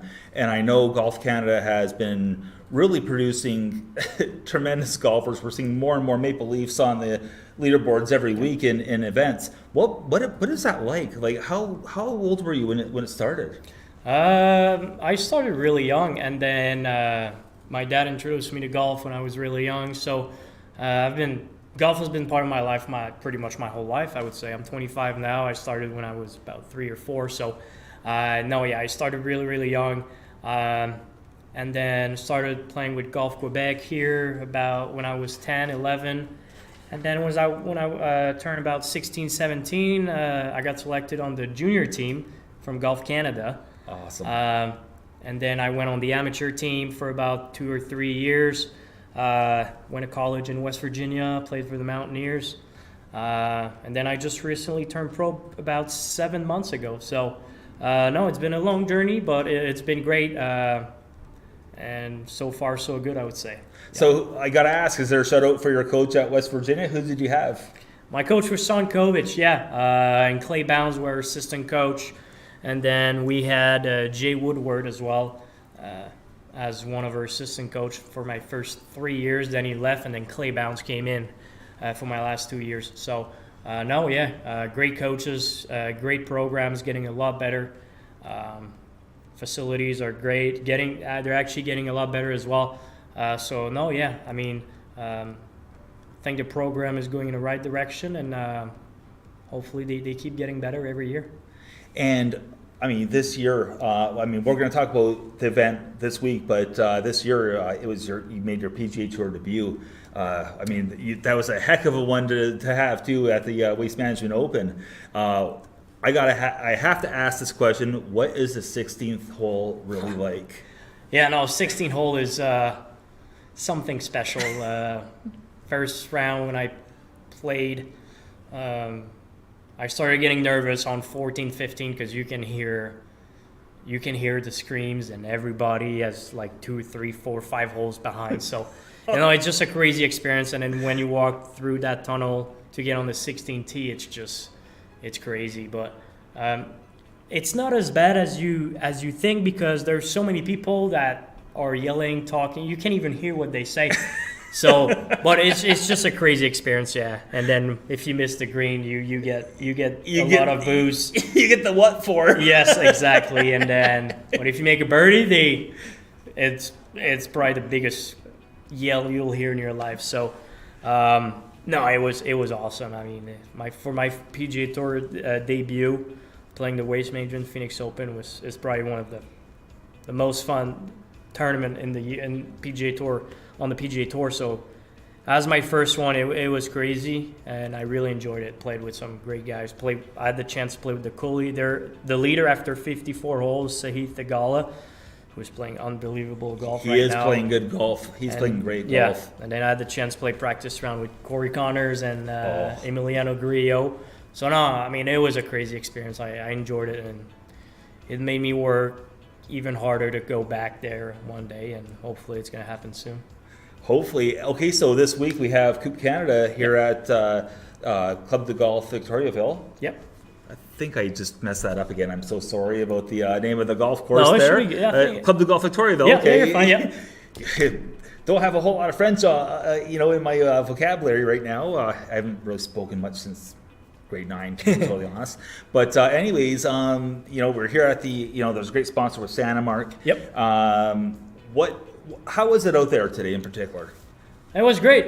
Conditions, I would say, they were a little harder than yesterday. Mm-hmm. But overall, no, it was. It's great. I mean, I've played my first Coupe Canada in 2019, the year before the pandemic. And I think the scores were a little better that year. I think the course is probably a little harder this year, I would say. A little more windy, good pins. So, no, it makes it a little harder. But it's such a fun course to play. I love it. 6 par 5, 6 par 4, 6 par 3s. So it's such a... It's balanced. Yes, it's There's balanced. a balance. There's really good, like, you can get a lot of good looks out there. Par 3s are really, really good. Not necessarily easy. So, no, it's a really well-balanced course. But I think if you hit it straight off the tee and then make some good putts, I think you can go really low here. But no, I think as we saw Jake Scott win 15 under for the first 2 rounds, which is had a bit of a heater there today, which is really good. Well, no, yeah, it's definitely out there. Just gotta play smart. Excellent. And I mean, I was impressed when I went around the golf course. I mean, for one, it has that Carolina vibe. That's a thing I've been referring to here. But the work that the turf team did out here and the superintendent to get it ready for you guys. Yep. I mean, they're the heroes of the day, so to speak. Yeah. So what do you have to look forward to next? What's on your horizon? Well, starting next week, I'm going back on PGA Tour Canada. We still have 3 events left to the season before the playoff. Yeah. My focus will be on that starting next week. And then, hopefully have a good rest of the season on PGA Tour Canada, and I can sneak myself to get a Korn Ferry Tour card. That's my goal. But we'll see what happens. But I'm in good position right now, and hopefully. Where are you sitting in the standings right now? I'm 35th right now. I'm 35th in the 35 in the standings. Top 25 goes straight to second stage of Korn Ferry Tour, and then top 10 pretty much Gets you your card. Gets a card on Korn Ferry Tour. So I would need a good finish in one of the last 3 events, but. No, I'm definitely in a good position. Top 60 goes to the playoff, and then top 60 keeps their card for PGA Tour Canada next year. So I'm definitely in a good position. My goal is to get to Korn Ferry for next year, but we'll see what happens. Try to play some good golf, and that's my goal. I'm looking forward to watching you watch your career. I mean, all you're gonna do, Etienne, I feel, is you're gonna just project just straight up, and you're gonna be there in no time before we know it. So I just want to thank you for joining me here real quickly on T-Box Chatter. And of course, we're on YouTube. We're live with oh God, boy, the camera does add 10 or 20 pounds to the host. But anyways, thank you so much for joining me today. And that's it. So signing off with Etienne Papineau. Thanks for having me. Oh, thank you. Until we talk again, take care, stay safe, and we'll see you on the next tee. Perfect. Appreciate it.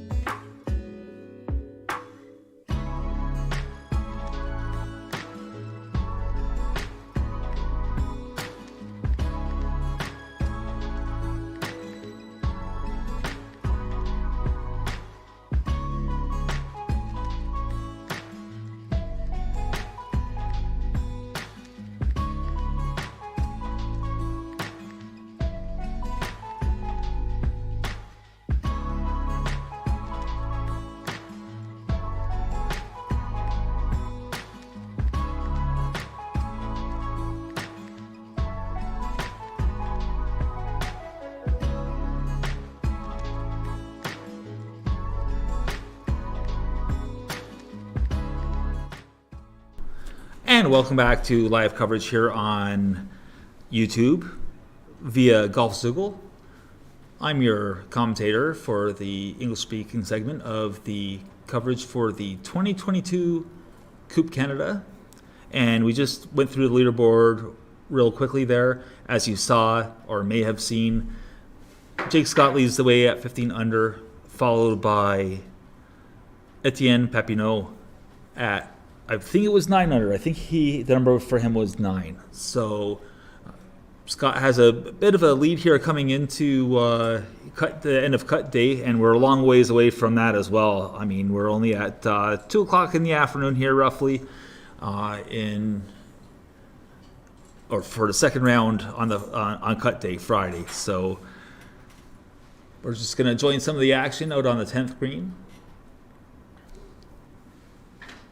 And we'll do a quick recap in a couple seconds after this green clears, which it's about to do. And maybe we can bring the leaderboard back up and have a look at what's going on. See if there's any... We're going to start figuring out what the cut line is. Of course, that's up to Golf Quebec, who are the officials of this event. And definitely the players at 1 under par, they will be making it through. Oh, there's the projected cut. It's now projected at even. So there's some work to be done by Thomas Giroux. We don't know what he's done on his back nine today. And all these players look like they will not be making the cut, other than those who have not yet teed off.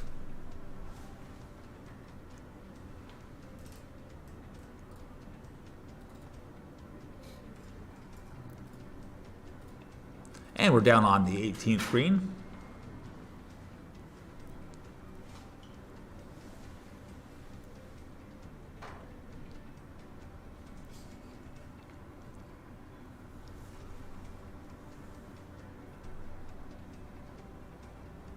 And we're just waiting for the putt. We can't quite determine who that player is, as the group is coming up behind down on the fairway. And the putt just comes short.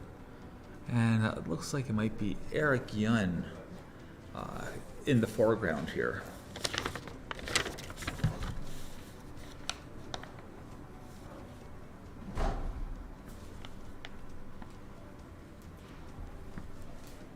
And we just had a player almost come through our location here. That looks like it was Derek Gillespie. But back to the 18th green.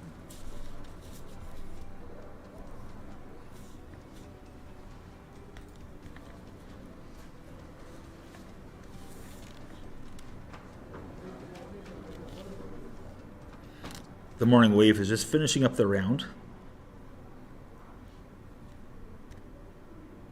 or perspective rounds.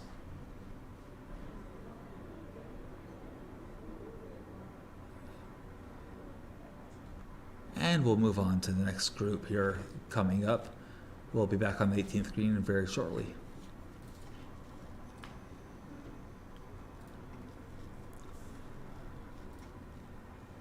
So we're up on number 1, and we're looking at Trevor Corner. Trevor Corner and Trevor Yu are 2 of the 3 in this group. And Jeremy Gaudin from Sorel Tracy, Quebec, is the 3rd member of this group. Trevor Yu had a nice round yesterday. He comes into today's round at 5 under.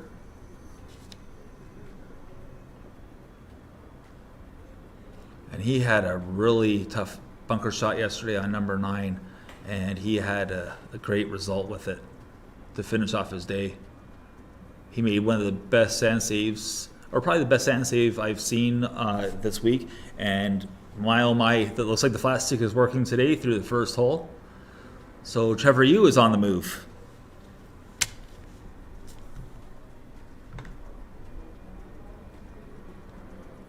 Trevor Yu plays out at Marine Drive Golf Club, and he's a member of PGA Tour Canada.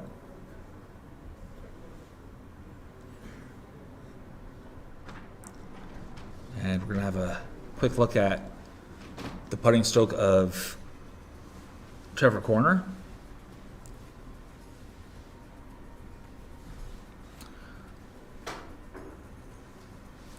Trevor Corner plays out of Rattlesnake Point Golf Club, just in the GTA, and that was a wonderful putt to get things rolling.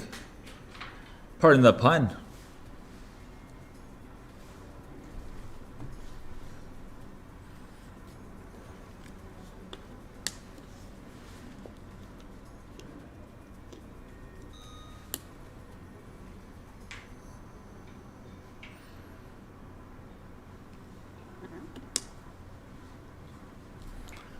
And Jeremy Godin just to finish up.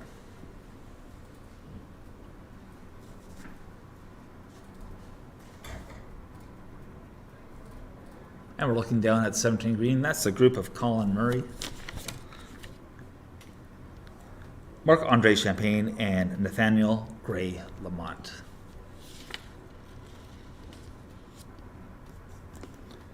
Marc-Andre Champagne from Saint Jean, Quebec.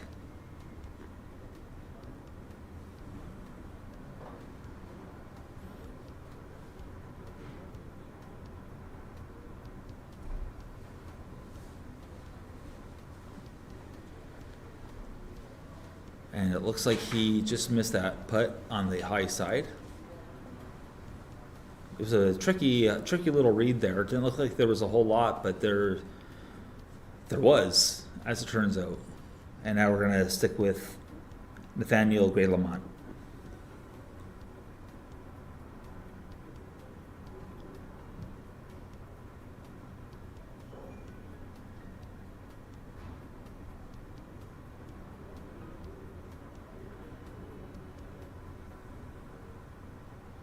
And it looks like he just hit the edge there and it just didn't fall.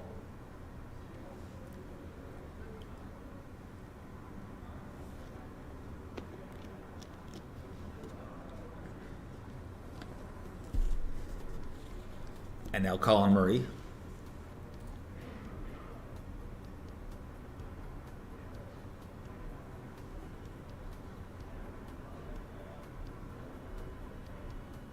Just a little excuse me to finish up his 17th hole as we make our way out towards the 10th tee.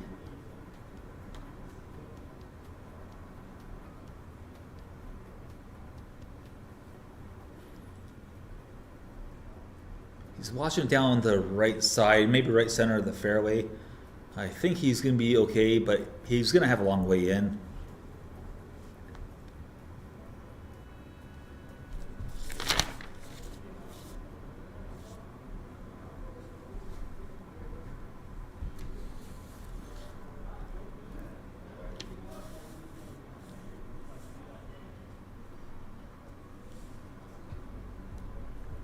Next we have Denny Girard here from St. Albert, Ontario. He'll have some work to do today to get back to even.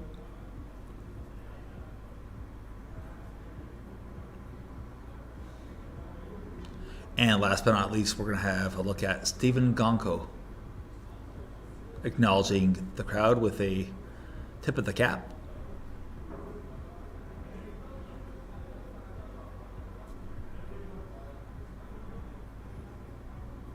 And both him and his brother Michael, they both have the same kind of a move where they get to the top of the transition and they actually stand up out of the shot, just a tiny smack roll, if you will. And it looks like he's gonna hit a little cut there, it looks like. And they're off and running.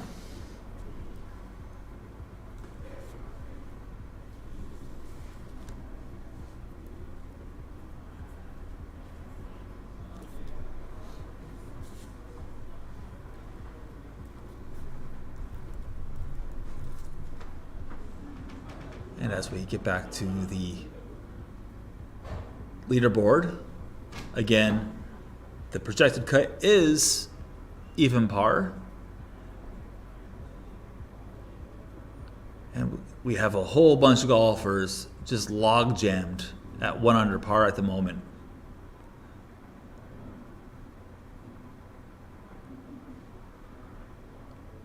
Right now it looks like Andrew Zimini's is on the bubble, but he has yet to tee off. And we don't know what's going on with Raul Menard.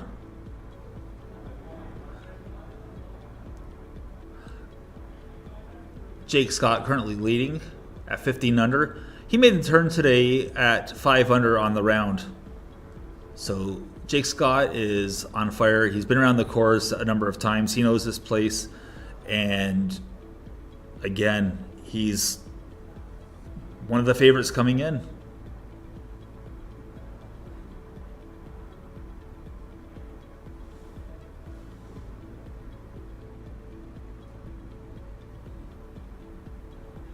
And all these players that we're scrolling through right now, Colin McGregor, Isaac Lee, they all will not be playing on the weekend.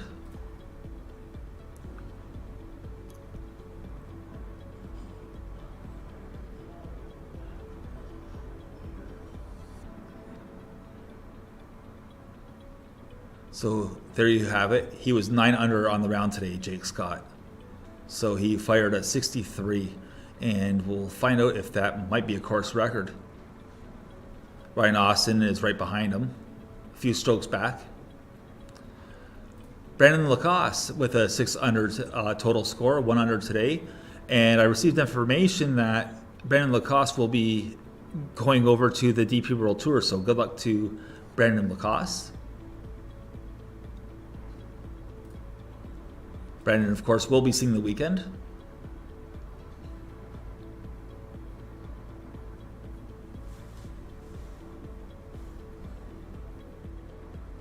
And we're just going for a nice little walk down 18. And you can see if you miss the fairway, that rough is pretty lush.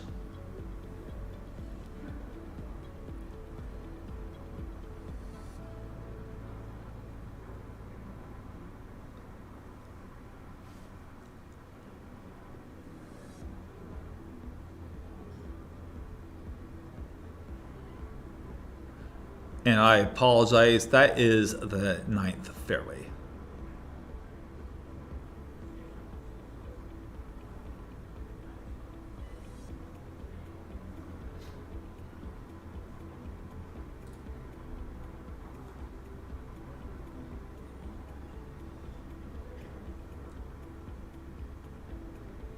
So we heard earlier in the interview that we conducted with Etienne Papineau that the course is playing just a little bit firmer than yesterday.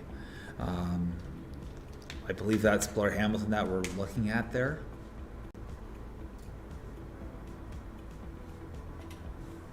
As he's coming back around to have a look at his ball.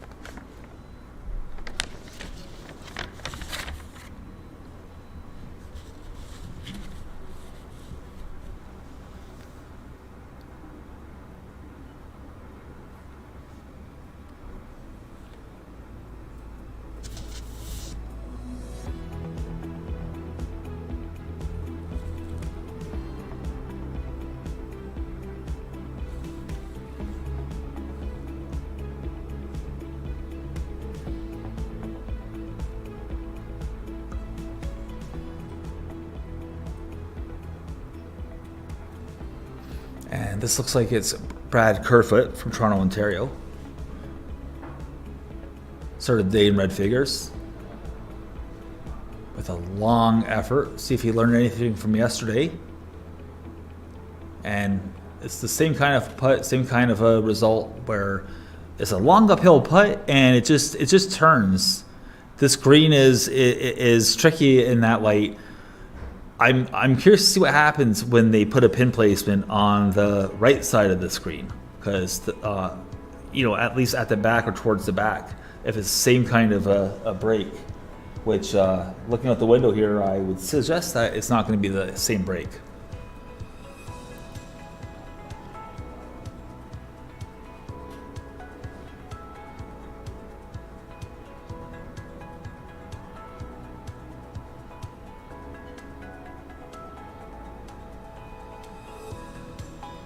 And we have the ski pole totem.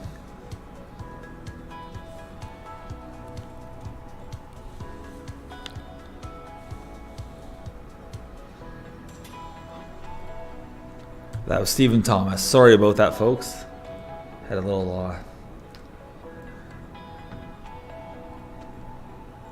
pause there.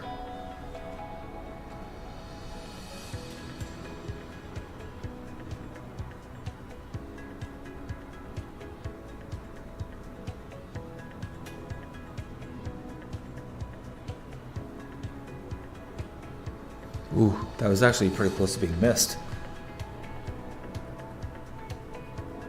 And that's the one aspect of this course that I personally like. I just love the green complexes here. You know, the greens, there's a lot of sloping, and I mean, I haven't been on the course per se at Club de Golf Victoriaville, but you know, it definitely has me intrigued the way the greens run here. There's just so much slope. It's almost a combination of golf design or course design from the late 20s and somewhere in between current, as far as the size of the greens, the undulation, but then they'll look and the fact that you got to make all kinds of shots out here as well. So this is Philippe Guéripi from Sutton, Quebec, and we know that he won't be here on the weekend.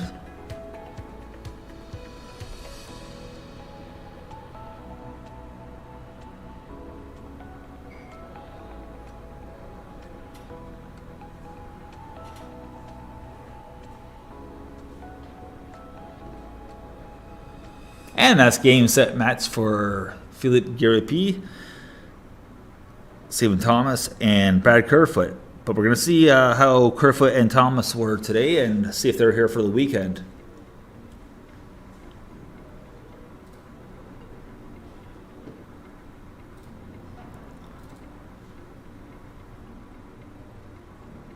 And we're out on the 10th.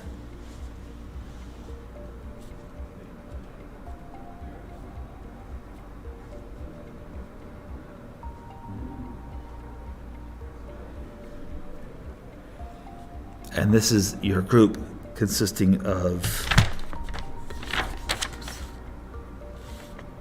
Ryan Neal, Carl Desjardins, and Michael Gonko. So this is Carl Desjardins currently on the tee from Castleman, Ontario.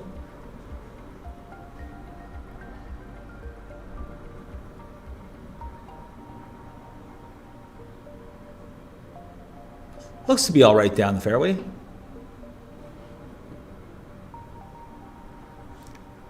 And here's Sudbury, Ontario's Michael Gonko.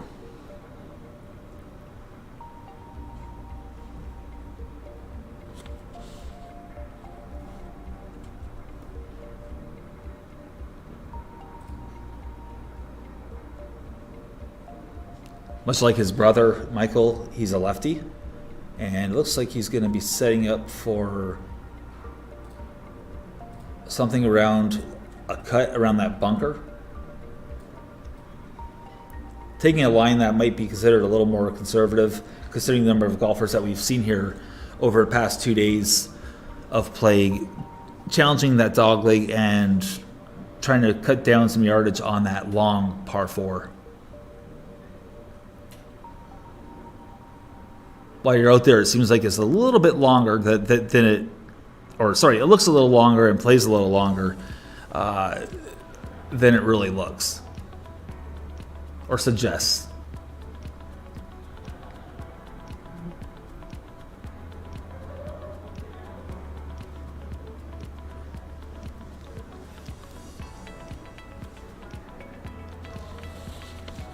So out on the 17th green,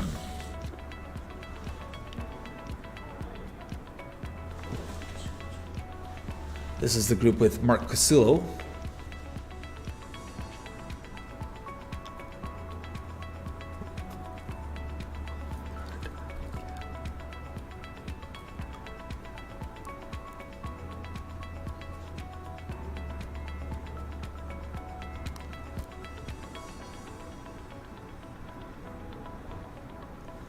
This is Jerome Blaze with the short putt.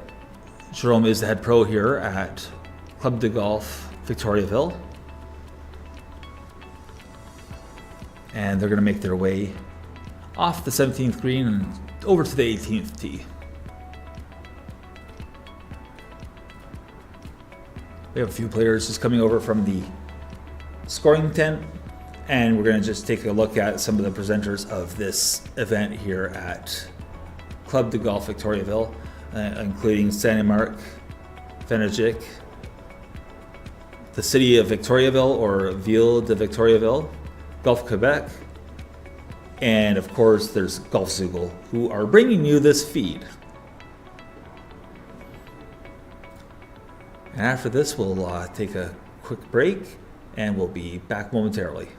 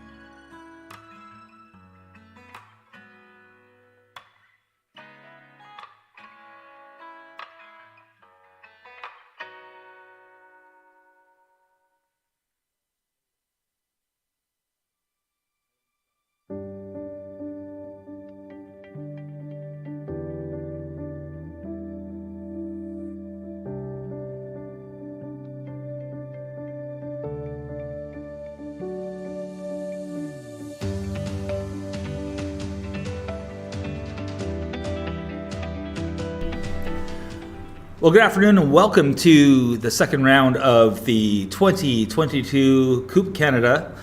I am joined right now on T-Box Chatter, my golf podcast, by Brandon Lacoste. He had a pretty nice round yesterday, followed up today with a 1 under, I believe it was, 1 under 71 for a 6 under total. Brandon, thank you so much for joining us today. My pleasure. So first of all, about the tournament, how was it out there? How was the course? The course is good. Greens are a little softer than normally, but we just, I guess it's like that for everyone, so just have to sometimes hit it lower a bit just to make sure it doesn't spin too much, but the course is pretty good, yeah. So have you been around this course on several occasions, or is this your first time for the for Coupe Canada? No, I believe it's my third year playing in this event. So, and last year I played pretty good. I was third or fourth, I want to say. Finished 16 under. So no, I like this place. I know I can play good on this course. So no, So it fits your style, fits your game. yeah. I guess my driver is normally pretty good, and hit the ball straight. You have to cut some corners, keep the ball in the fairway. So no, I like this course. And I mean, how do you feel about? I mean, you like the course. There's a lot of dog legs. Is it tempting to cut a lot of the corners out there, or is it, more of a play it as the architect sort of kind of designed it? I guess it's more like how you feel.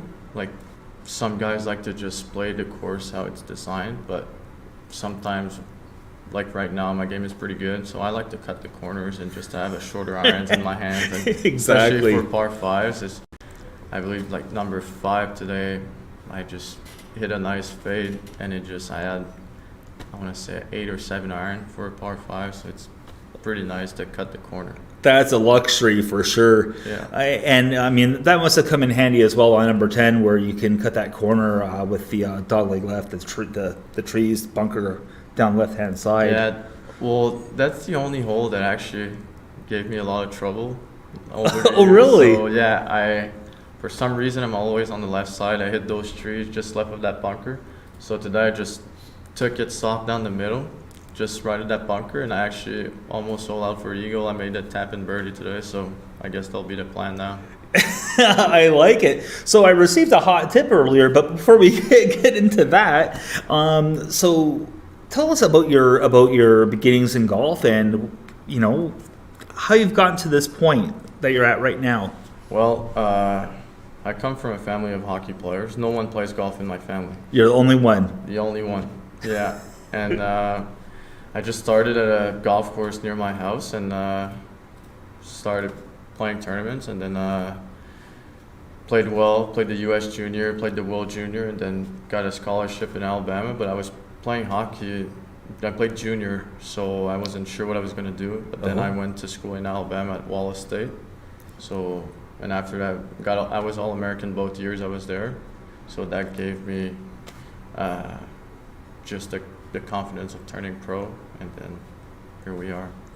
And here we are. I mean, you just played recently in a PGA Tour Canada event. You had a pretty good finish there. That was 2 weeks ago, I think it was. Yeah, Was it well, Osprey Valley? I Monday at Osprey Valley, yeah. I actually missed cut over there. Oh, you missed the cut at Osprey. Yeah. I normally don't say that, but I got a bad draw because it was really windy the first round for my side of the draw, and then the next day I got the win again, and some of the guys didn't get the win. So anyway, missed the cut there. But last week in Montreal, I was 5 under after 2 rounds, and then had a rough weekend, but it is what it is. So right now we're just looking at the monitor here, and that's the 9th green here at Golf Club de Victoriaville. Yeah. And what have you noticed about this green in particular this week? Well, that green is actually really soft. And yesterday, the pin where it was, you had to land. I actually land mine like 4 yards before past the pin, and it spun back all the way to the front.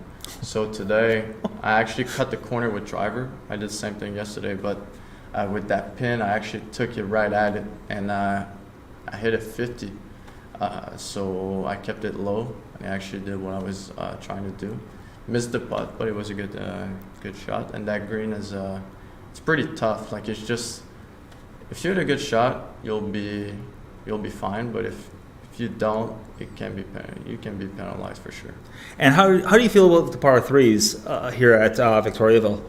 I want to say the par threes are really like the toughest part of this golf course for sure, especially on the back nine, like 15 and 17 are like they're over 200 and it's a small green. 17 is a pretty big green, but tough green to putt. So if you have like a 30-footer or something, it's not easy to make 2 putts on that green. So the rest, number 4 is not too bad, but again, the green is soft. You hit a wedge, so it can spin off the green for sure. And no, if you hit good shots out here, putt well, you can definitely go low for sure. So I received a hot tip. Turns out that you're headed overseas. You're going to be going over to DP World Tour. Yeah. So first of all, congratulations on that. Thanks. You know, a lot of hard work to get there. So what are the plans for DP? So I went, before COVID, I went to Q school for Corn Ferry and then got to second stage, missed by a few shots, and then I was like, what am I going to do now? And then COVID happened. I played a little bit Canadian Tour last year, PGA Tour Canada one set. Yes. And then this winter I had PGA Tour Latino America status. Oh, okay. But I hurt my back, and so I didn't play much. I was caddying down in Florida and then just playing, practicing. Yeah. And then I talked to someone that went to Europe that plays on the senior tour over there. And he said, I think you should go try there. And then with my status that I have with PGA Tour Latino America and stuff like that, I got in right away in France. So Oh, that's amazing. so that's the plan for now, just to play as much as I can, get ready, and then I'm actually going to go down 2 weeks before the event. One of my buddies lives, I want to say an hour from Paris, so we're going to go practice down there before the event, and then just get ready and play some good golf, try to get my card. That's exciting. And I mean, the way that I look at it, I mean, it's fantastic. We're starting to see more and more Canadian flags pop up on leaderboards all around the world now on all the golf tours. And I mean, you're just another one, hopefully, that we're going to be seeing out there. Yeah, not for sure. And I'm actually one of the guys that plays really well right now, but that people doesn't really talk about. But it is what it is. Sometimes you have to be more on social media and stuff like that. And I was never a lot on social media. I like to go on it, but I was never the guy that posts a lot. Yep. So, but now I'm starting, or people are starting to see that I'm playing well, and You're starting to get more followers, I imagine, as a result, right? For sure. And I think Golf Canada, Golf Quebec, and they're just starting to realize that it's not only the Team Canada guys that are actually playing well. There's more. Others. And that's the sad part, that I think that they're always focusing on those guys. I'm not saying they're not. Yeah, no, of course. It's just that there's actually a lot more guys in Canada that are playing some really good golf and that actually have a chance to get on the PGA Tour or in Europe, like Mira is trying. So for sure, that'll be good if more Canadians are just performing well and play PGA Tour and now maybe Live Tour. Well, you know, and that's a question in itself. Personally speaking, I'm actually all for the Live Tour. Yeah. I have no problem with what they're doing. It's a different kind of product, and you know, I don't mean to put you on the spot here, but say they came and said, "Hey, Brandon, have we got a deal for you?" I would say yes right away. Yep, no doubt, eh? It's just that I think people don't realize how hard it is to every week just play good golf, keep your card, to travel everywhere and stuff. I want to say that golf is pretty much the only sport that you're not guaranteed to have money. It's tennis too, but you know, it's tough to, if you miscut 10 weeks in a row, well, you're not getting paid, right? Exactly. And those guys they're paying you and you have guaranteed money, so why not, you know? And then especially at the mini tour level as well, everything's out of your pocket pretty much. I mean, you have to finish in the top, depends on what tour you're playing and how their prize purses work and their payouts. You have to be top 3 to get your money back and make a little bit of a profit for your yearly expenses. For sure. And I'm actually I get some help from sponsors and stuff. So for me, it's not too bad. Not enough sponsors for sure to like, I have to pay some of it too. But if I keep playing well and stuff, I got some people that are interested of really sponsoring me more and stuff. And I think just to get on a bigger tour, just like Corn Ferry Challenge Tour or DP World Tour and stuff, I think that's where it's gonna start being more, mini tour. Sometimes we're 4 guys, 5 guys sleeping in one hotel room. And we're just trying to save money. Believe me, I know what it's like. I've been there. So, but mind you, that part's fun too, or it can be fun. Depends sometimes if one guy is snoring or something. You have to, you have to be up at 5 o'clock for your 7:30 tea time. No, the guys that I usually travel with, they're pretty good guys, and we get along pretty nicely, and no, it's nice. Yeah. And you mentioned they have some sponsors. You want to have a little shout out to your sponsors? Well, Titleist is helping me. They're not paying me or anything, but they get the stuff. I'm on the more. Most of my sponsors are just like person that pays out of their pocket. It's not really like any companies and stuff. So right, they're pretty nice people for helping. Awesome. And Titleist, as a former staffer, no one beats Titleist with their deals. The product is really good. The ball is good. I'm happy with the product for sure. 1 or 1X? I was actually playing the 1, and I switched, I want to say a month ago, to the X for my longer irons. I just get more height and just a little bit more spin, so it's good for me. Awesome. Well, Brandon, I'll let you go. I've taken up a lot of your time here today. Thank you so much for joining me and my listeners here for T-Box Chatter and Golf Zoogle on YouTube. Good luck and play well this weekend. Thanks. It was my pleasure. Awesome. Thank you so much. No problem.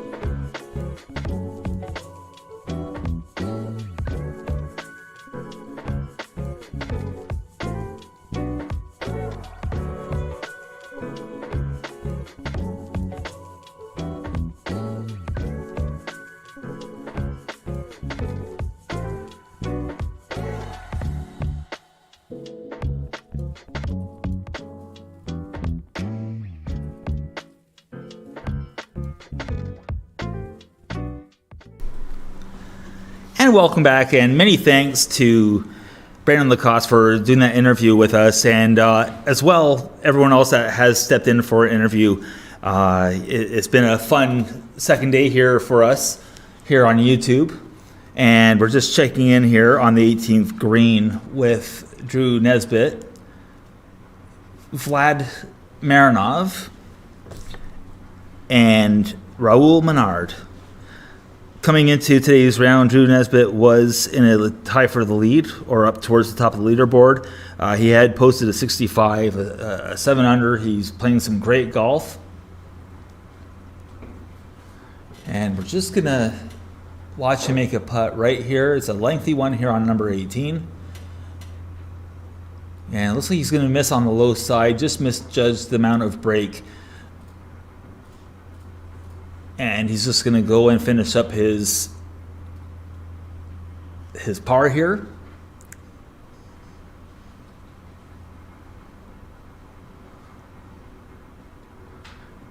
And next we have our Bulgarian in the field, Vlad Marinov.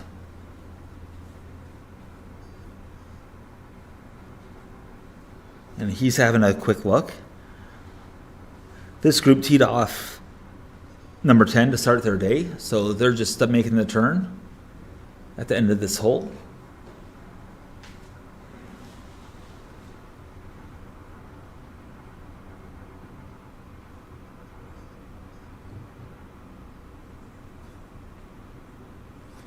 And Vladimir Marinov missing that putt on the low side.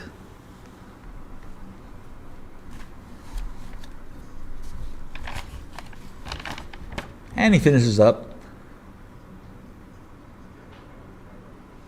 Not too sure how he's feeling after that, but we'll check in on the leaderboard momentarily and we'll see what's going on. See if there's anyone threatening our current leader, Jake Scott.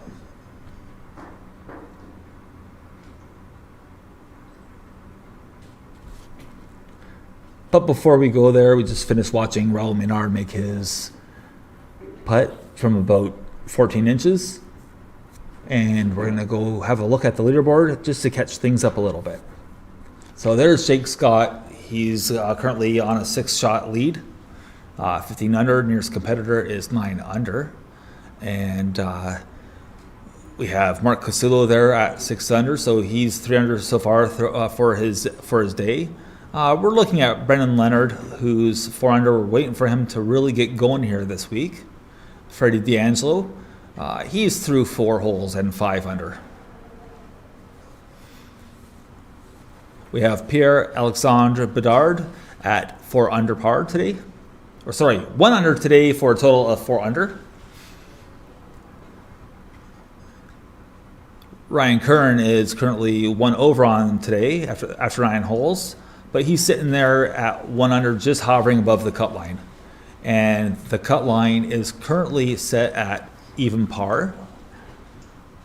So we have a few golfers on the course that are going to be having to do a little bit of work to make the cut and play on the weekend and be in the money.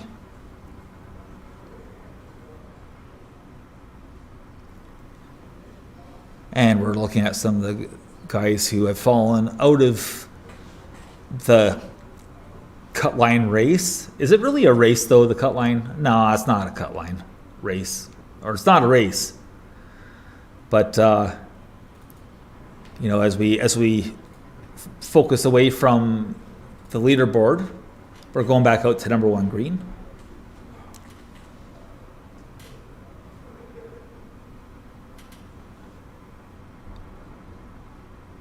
And there's at least one shot that was stuck in there pretty darn good.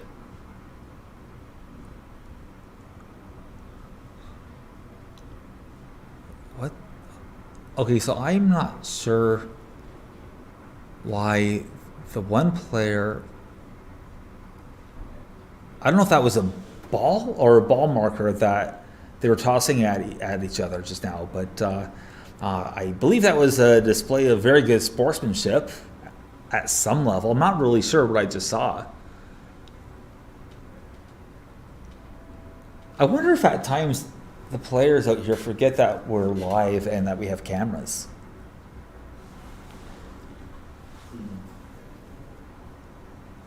Because admittedly, there has been a couple things that I've seen where I thought they were rule infractions, but I don't know if the right thing here is to be a narc or not. And at the moment, I can't remember the details of the one that I saw. But anyways, the point is, I wonder if if the right thing to do is to mention it if I see it, because I don't want to be that guy. Golf is a game of honor, and if you do something untowards, well, I mean that's up to you to do the right thing, pretty much.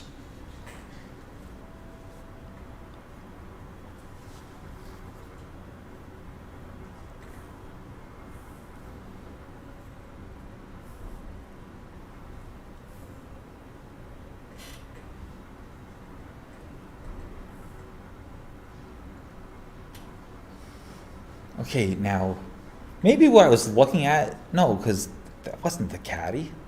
I have no clue what I saw. Huh.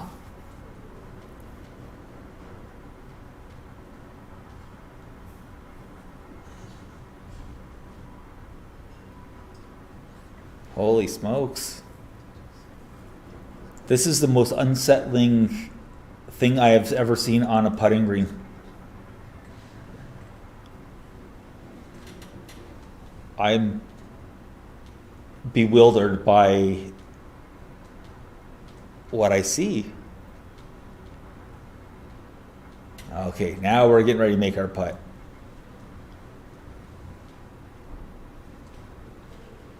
And there's a miss on the low side. And we're just attempting to identify the players in question.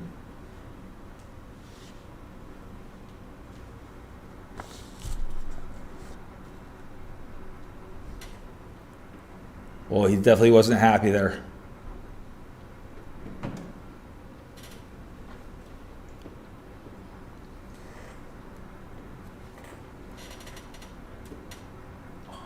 Oh, and that was a tough miss. So we're really starting to see a few emotions pop out here, especially in this group. So it makes you wonder if these guys know that they're close to the cut line or already in danger.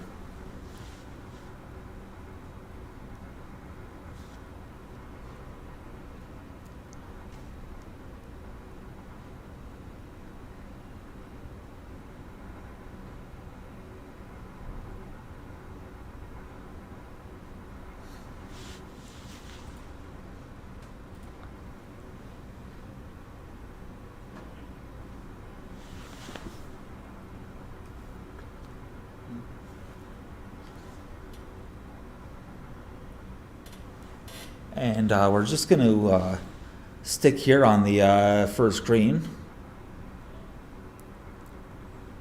as we are waiting for our player here to put on a solid stroke. Shouldn't really be any break there. It should just be straight in.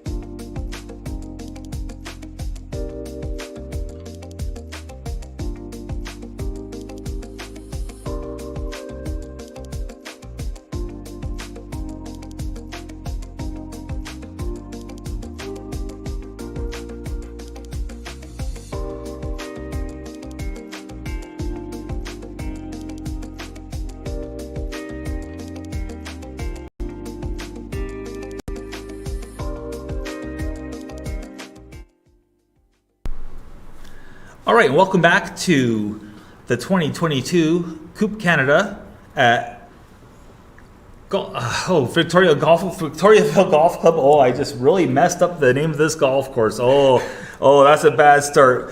I'm your commentator right now and the host of the T-Box Chatter Golf Podcast. And right this second, I have a special guest with me. I have Jacob Lehman from Guelph, Ontario. Yes. So, first of all, thank you for doing this, Jacob. And let's get right to it. You're at even par. Yeah. How was it out there today? It was rough. It's funny, the 2 rounds, I would say I hit it the same. It was just putting today. Far too many 3-putts, sloppy on the par 5s. But fortunate enough to maybe have a look at the weekend, kind of just watching the leaderboard as the day goes on.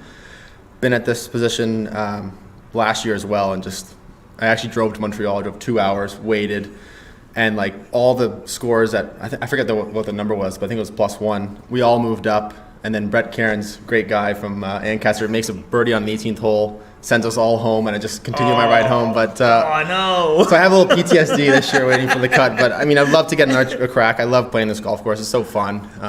He just turned away from the leaderboard. We were going to see it on top there.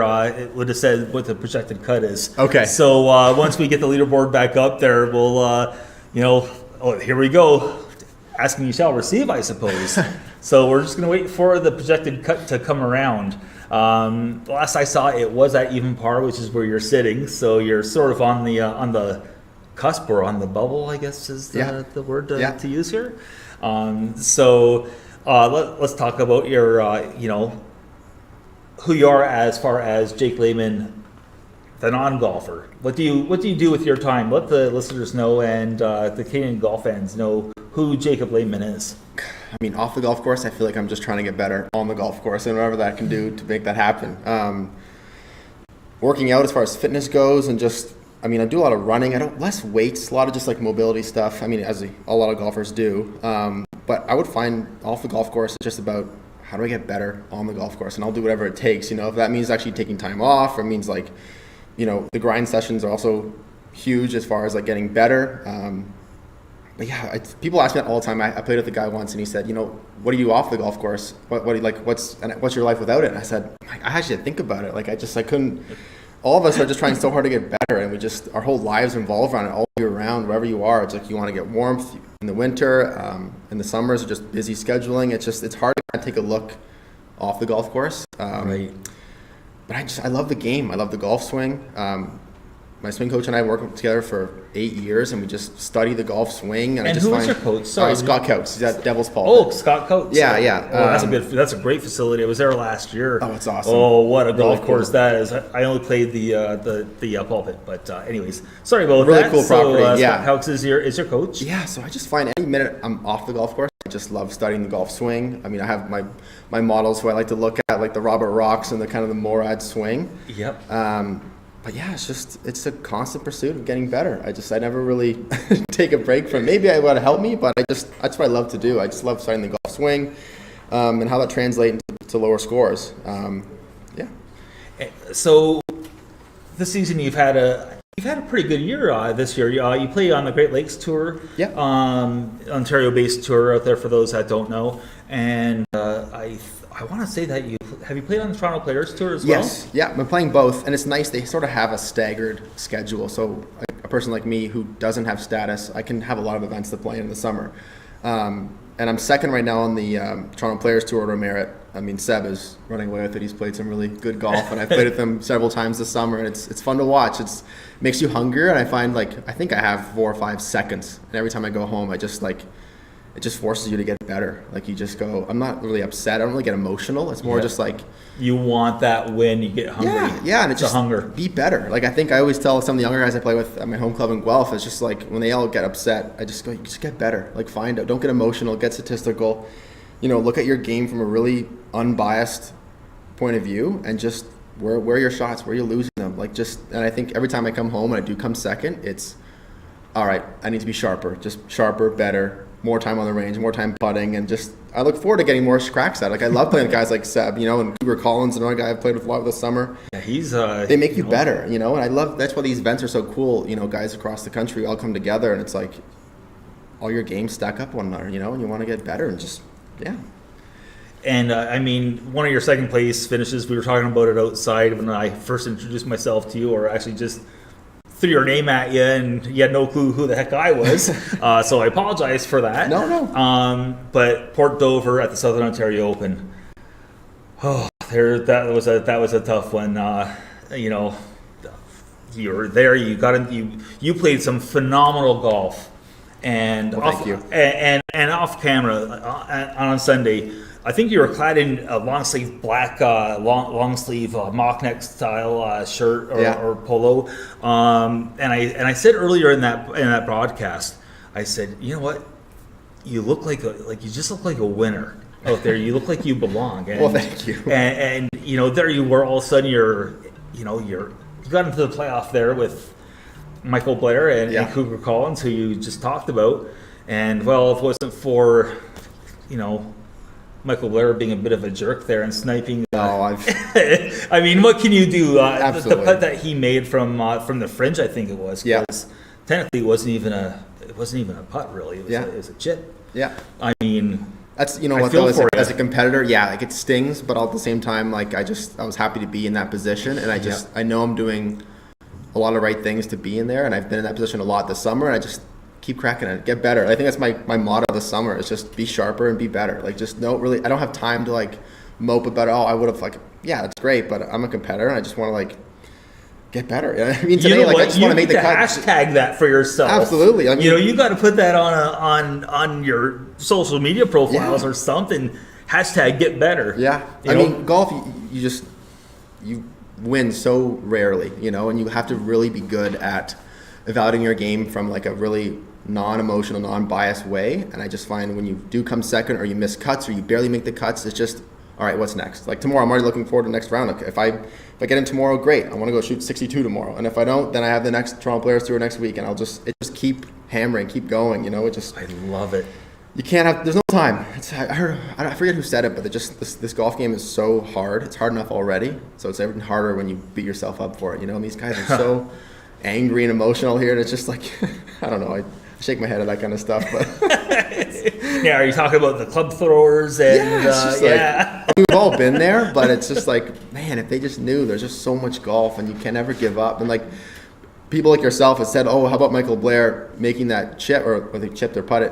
But I looked at that, like that playoff, I didn't even expect to be in it. Like I hit the pin from the driver on that tee, so that was all like icing on the cake just to be in that playoff. I mean, all of you guys hit a great shot from the tee there. Yeah. Every one of you hit the green and won, I think. Maybe Cougar was off a little bit. Yeah. On the back. So I'm saying in the regulation. Like in the regulation, yeah. I hit a drive and hit the pin, and I was like, I mean, I didn't see that. Crazy, fluke thing. But just to get into that playoff, that was such a bonus, and it felt good to be just in with I those did not guys. know that happened, actually. So you hit the pin on your drive on your 72nd hole. Yeah, and I had Jim putting his hands up in the air as I'm walking up to the green, and I was like, oh no, did it go on the road? Because there's a road right behind there. Yeah, that's and right. I was like, oh no. And then he's like, that was crazy, it hit the pin, and it was like, it sat 2 feet from the hole, and I was like, oh my gosh, but you're never out of it. You can't give up. You never know with things like that.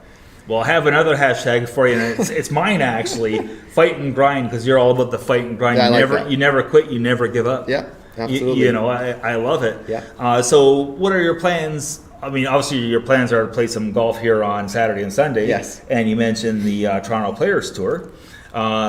What about PGA Tour Canada? Have you had much action on PGA Tour Canada? So I had to start last week at Woodington through actually the playoff, because Blair already had status. So that's right. With that playoff loss, got into that. That was the Sotheby's, right? Was that the Sotheby's? The Sotheby's, yeah, Okay. yeah, Woodington Lakes. Funny golf course. I actually enjoyed it. Like the greens were just very different from what we normally play week to week, and it definitely took me a round to get used to them. But unfortunately missed the cut there. But it was nice to get a start out there, and hopefully get back out there and some more starts before the season's over. Excellent. And we're just looking at the course right now. This is the 18th green that we're looking at. What are your thoughts on the 18th green, the pin placement, both yesterday and today? Yeah, today it's sort of like a middle back on the left side. I hit my shot 15 feet pin high left, and like it's amazing how you can be pin high here. and just have such sloped putts onto these like 15, 20 footers, you know, and like, I mean, there you go, they just miss low side. And Yeah. you have to be careful because it runs off if you miss low side a lot of these times. I never look at the leaderboard, but I pulled it up on 18 today and I was at +1 and I was like, oh no. And I've just like willed a putt on 18 here to go. Like sometimes it's weird how that happens. What was your heart rate like on that on your final hole there today? Heart rate was okay. It was like go home or like make this putt and have a weekend. Like I'm just, yeah, it's Awesome. And that's the thing that I've noticed from my vantage point right here. Yesterday I was watching them cut the hole on number 18 and I thought, oh, that's a fun placement. That looks pretty cool. I feel like the guys doing the pins are having some fun this week with some of the spots. Now, as a player, how do you feel about that out there? Yeah, it's good. I mean, it definitely, on a course like this where you have a lot of 80 to 100 yard wedges, it really makes you think. Like there are some times where I have like 85 yards stock yardage, but as soon as there's a pin on top of a slope, and I mean, I had a guy I played with 10 feet long and it kicks off the back of the green and you're going, oh my gosh, like it's cool. It makes those straightforward wedges like a lot of thought into them, you know? So I think it's great. I think this course is really fun, and when they trick it up like that, risk reward, and yeah, absolutely. I mean, you have chances to cut corners here with the dog legs, and I mean, I haven't played the golf on this course, but in my drive around on Wednesday, the one thing I noticed was that there's dog legs. You have to either hit your spots, play target golf, or you can be daring and try to cut corners and go over trees. So I mean, there's just so many ways that you can approach rounds of golf here at Victoriaville. Totally. I mean, you see the scores too, and it's hard not to want to do that when you're out there, when you're seeing guys shoot 63 and you go, it's very hard to shoot 63 if I'm hitting irons off a lot of these tees, and you want looks. But yeah, when you do cut these corners, it's like the margin for error.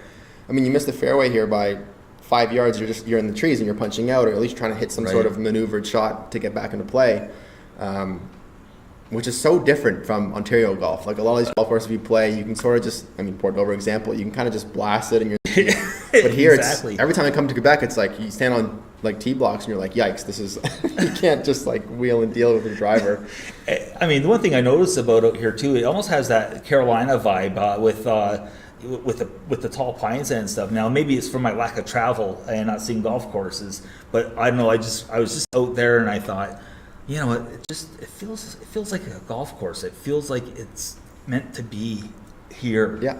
Kind of thing, and it has that Carolina, like I say, Carolina vibe. Yeah, absolutely. So, do you have any? Yes, you mentioned Scott Cowks. Do you have anyone else that you want to say hi to? No, Scott gets all the credit. He gets all the credit. He's been fantastic. We've worked together for 8 years and just totally given me, like, opened the door to this whole world that is the golf swing. And I just found, he always jokes, he tells me what he wants me to know, not what he knows. So he's very strategic at the information because he knows I'll just go off and run with it. But yeah, he's been a total transformation for my game, and just, I've found this total passion in the golf swing, and just also appreciation for guys, out here and on tour who you just see who put in the time on their golf swings, and it's a beautiful thing. Like I can't get enough of it. And you mentioned my style too. Like I just find a big mentor for me is Robert Rock. Like I just love how he dresses, and he always says to dress kind of like you don't look like a golfer. You go out for dinner and they're not going to know you're at a golf course. So I like that kind of look. That's some. You don't come here in pink pants or something. That's some sage advice right there. Exactly, that's pretty sharp. The only thing is, Robert Rock, I believe, didn't wear a visor or a hat. He has a visor occasionally. Oh, does he? If I had the hair like he did, I would not be wearing a hat either. But I have to. You'd be letting those locks flow. Yeah, absolutely. Maybe in a, but not quite like a Cam Smith.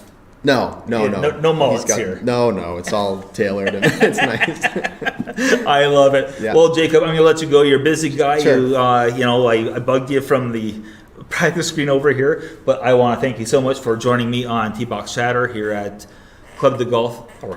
Oh my God, I just did it again. My goodness. Club de Golf Victoriaville. I was right. Well, thank you for all the stuff you guys do. This is great. It makes these events a lot of fun. I know my family really enjoys watching it back home too. Even at Port Dover, I had so many texts after like, "Oh, we were watching it. It was great." So thank you for coming out, and you and your team. It's fantastic. Awesome. Thank you so much for the kind words, and again, thank you so much for joining us. So everyone, that was my special guest, Jacob Lehman. So until we come back to you, take care, stay safe, and we'll see you on the next tee.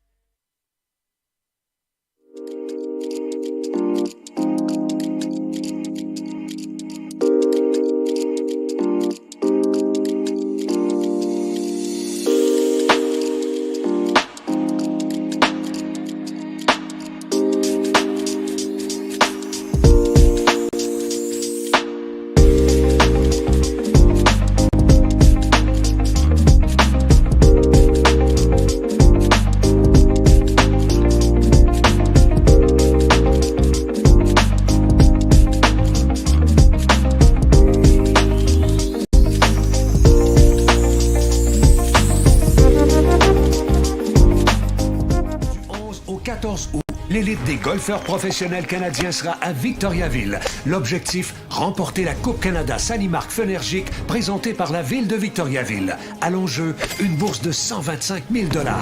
Qui succédera à Blair Bursey, champion de l'an dernier? Voyez ces golfeurs de haut niveau. Certains aspirent à la PGA, d'autres en font déjà partie. Du 11 au 14 août, la Coupe Canada Sani-Marc Fenergic au club de golf Victoriaville. Admission gratuite.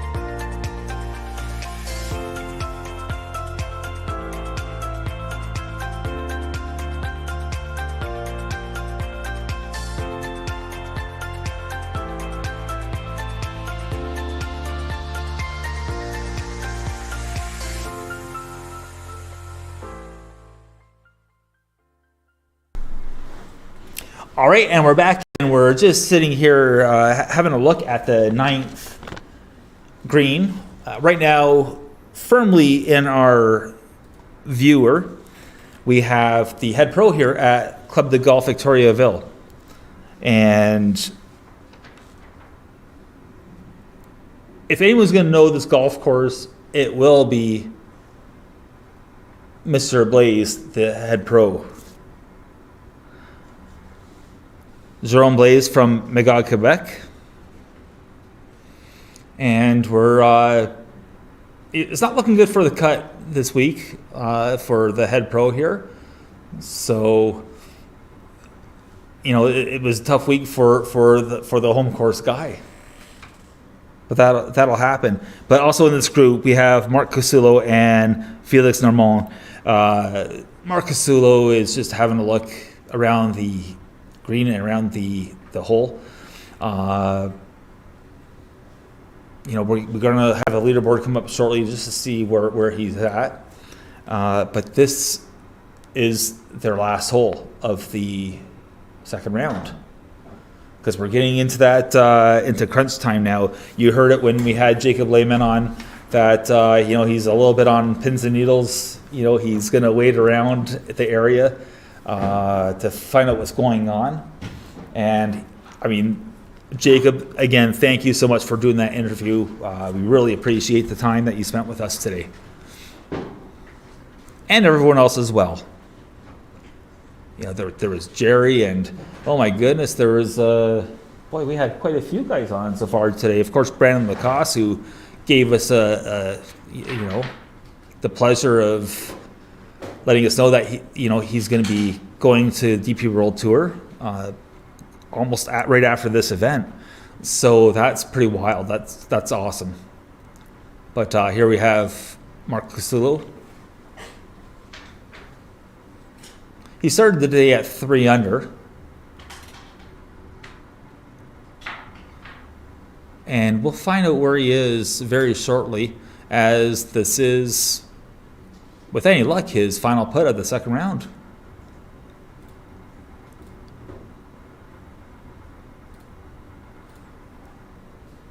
So this one's going to be a tricky little putt. It's going to be quartering against the green.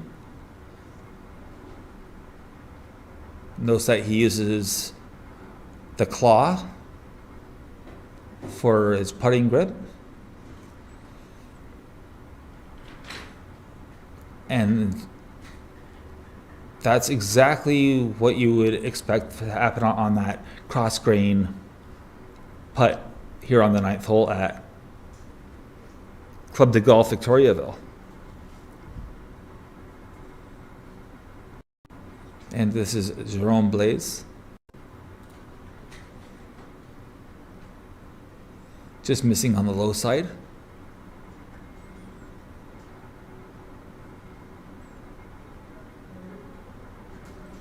So, with any luck, maybe we can get the head pro on from this golf course to tell us a little bit more about Club de Golf Victoriaville.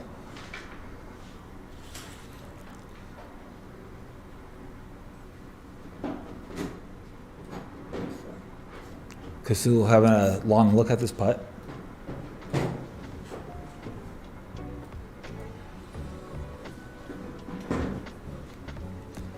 And folks, this is no easy putt coming back this way. He's probably looking half a cup outside the left edge.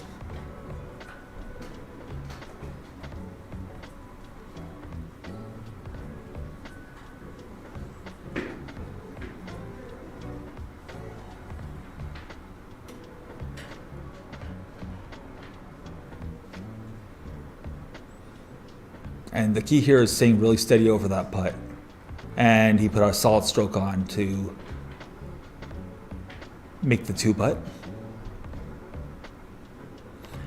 And this is Felix Normand from Saint-Mathieu de Belay.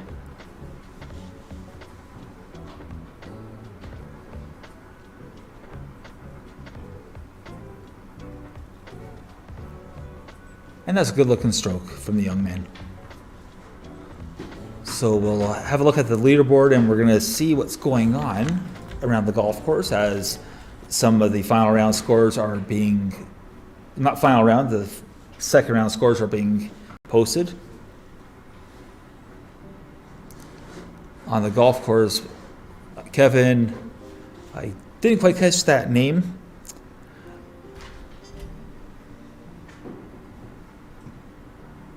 And there's Brandon Lacoste. Nathu's having a nice tournament as well. Eddie Monder's through. David Lee Sheeman is through as well. Kusulu through 15 was 500, so unless something dramatic happened, he'll be through. There's Lee Curry sitting at 400.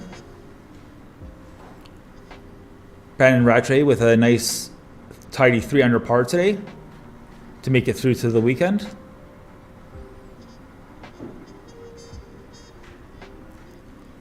Tristan Reynaud, 200 through 13.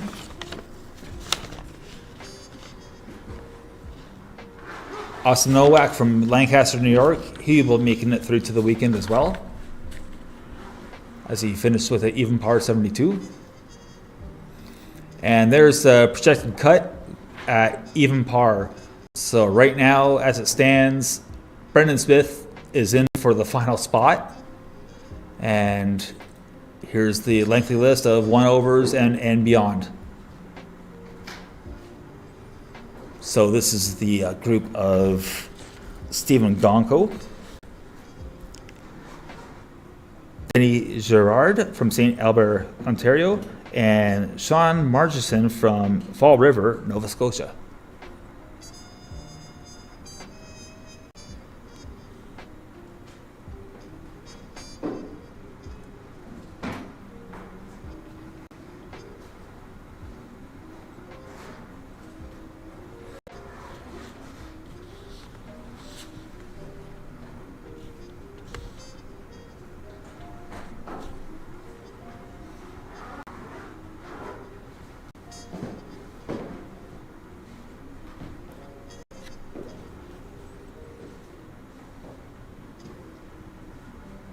Gonko studying this putt here on the first green at Club de Golf Victoriaville.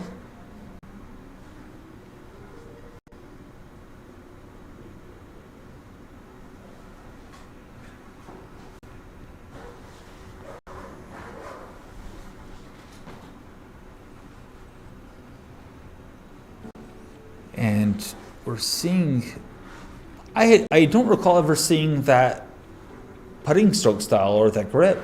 It's almost like holding a hockey stick, but it works for him because he just made a very solid putt.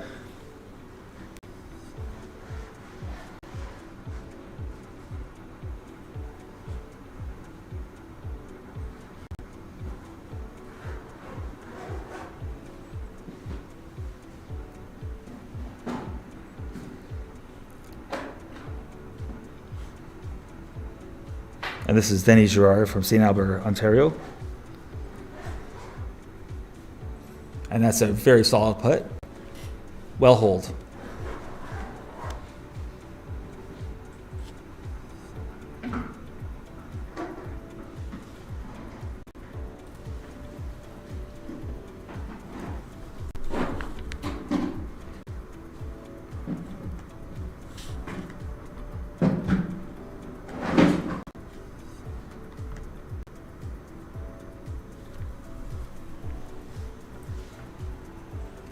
And we're just waiting for Sean Margison from Fall River, Nova Scotia here to make his putt.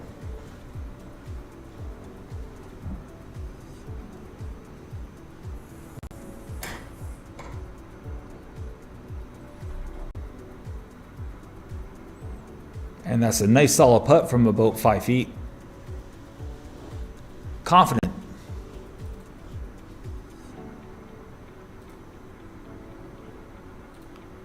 And now we're looking at the par 4 10th green.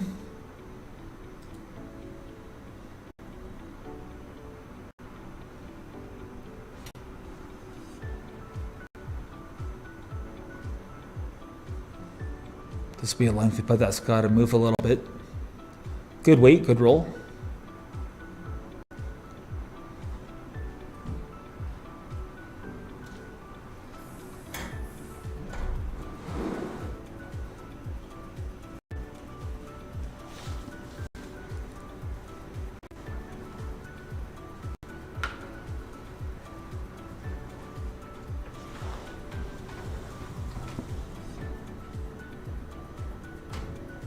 That was a solid putt from about 10 feet.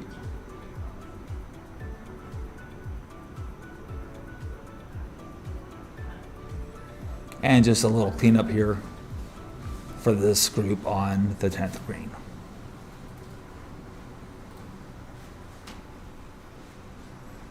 And here we have the group of Brandon Says, Zach Sadinsky, and Guillaume Belanger.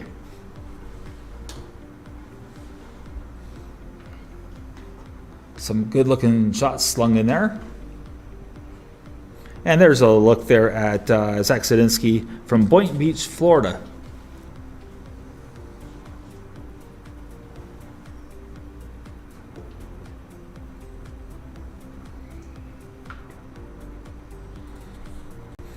And that was Guillaume Belanger, who looks like he might have just hit a bunker shot that we didn't quite catch.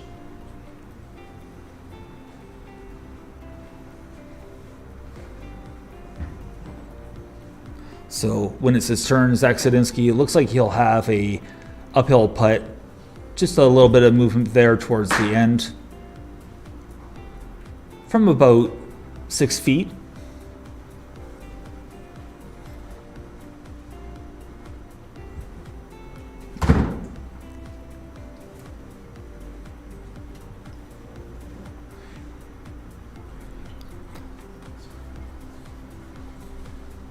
As Guillaume Belanger has just marked his golf ball, and looks like Brandon Says is away.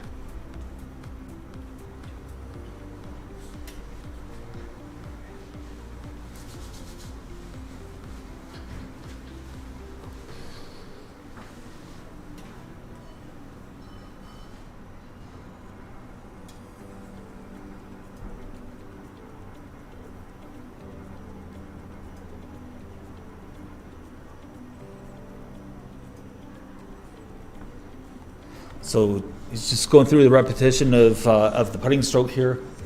Key here with any putt, but it's more noticeable on a short putt, is keeping that head stable.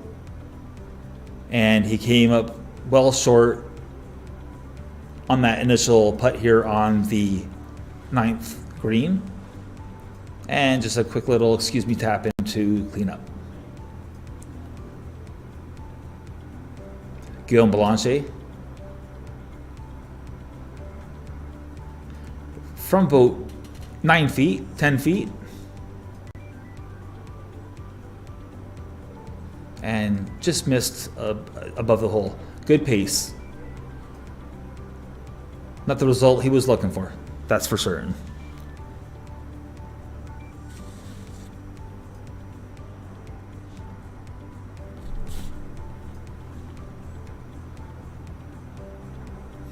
And Zach Sadinsky, who with Saves both came in to today's round at even par. So for either one to make the weekend, they're going to have to at least equal that effort from yesterday. And that's a nice putt by Sadinsky.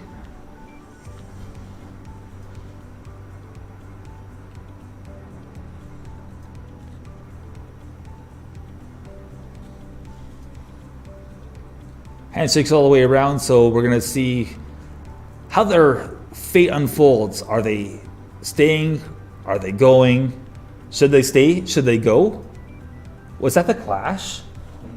It was the clash. Again, my crack research team here is unbelievable. They're razor sharp here at Golf Zoogle. I'm fortunate and blessed to be a part of this team this week as we have Andrew Zimenez, Just missed his putt. And Andrew from Markham, Ontario came into today's round posting a 72. So he had to do a little bit of work to get into the weekend.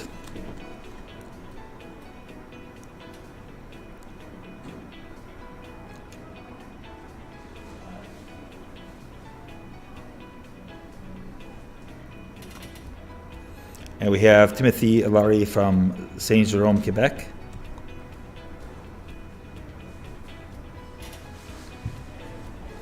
And Jean-Sébastien Berube from Châteauguay, Quebec, yet to make the putts here on this first green.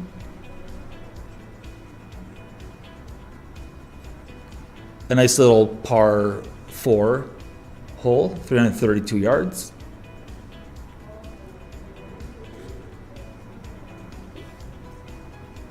This effort from about 12 feet.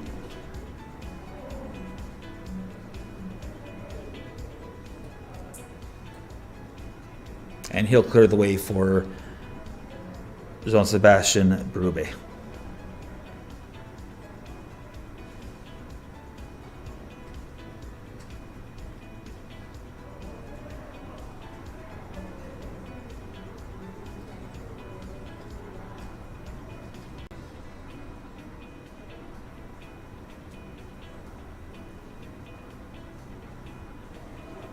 And that was a solid stroke with the claw grip or paintbrush grip. There's so many ways to hold on to a putter, and that's just one of the many ways. The paintbrush stroke will give you a little more stability. In particular, your bottom hand, it sort of kind of pumps towards the target. If you're listening in right now and you're struggling on the greens, just picture or envision shaking hands with a target or with the hole on your stroke. Make sure you follow through and don't decel at impact. But now we're on the 18th green. And we have the group of Trevor Yu,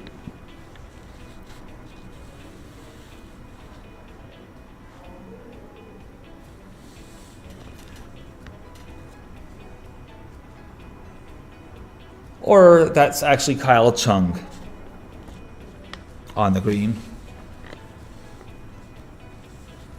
with Sebastian Baudry and Thomas Fontenelle.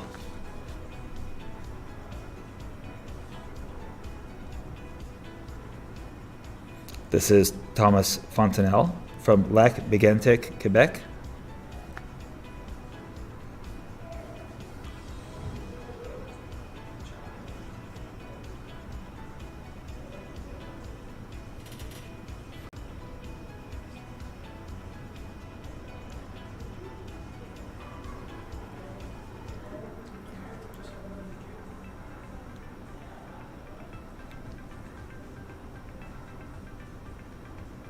And we're just waiting to see who's up first. And it looks like it will be Sebastian Baudry.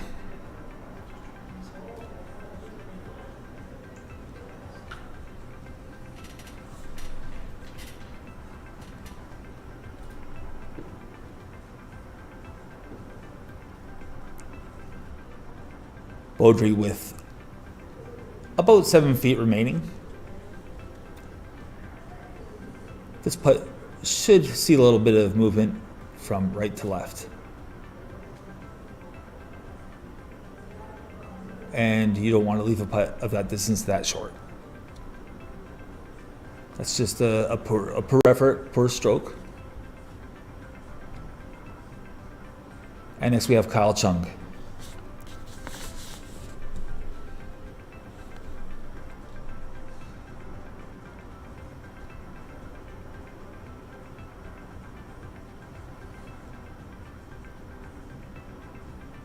And that was confidently holed. As the day comes to a conclusion.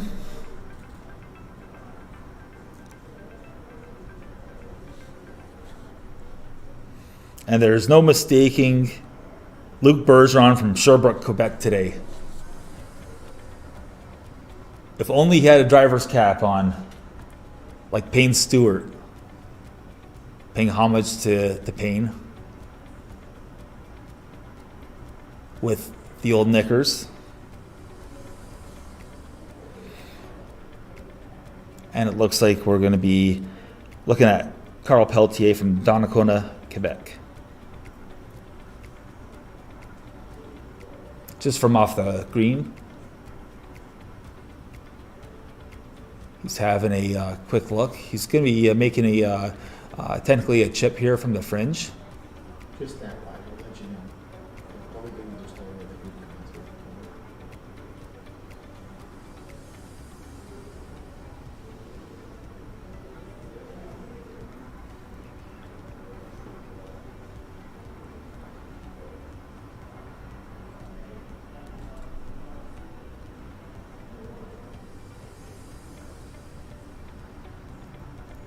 Pelletier, the diminutive lefty from Donnacona in the province of Quebec, or La Belle Province. And he gave that one a little too much respect.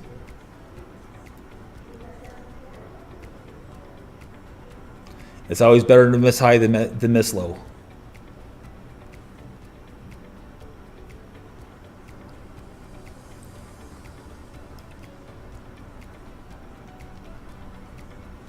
And we have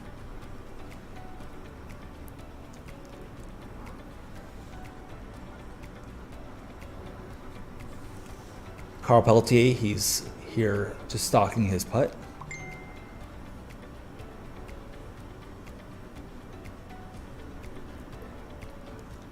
And this is going to be a tricky one. This is right from the back of the green. There's a tremendous slope.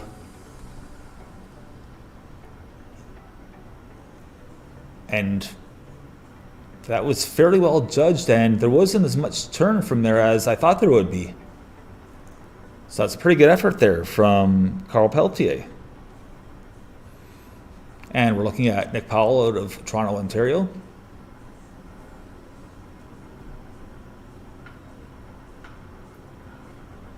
His caddy works out of Scarborough Golf and Country Club in Scarborough, Ontario.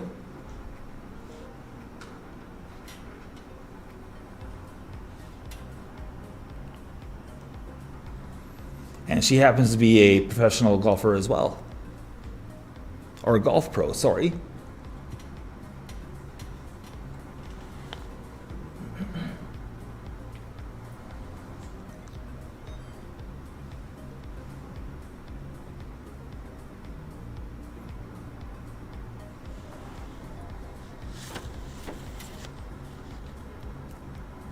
And there's about 18 feet for this putt. And that was a good stroke by Nick Powell. And he's going to just finish that up.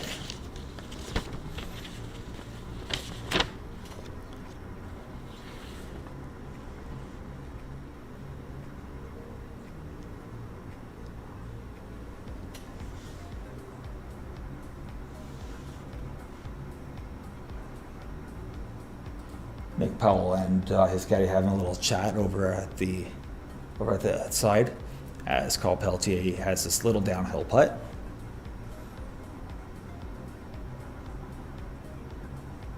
Good solid stroke.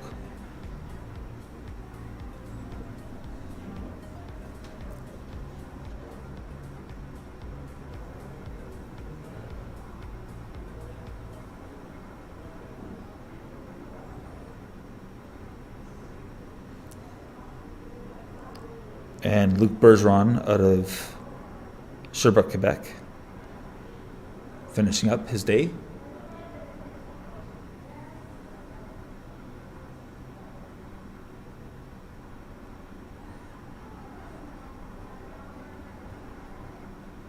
It's always great to see smiles of the golfers coming off the golf course.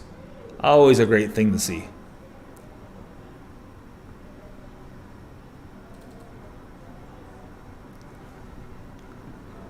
And we're going to just step away from the mic for a few minutes as we have a slight break in the action. We'll be right back.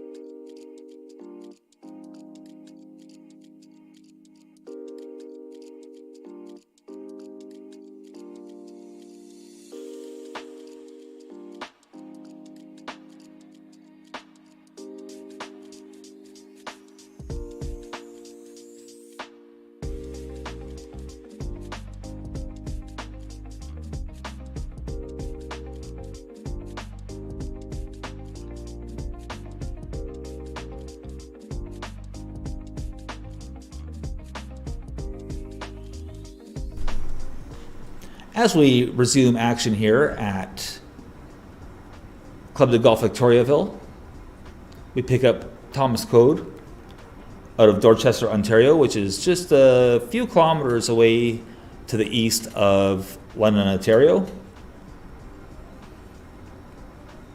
And that is a result, much like yesterday, that we saw all day, where you have to get to the hole.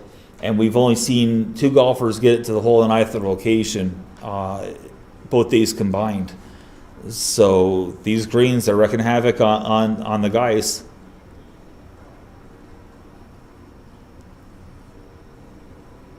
On all the players. And this is Joey Fraser. Joey Fraser's out of Dorval, Quebec.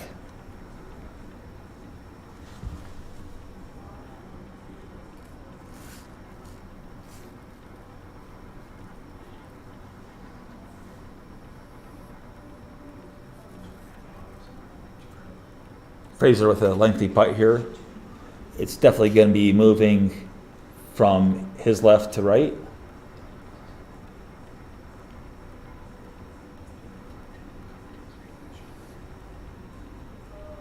And that's been the problem here all week.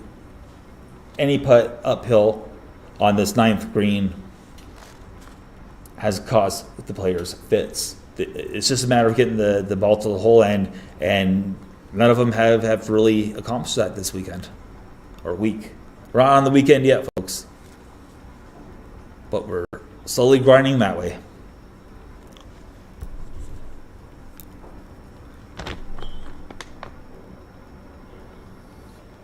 And there's a little bit left to do there for Serge Breton from Victoriaville, Quebec.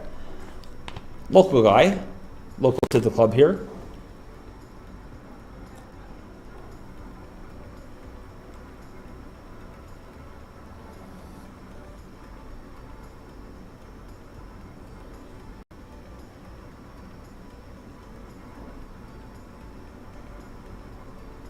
And Thomas Code.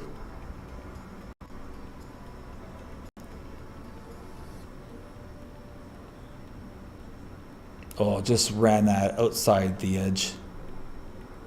And he'll just clean up.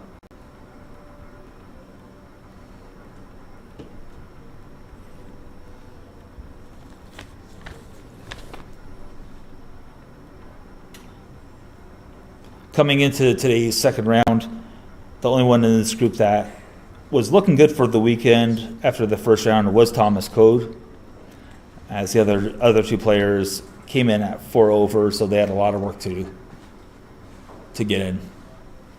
Handshakes all the way around.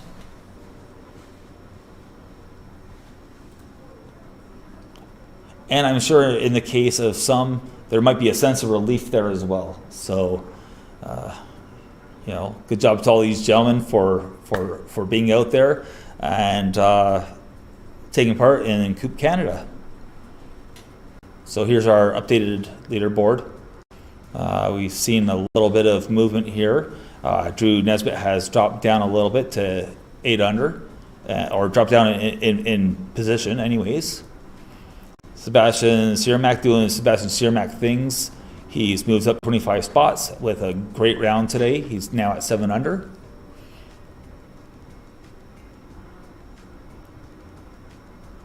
We see more movement here as David Lee Sheeman has climbed up the leaderboard a little bit.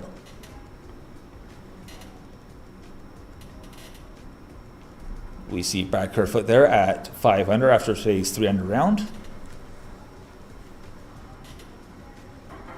Riley Goss from North York, Ontario with a 4 under today to get him to 3 under end of the weekend.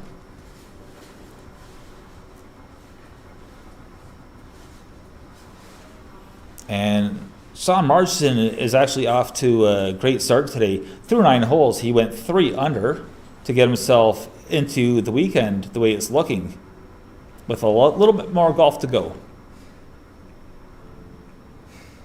Francis Roulier is clinging on. He might be the top amateur in the field at the moment. And there's Zach Sadinsky, who just came in. He is at the potential cut or projected cut, which is even par, and there's the rest of the players who haven't made the cut.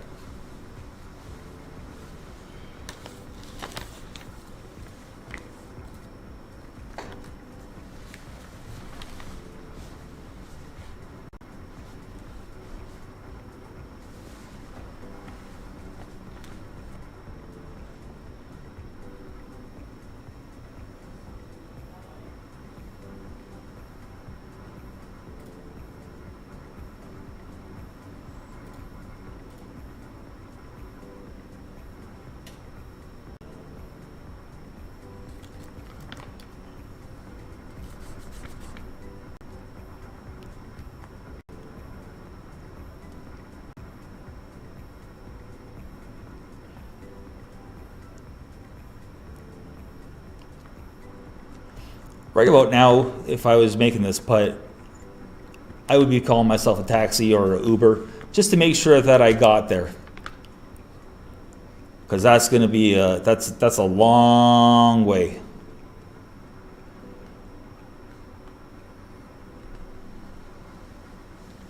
Long uphill putt. Pretty low probability of making this putt, but he took a good run at it. He got the ball to the hole.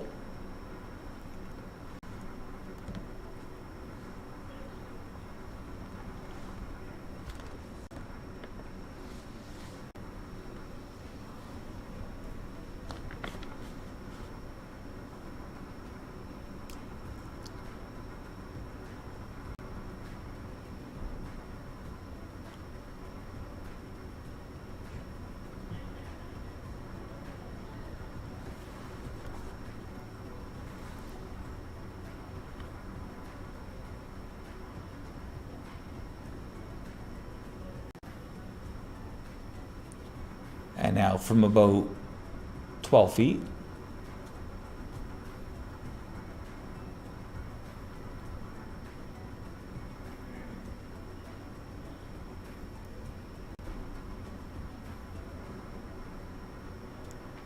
And that was a tough miss there.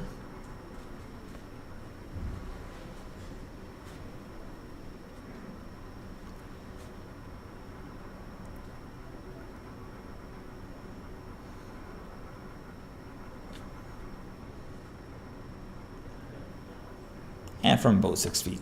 And that's a well-holed putt.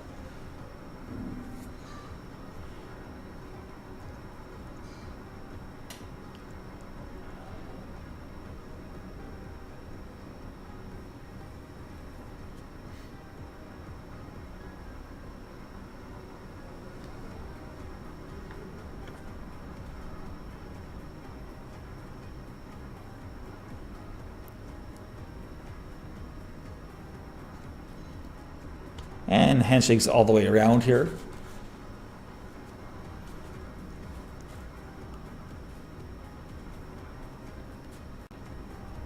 Hopefully some of these guys are off to the weekend. As we have a look at the updated leaderboard.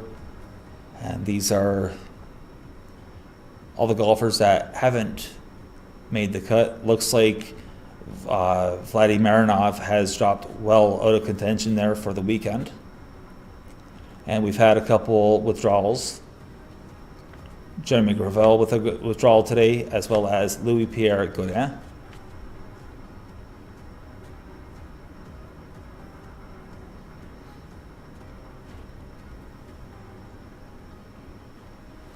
And as we look at the top of the leaderboard, Kevin Fortin-Simard is at 10 under par to join Jake Scott as the only two golfers, double-digit figures under par. Etienne Papineau at 8 under par. Jason Thresher sitting there at 7 under. Drew Nesbitt, 8 under. And it looks like Freddie D'Angelo has gotten one back, as he's now at 6 under. And there's Mark Casulo, who is 2 under so far on the day, or actually scored a 2 under, and he's on to the weekend at 5 under. I saw Daniel Kim's name there. There's Blair Hamilton. Haven't really talked much about him today. Brandon Rattray. Brendan says is on to the weekend. And there's Chase Komoromi from London, Ontario at 3 under. Derek Gillespie put together a nice little round today.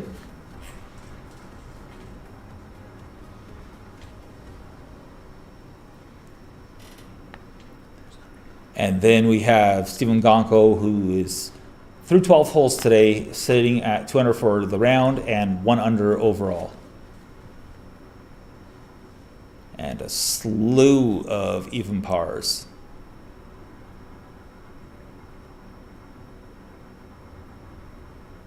Carl Pelletier just missing the cut. Michael Almonte just missing the cut. Ryan Neal and Simon Severia are both out on the golf course still as we speak. So they're on the bubble. They're going to have to play some birdie golf here over the next couple holes to give themselves a chance.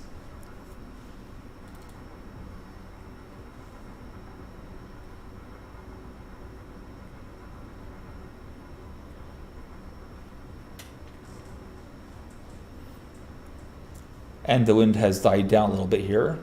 There's not much of a breeze anymore, the way it looks. Although we have some ominous dark clouds looming over the golf course in about 5-10 minutes. It looks like it's coming this way. So we'll see what happens with that. Don't know if there's any rain forecasted, but it does look dark.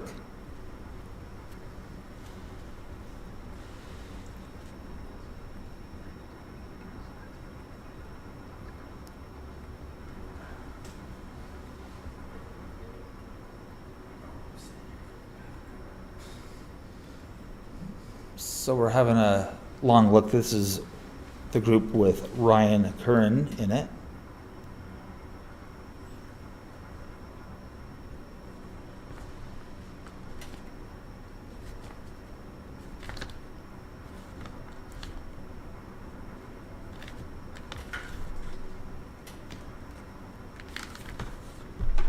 He's joined by Gabriel Bernard of Granby, Quebec, and Louis-Pierre Godin of Trois-Rivières.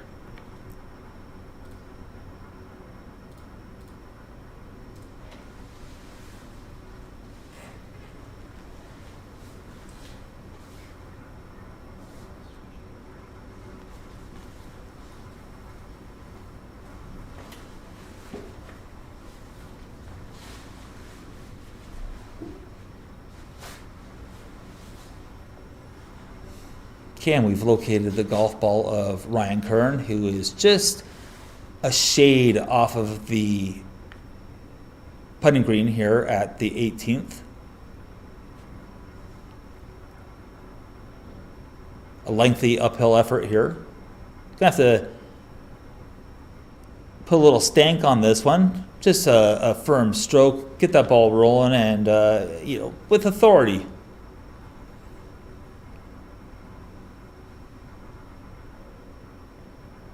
And that's not going to get to the hole.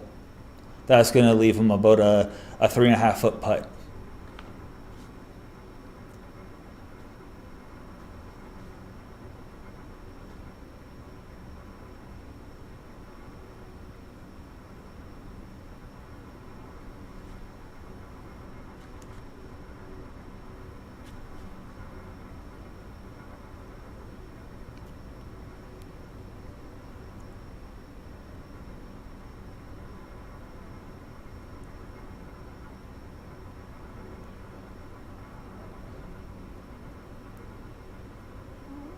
Oh, that was a well-judged putt. Just a wry chuckle to himself about that effort. He thought it was a good putt. He thought it was going to be going in, but it was not meant to be.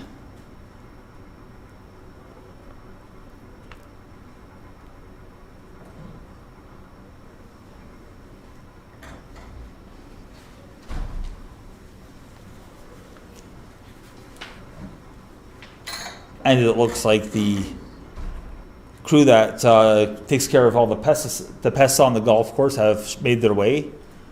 They've reported to work here a little bit late compared to yesterday, and we're talking about the Seagulls that are at this golf course. I must say that the Ravens here are pretty massive too, but in the meantime, we have Ryan Curran about to make a 4-foot putt. And that was well holed. That was a good looking stroke.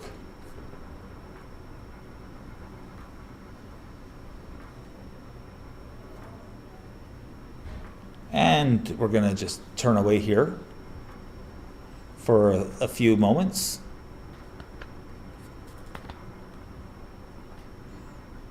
As we head over to the 9th green.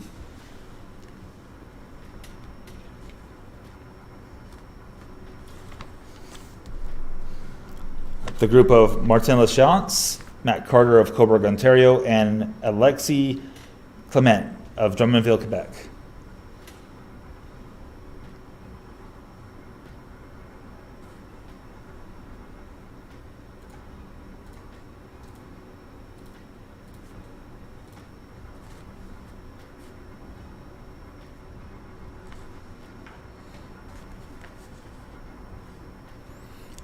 Alexis Clement of Drummondville, Quebec was the only player coming into today's round that was in red figures and inside of the cut line, as Matt Carter and Martin Lachance had a lot of work to do to just get back to even par.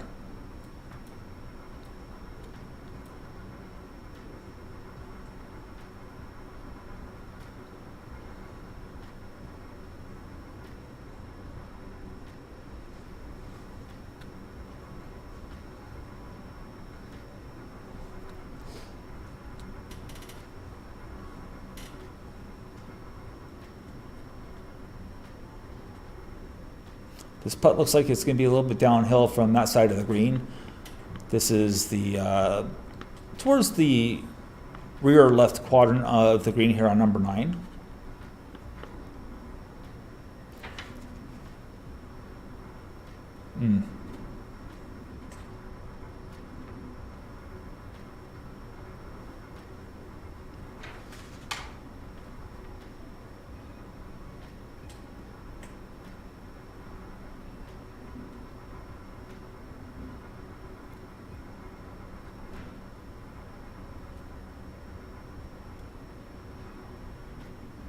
And I believe that's Matt Carter that is about to make his putt here on the 9th green.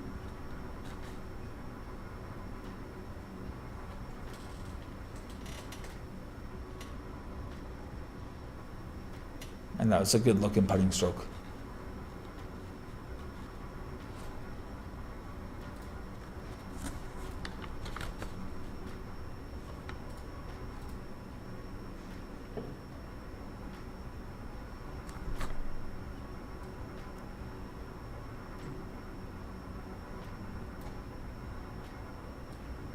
So we'll see how the scores shape up here. Again, Alexis Clement was the one that was looking at the best opportunity of making the cut for the weekend as we scroll through.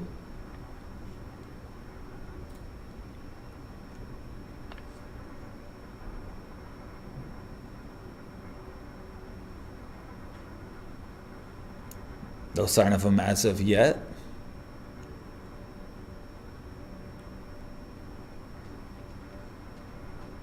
Mark Hurtubise will be making his way to the weekend, as will Marc-Olivier Ploss.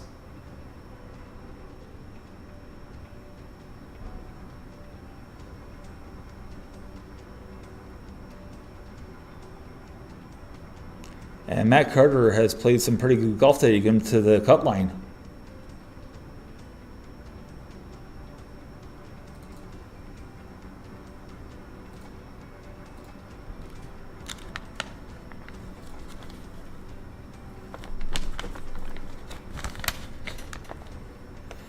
As we have a look at the 18th hole with Ben Milo Munier, Chris Callahoo, and Marc-Antoine Sanficone. This entire group had plenty of work to take care of today, as they were 6 and 7 over respectively coming into today's round. So it looks like they will be headed home after these final putts.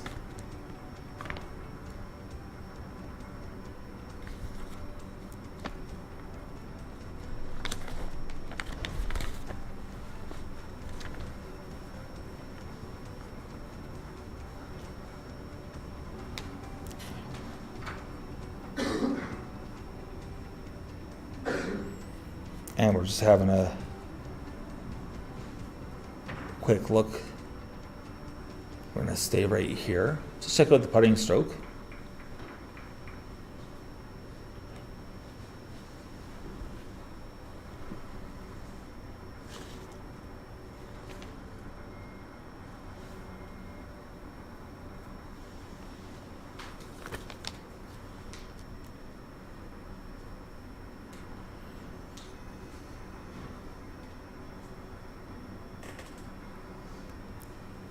And now from 10 feet away.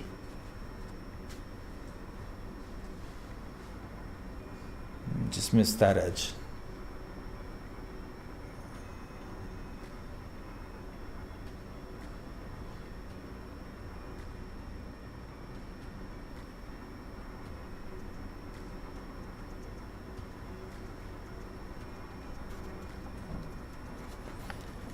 So it's safe to say that this group didn't have their best stuff this week.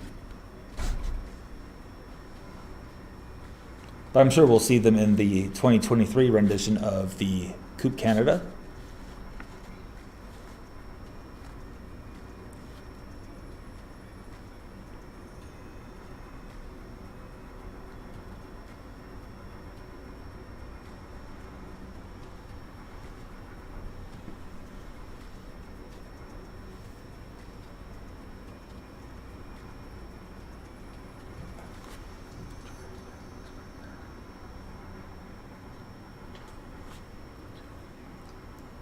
As the group wraps up the action and their weekend here at Club de Golf Victoriaville, as we head over to the 9th green, where we pick up Drew Nesbitt, Raul Menard, and Vladimir Marinov.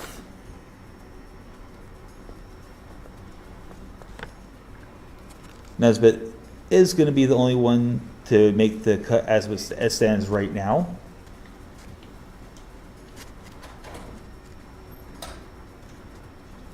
And my apologies, Raul Menard may be there as well, as he came in with an even par. So he would have had to shoot anything even or better today to make the cut. If there's a 73 out there for him, he's going home. All the way back to Ange Gardien, Quebec, which is a little bit closer than Bulgaria, which is where Vladimir Marinov is from. And this is Menard with a long uphill putt here on number 9. He was walking as soon as he struck it, knowing it's going to be short. And he has plenty of work to do. So, in the event, not to speculate, but in the event that he's sitting at even par right now, that could be, that's a huge putt, and that's a total understatement.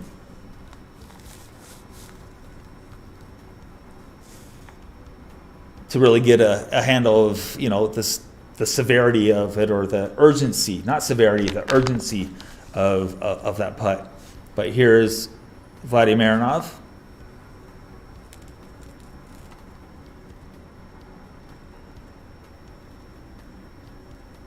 Vlad with a uphill putt.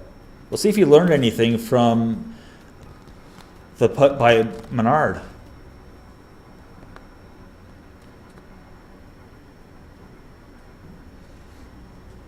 And he too left it well short.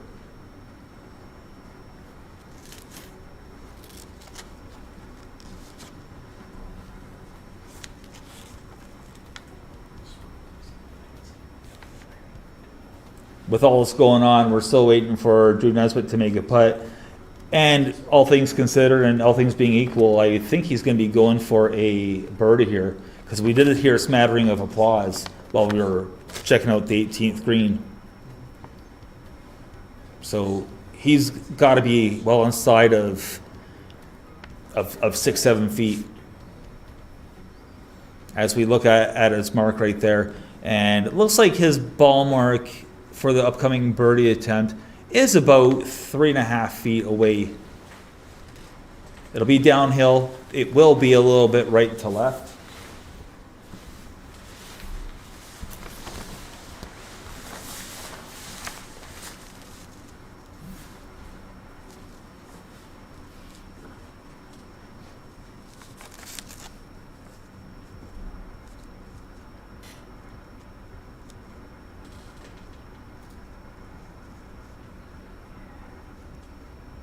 And we have Drew Nesbitt, who's definitely on his way to the weekend.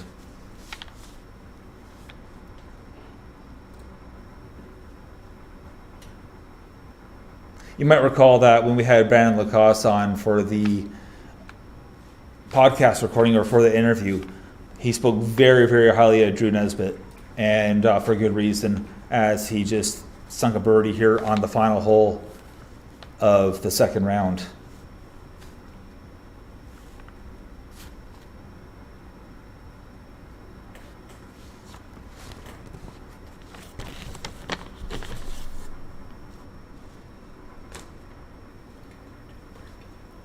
And we're going to take a short break, and we'll be right back momentarily, or in a few minutes.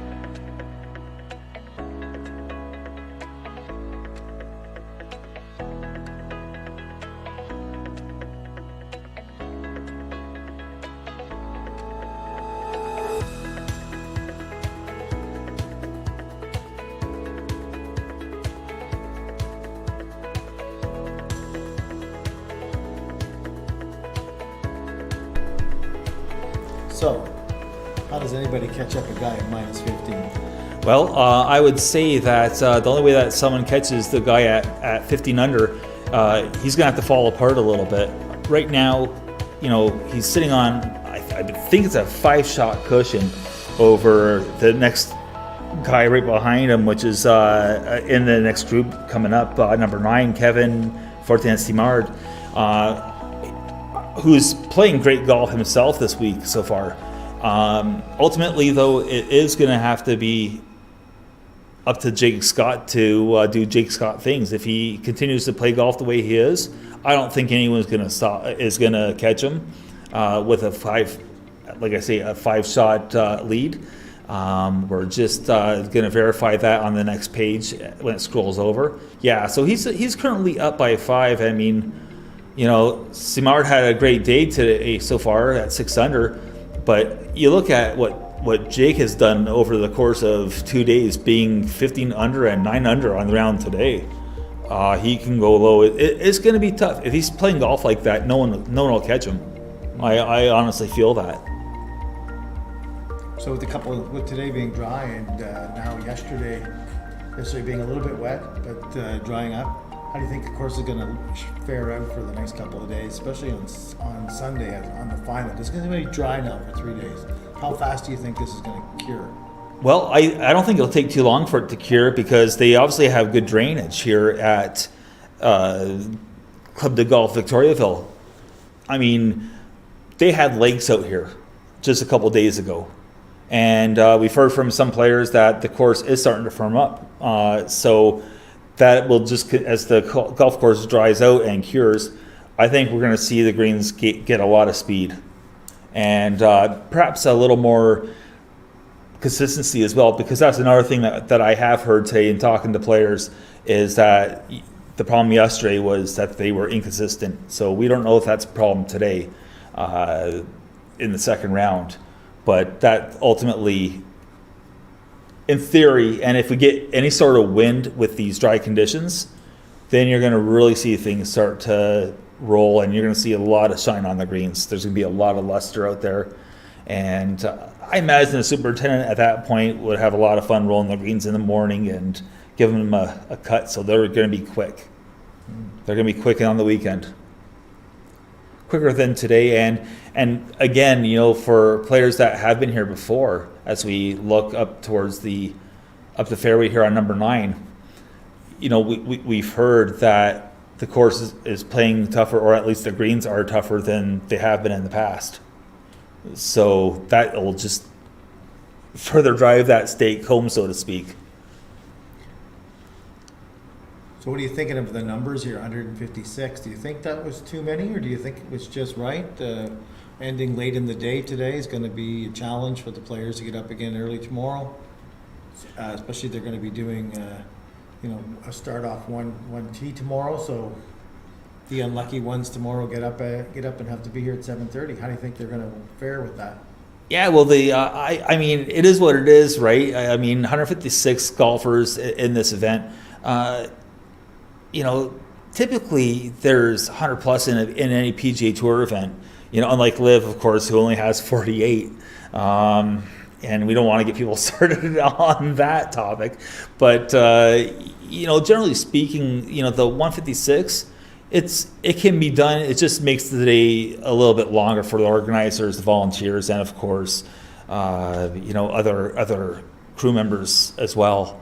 But it's definitely not out of reason or out of the ordinary, that number of golfers.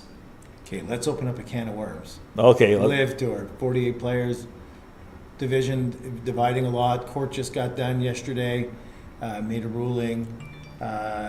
What do you think of what's happening with all that? Have you been keeping a finger on the pulse on that? To an extent, I have, because it is relevant to the golf industry right now, or golf fans, or just the whole game of golf, because it's involving so many people and so many moving things.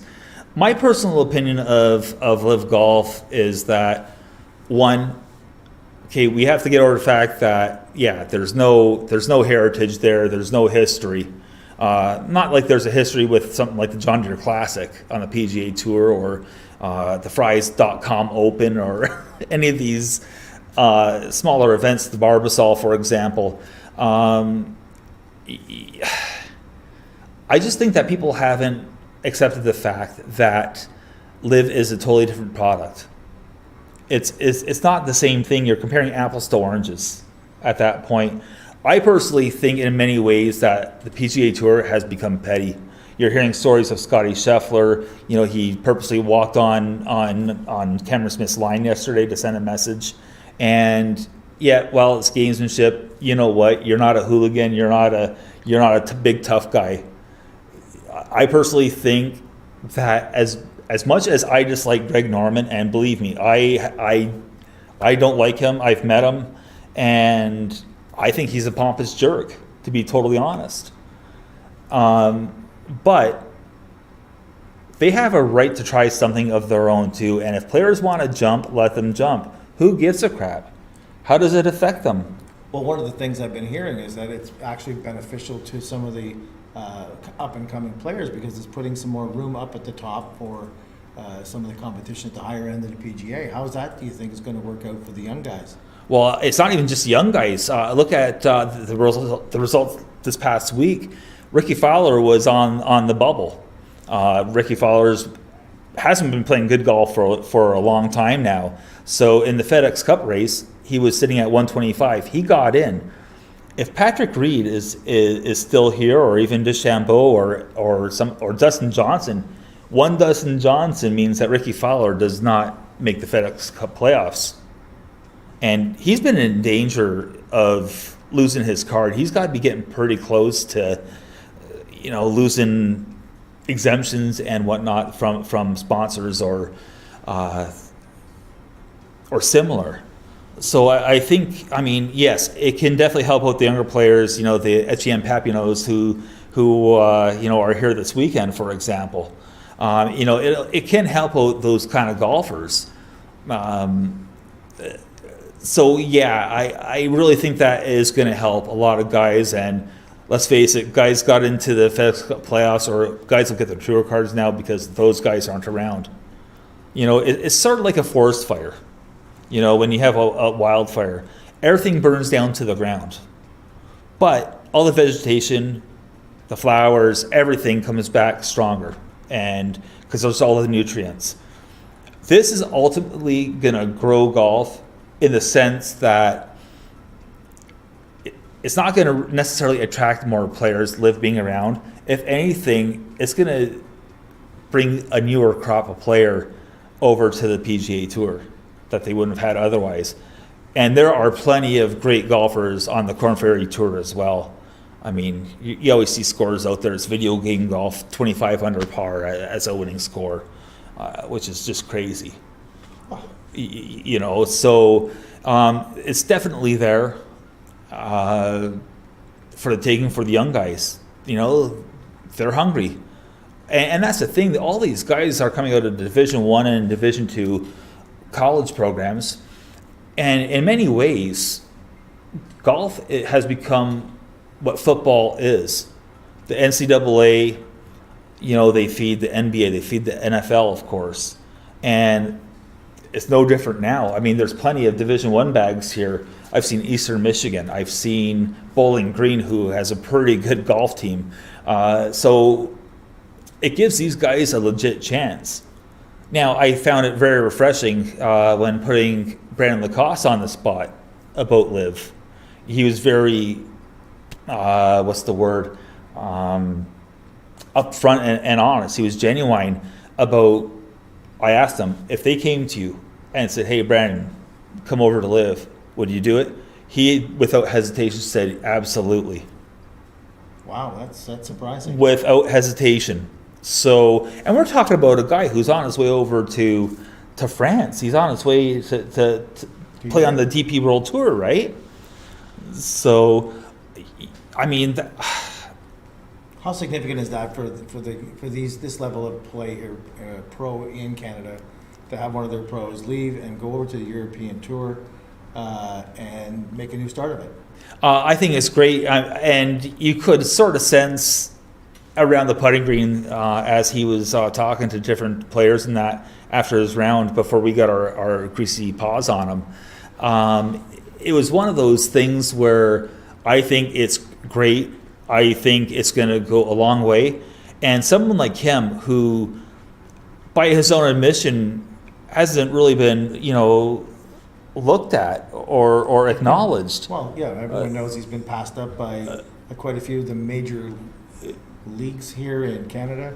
I want to mention them. I don't know if we should open up. No, we're we got to stay professional here. I would say, or relatively professional, or ethical. I guess is the right word. Yeah. But yeah, I mean, I'll be honest. I never knew there was a Brandon Lacoste until Port Dover at the Southern Ontario Open. I had no clue, but I think it's great. And as his name gets out there more, we already have, I think Svensson is over there on the European Tour. And just seeing more and more Canadians pop out, it's great. So yeah, I forgot to introduce myself when I came on. I'm Dennis Conde. I'm the CEO of Golf Zoogle. I came up, I'm one of the two of the persons who came up with the brainiac idea to go out and wire up a golf course and start showing pro golf here in Canada and amateur in some cases. We looked at a lot of the opportunities, and one of the things that I found that this industry, the golf industry within Canada, is obscure. Myself, I didn't know about Canada Cup 3 years ago. I never heard of it. Exactly, and you're one of the golf aficionados here in Canada with a great following online. Over 100,000 people follow you guys. And if you don't know it, and your people don't know it, what's happened to the league, and the leadership here has changed a lot. I find the leadership of most of the golf courses now is in their 40 to 50s, not in the 70s and 80s anymore. Technology seems to be a lot more accepted, and this is why we're here, because we've been accepted within the community. Especially, Golf Canada is our second year here. We're very proud of that. Last year was our infancy. Last year was our beta testing. This year, we're sorting out the bugs and bringing you as much golf as we possibly can. With some technological advances over next year, we're going to have little things like facial recognition on the players that are on, and you're going to see their name across the bottom of the screen. You're going to see a lot more holes being done because we're looking at some newer technology that's busting out of the U.S. From the U.S. military. It's military-grade technology, so we're going to be able to penetrate these trees. We have to go to the military technology to penetrate the trees of most of these golf courses. As most people don't know, Wi-Fi outside playing with trees does not work well. And from one minute, every time the sun changes, the wind changes, a cloud goes over, the technology suffers. I'm sure today you've seen some lag. Everyone has seen a little bit of lag. That's because we're using the best technology available today. We're hoping that next year we'll bring the best technology available then, and we're going to improve. And we're going to stay true to this, and we've given it 5 years to develop, to grow, to learn, and to coordinate. And we're having some pushback from a couple of the bigger organizations in golf mentioned earlier that they don't want to get involved in us. They have deals with other people that do this kind of stuff, but they've never had a program in years. No one has gone in and recorded their golf, even 2 or 3 holes in years. But they have these deals that they've signed that are archaic in my mindset, with archaic organizations who don't use the modern technology, who don't push the limits, who need $1 million a day to run their operation. We don't need that much money. And I find that actually like very astounding and crazy that they've reached these deals, and I mean I've hardly seen any coverage of any live events for golf. I don't know if there's any benefit because I think the organizers have pretty much felt that they've maxed out their advertising. They've maxed out the money that they can make, so why be bothered with another new thing? And that newfangled internet thing is still quite confusing to some of the people in the hierarchy of golf. That is very true. It's surprising to see some of them even. I wouldn't be surprised if some of them still have a flip phone. That's how backwards I find some of the leadership in some of the courses. But now let's give a shout out, a positive, which is, Golf Quebec has been very welcoming to us. This is our second event with them. We're hoping that they're going to invite us back to do at least 4 or 5 events next year here in Quebec. We're looking to connect with others also. So if you have a golf organization and you want to get your tournaments televised on YouTube live for free to everyone around, give us a call. We're very happy to speak with anybody. Our one condition is you got to have between 60 to 70 players on your course for the tournament, and it's got to last at least 2 days. So that's our only requirement. Then give us a call. We'll talk about how we can do that. I mean, I would love to see Golf Zoogle, have an arrangement or a relationship with the LPGA, in particular the Epson Tour, because everyone knows about the Corn Ferry Tour, but a lot of people don't know or recognize the Epson Tour, which used to be the Symetra, which is their feeding ground. Yeah. And so much more could be done to expose women's golf and their game, because quite frankly, they don't get nearly the exposure or credit that they so rightfully deserve. Well, that's great. Thanks for putting that bug in our ear. We will we'll reach out to the LPGA in the coming months and see if they have some opening or some idea or some welcoming moments where we can maybe come out and televise some of their tournaments and maybe give some of the ladies some of the exposure they need for their advertisers, for their family, for their friends, and get some notoriety. We don't want to be famous in golf, but it's nice for people to know who we are. Very nice. Do you have any more thoughts on? I think that's about it for me. I came on impromptu. Excuse the you just sort of kind of jumped in there. I liked it. You're a go-getter. I mean, we obviously know that with your business savvy. Well, thanks a lot. I'm looking forward to the next 2 days to see some of the best golfers. Now we're going down tomorrow to, I guess, around 70 players, and I'm really looking forward to this. We've set up a few extra cameras. We're going to try and bring a better production tomorrow because we're going to have a smaller field, so we're going to be able to concentrate on some people better. And because 156 people, that's a lot of people to make sure everybody gets on the screen for a couple of minutes every day. And I mean, it's like a beehive of activity, with the crossover tee times, or Yes. double crossover. Double crossover. Just to facilitate and expedite this tournament. That'll be a lot of fun. 70 golfers. It's going to be a good weekend. I'm looking forward to seeing what I've heard so much about, and that's the galleries here. Yeah. Well, I look forward to. I guess they're predicting that on Saturday and Sunday should be over 1,000 people on Saturday, and they're predicting 1,500 to 2,000 spectators here on Sunday. So wow, that's crazy. We've never had a crowd that big, so we're not even sure if we're going to be able to, get around the golf course ourselves as freely as we've done in the last 2 days. But we are working on it. I mean, in a way, it's sort of a good problem to have because it means that the tournament is obviously very healthy. It is. This is probably one of the healthiest. As I got to know the players, this is our 8th event this summer that we've done. And as we get to know the players and we get to know, they comment more, they were more open and free with us. They were all looking forward to this event. This is one of the premier events. Where else can you come in and get a purse as big as a PGA event? That's right. In a private course. That's right. In a private tournament. Like, wow.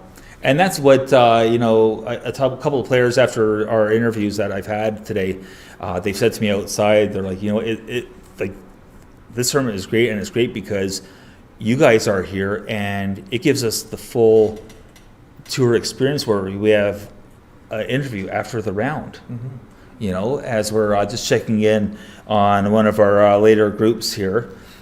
We have the group with Freddie D'Angelo, Pierre Alexandre Bedard, and Troy Ballmer. Every one of those players were in the red figures coming into today's round.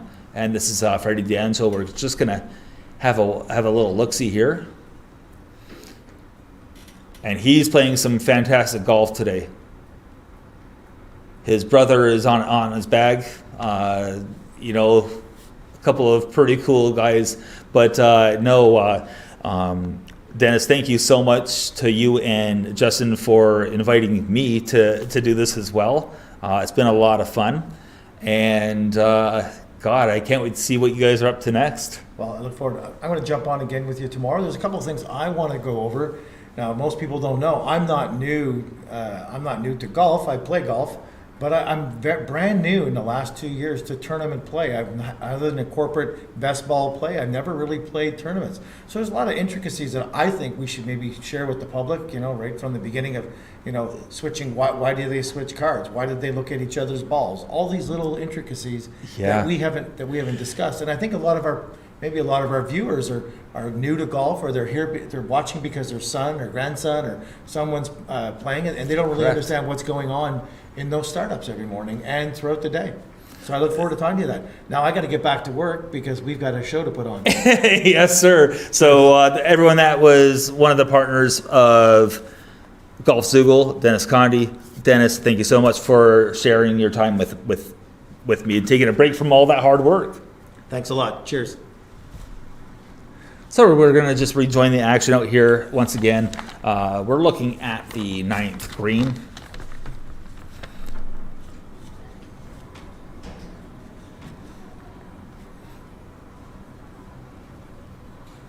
And I believe that was Troy Bulmer that was just finishing things up there, as we have a quick look at Pierre-Alexandre Bedard. Bulmer is from Vernon, BC, and we've had two players that reside in Vernon, BC.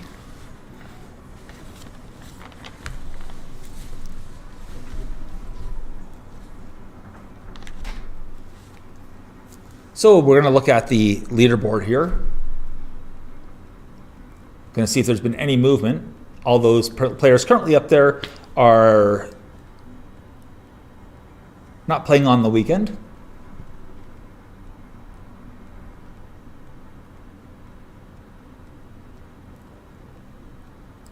Some tough scores there today.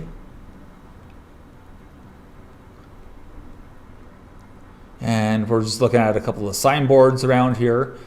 This is just to the right of the green at the 9th hole. And we're going to continue to look at the leaderboard.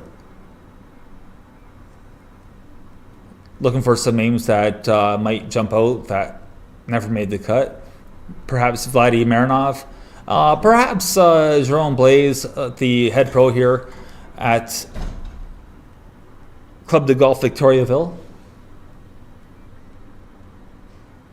Ian Searle's not making the cut this week. He's on his way back home to Ancaster, the Hamilton area. Go Ticats.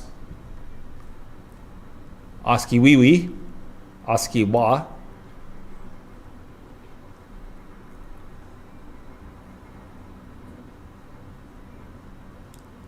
And we have, as mentioned, a couple withdrawals and then the disqualification. But top of the leaderboard is exciting. We have Jake Scott. We have Kevin Simard, who is now just 2 strokes behind our leader.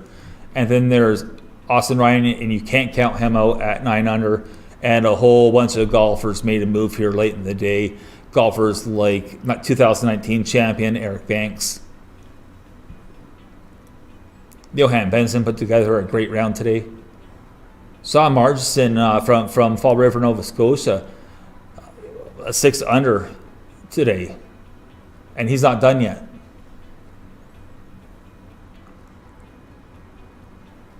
You see Derek Gillespie there. Brendan Sayes, Blair Hamilton at 4 under. He's on to the weekend. Marc-Andre Champagne. Kyle Chung with a 71 to get to 1 under, get to the red numbers. And currently the last man in is Zach Sadinsky at even par. With some golfers in that 1 over area that are still on the golf course.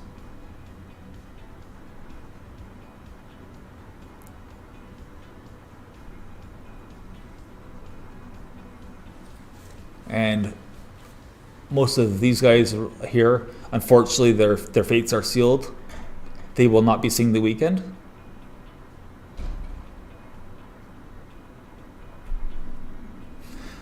It's quite possible that golf could be the only livelihood where you actually hope that you work weekends. I'm not sure there's another job in the world that does that, where you I want to go to work on a Saturday and Sunday. I mean, you want to wake up late that day. You don't want to be waking up any earlier than 9-10 o'clock for your tea time. But the point being, it is the only job in the world that you want to work weekends. As we enjoy this beautiful vista, looking up the 9th fairway, blue skies, clouds. You would know there's a big black one in the one direction here. Admittedly, I'm turned around, so I can't even begin to tell you where north is or south, east or west. Mind you, I could cheat, put on my iPhone and use the compass, or on my watch even, my smart watch. Doesn't mean I'm smart. And we'll be right back after a quick break.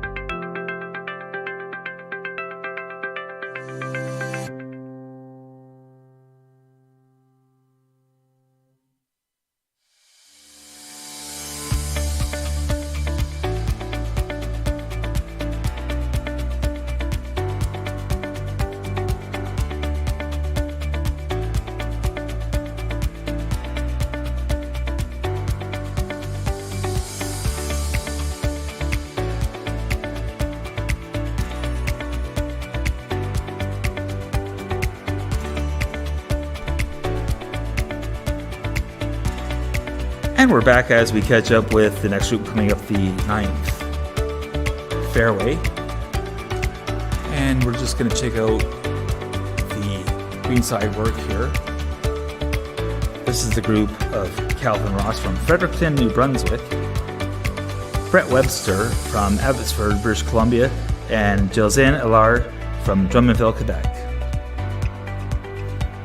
Allard had a lot of work to do today to get back to even par as he came in with a 77. Brett Webster and Calvin Ross, they are right there, or at least they were at the beginning of today's round at a 1 under 71.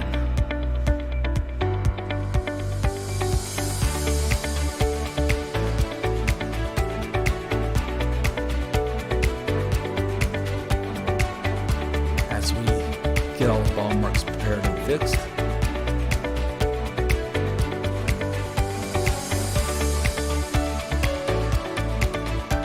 As we have shadows creeping in on the golf course. Sun's starting to get a little bit lower. And this is a magical time when magical things happen here on cut day.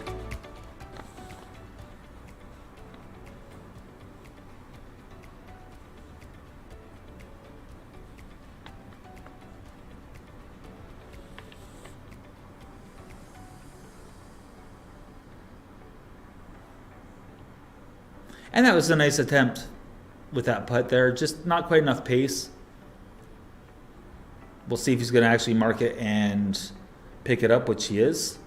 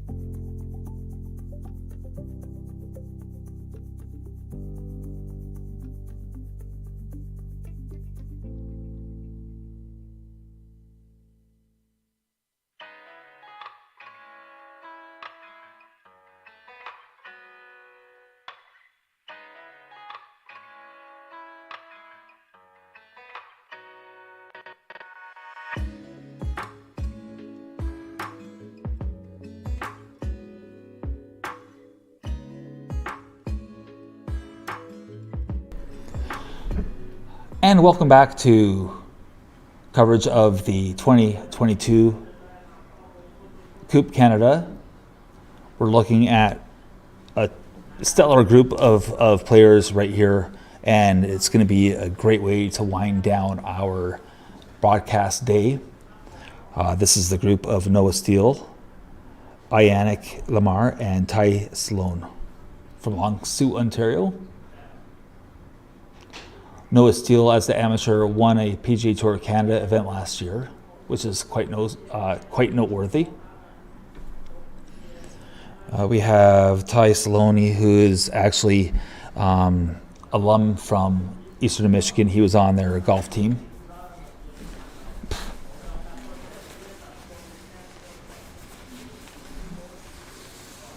And we're just waiting to see.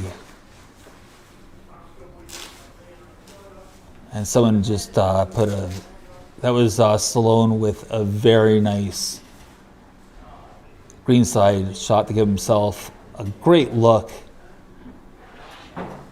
at a par save after an unfortunate errant shot coming into this 18th and final hole at Club de Golf Victoriaville.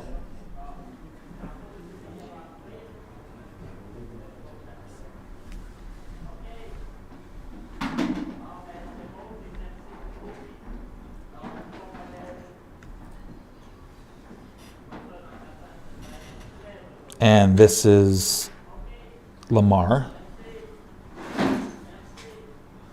looking to finish his round on a high note. He has a great look at birdie here, and he definitely comes through with the birdie.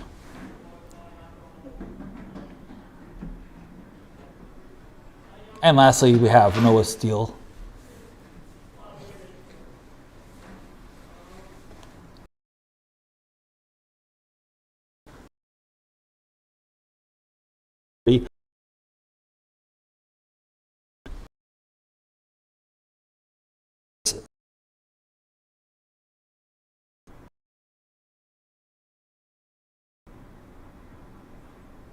This from about, and that was a confident, terrific stroke. And that wraps things up. Noah Steele there with the long range high five to somebody off in the distance there.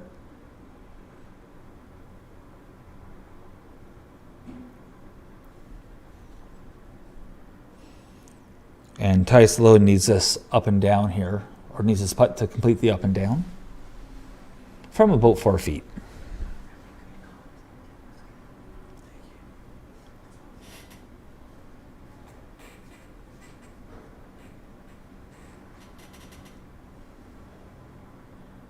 There shouldn't be a whole lot to this putt. I would say don't give the hole away. And he did exactly as I thought he would.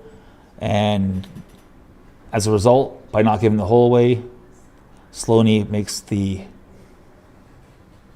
putt for the par save and the up and down. So it's been a fun day as the coverage here with Golf Zoogle is slowly winding down. We've seen some fantastic golf over the first 2 days, and as a matter of fact, some of the golf that we saw was just lights out.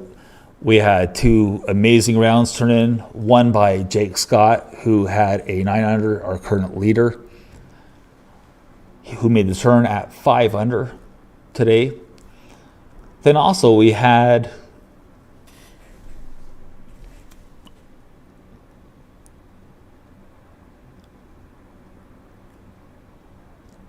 Kevin Fortin-Simard from Chicoutimi, Quebec, who also had a 9 under, and he finds himself 2 strokes back at 13 under par. And there's other great sticks out there that are going to be knocking down the door. We saw our 2019 winner of Coupe Canada make a big run. That was Eric Banks.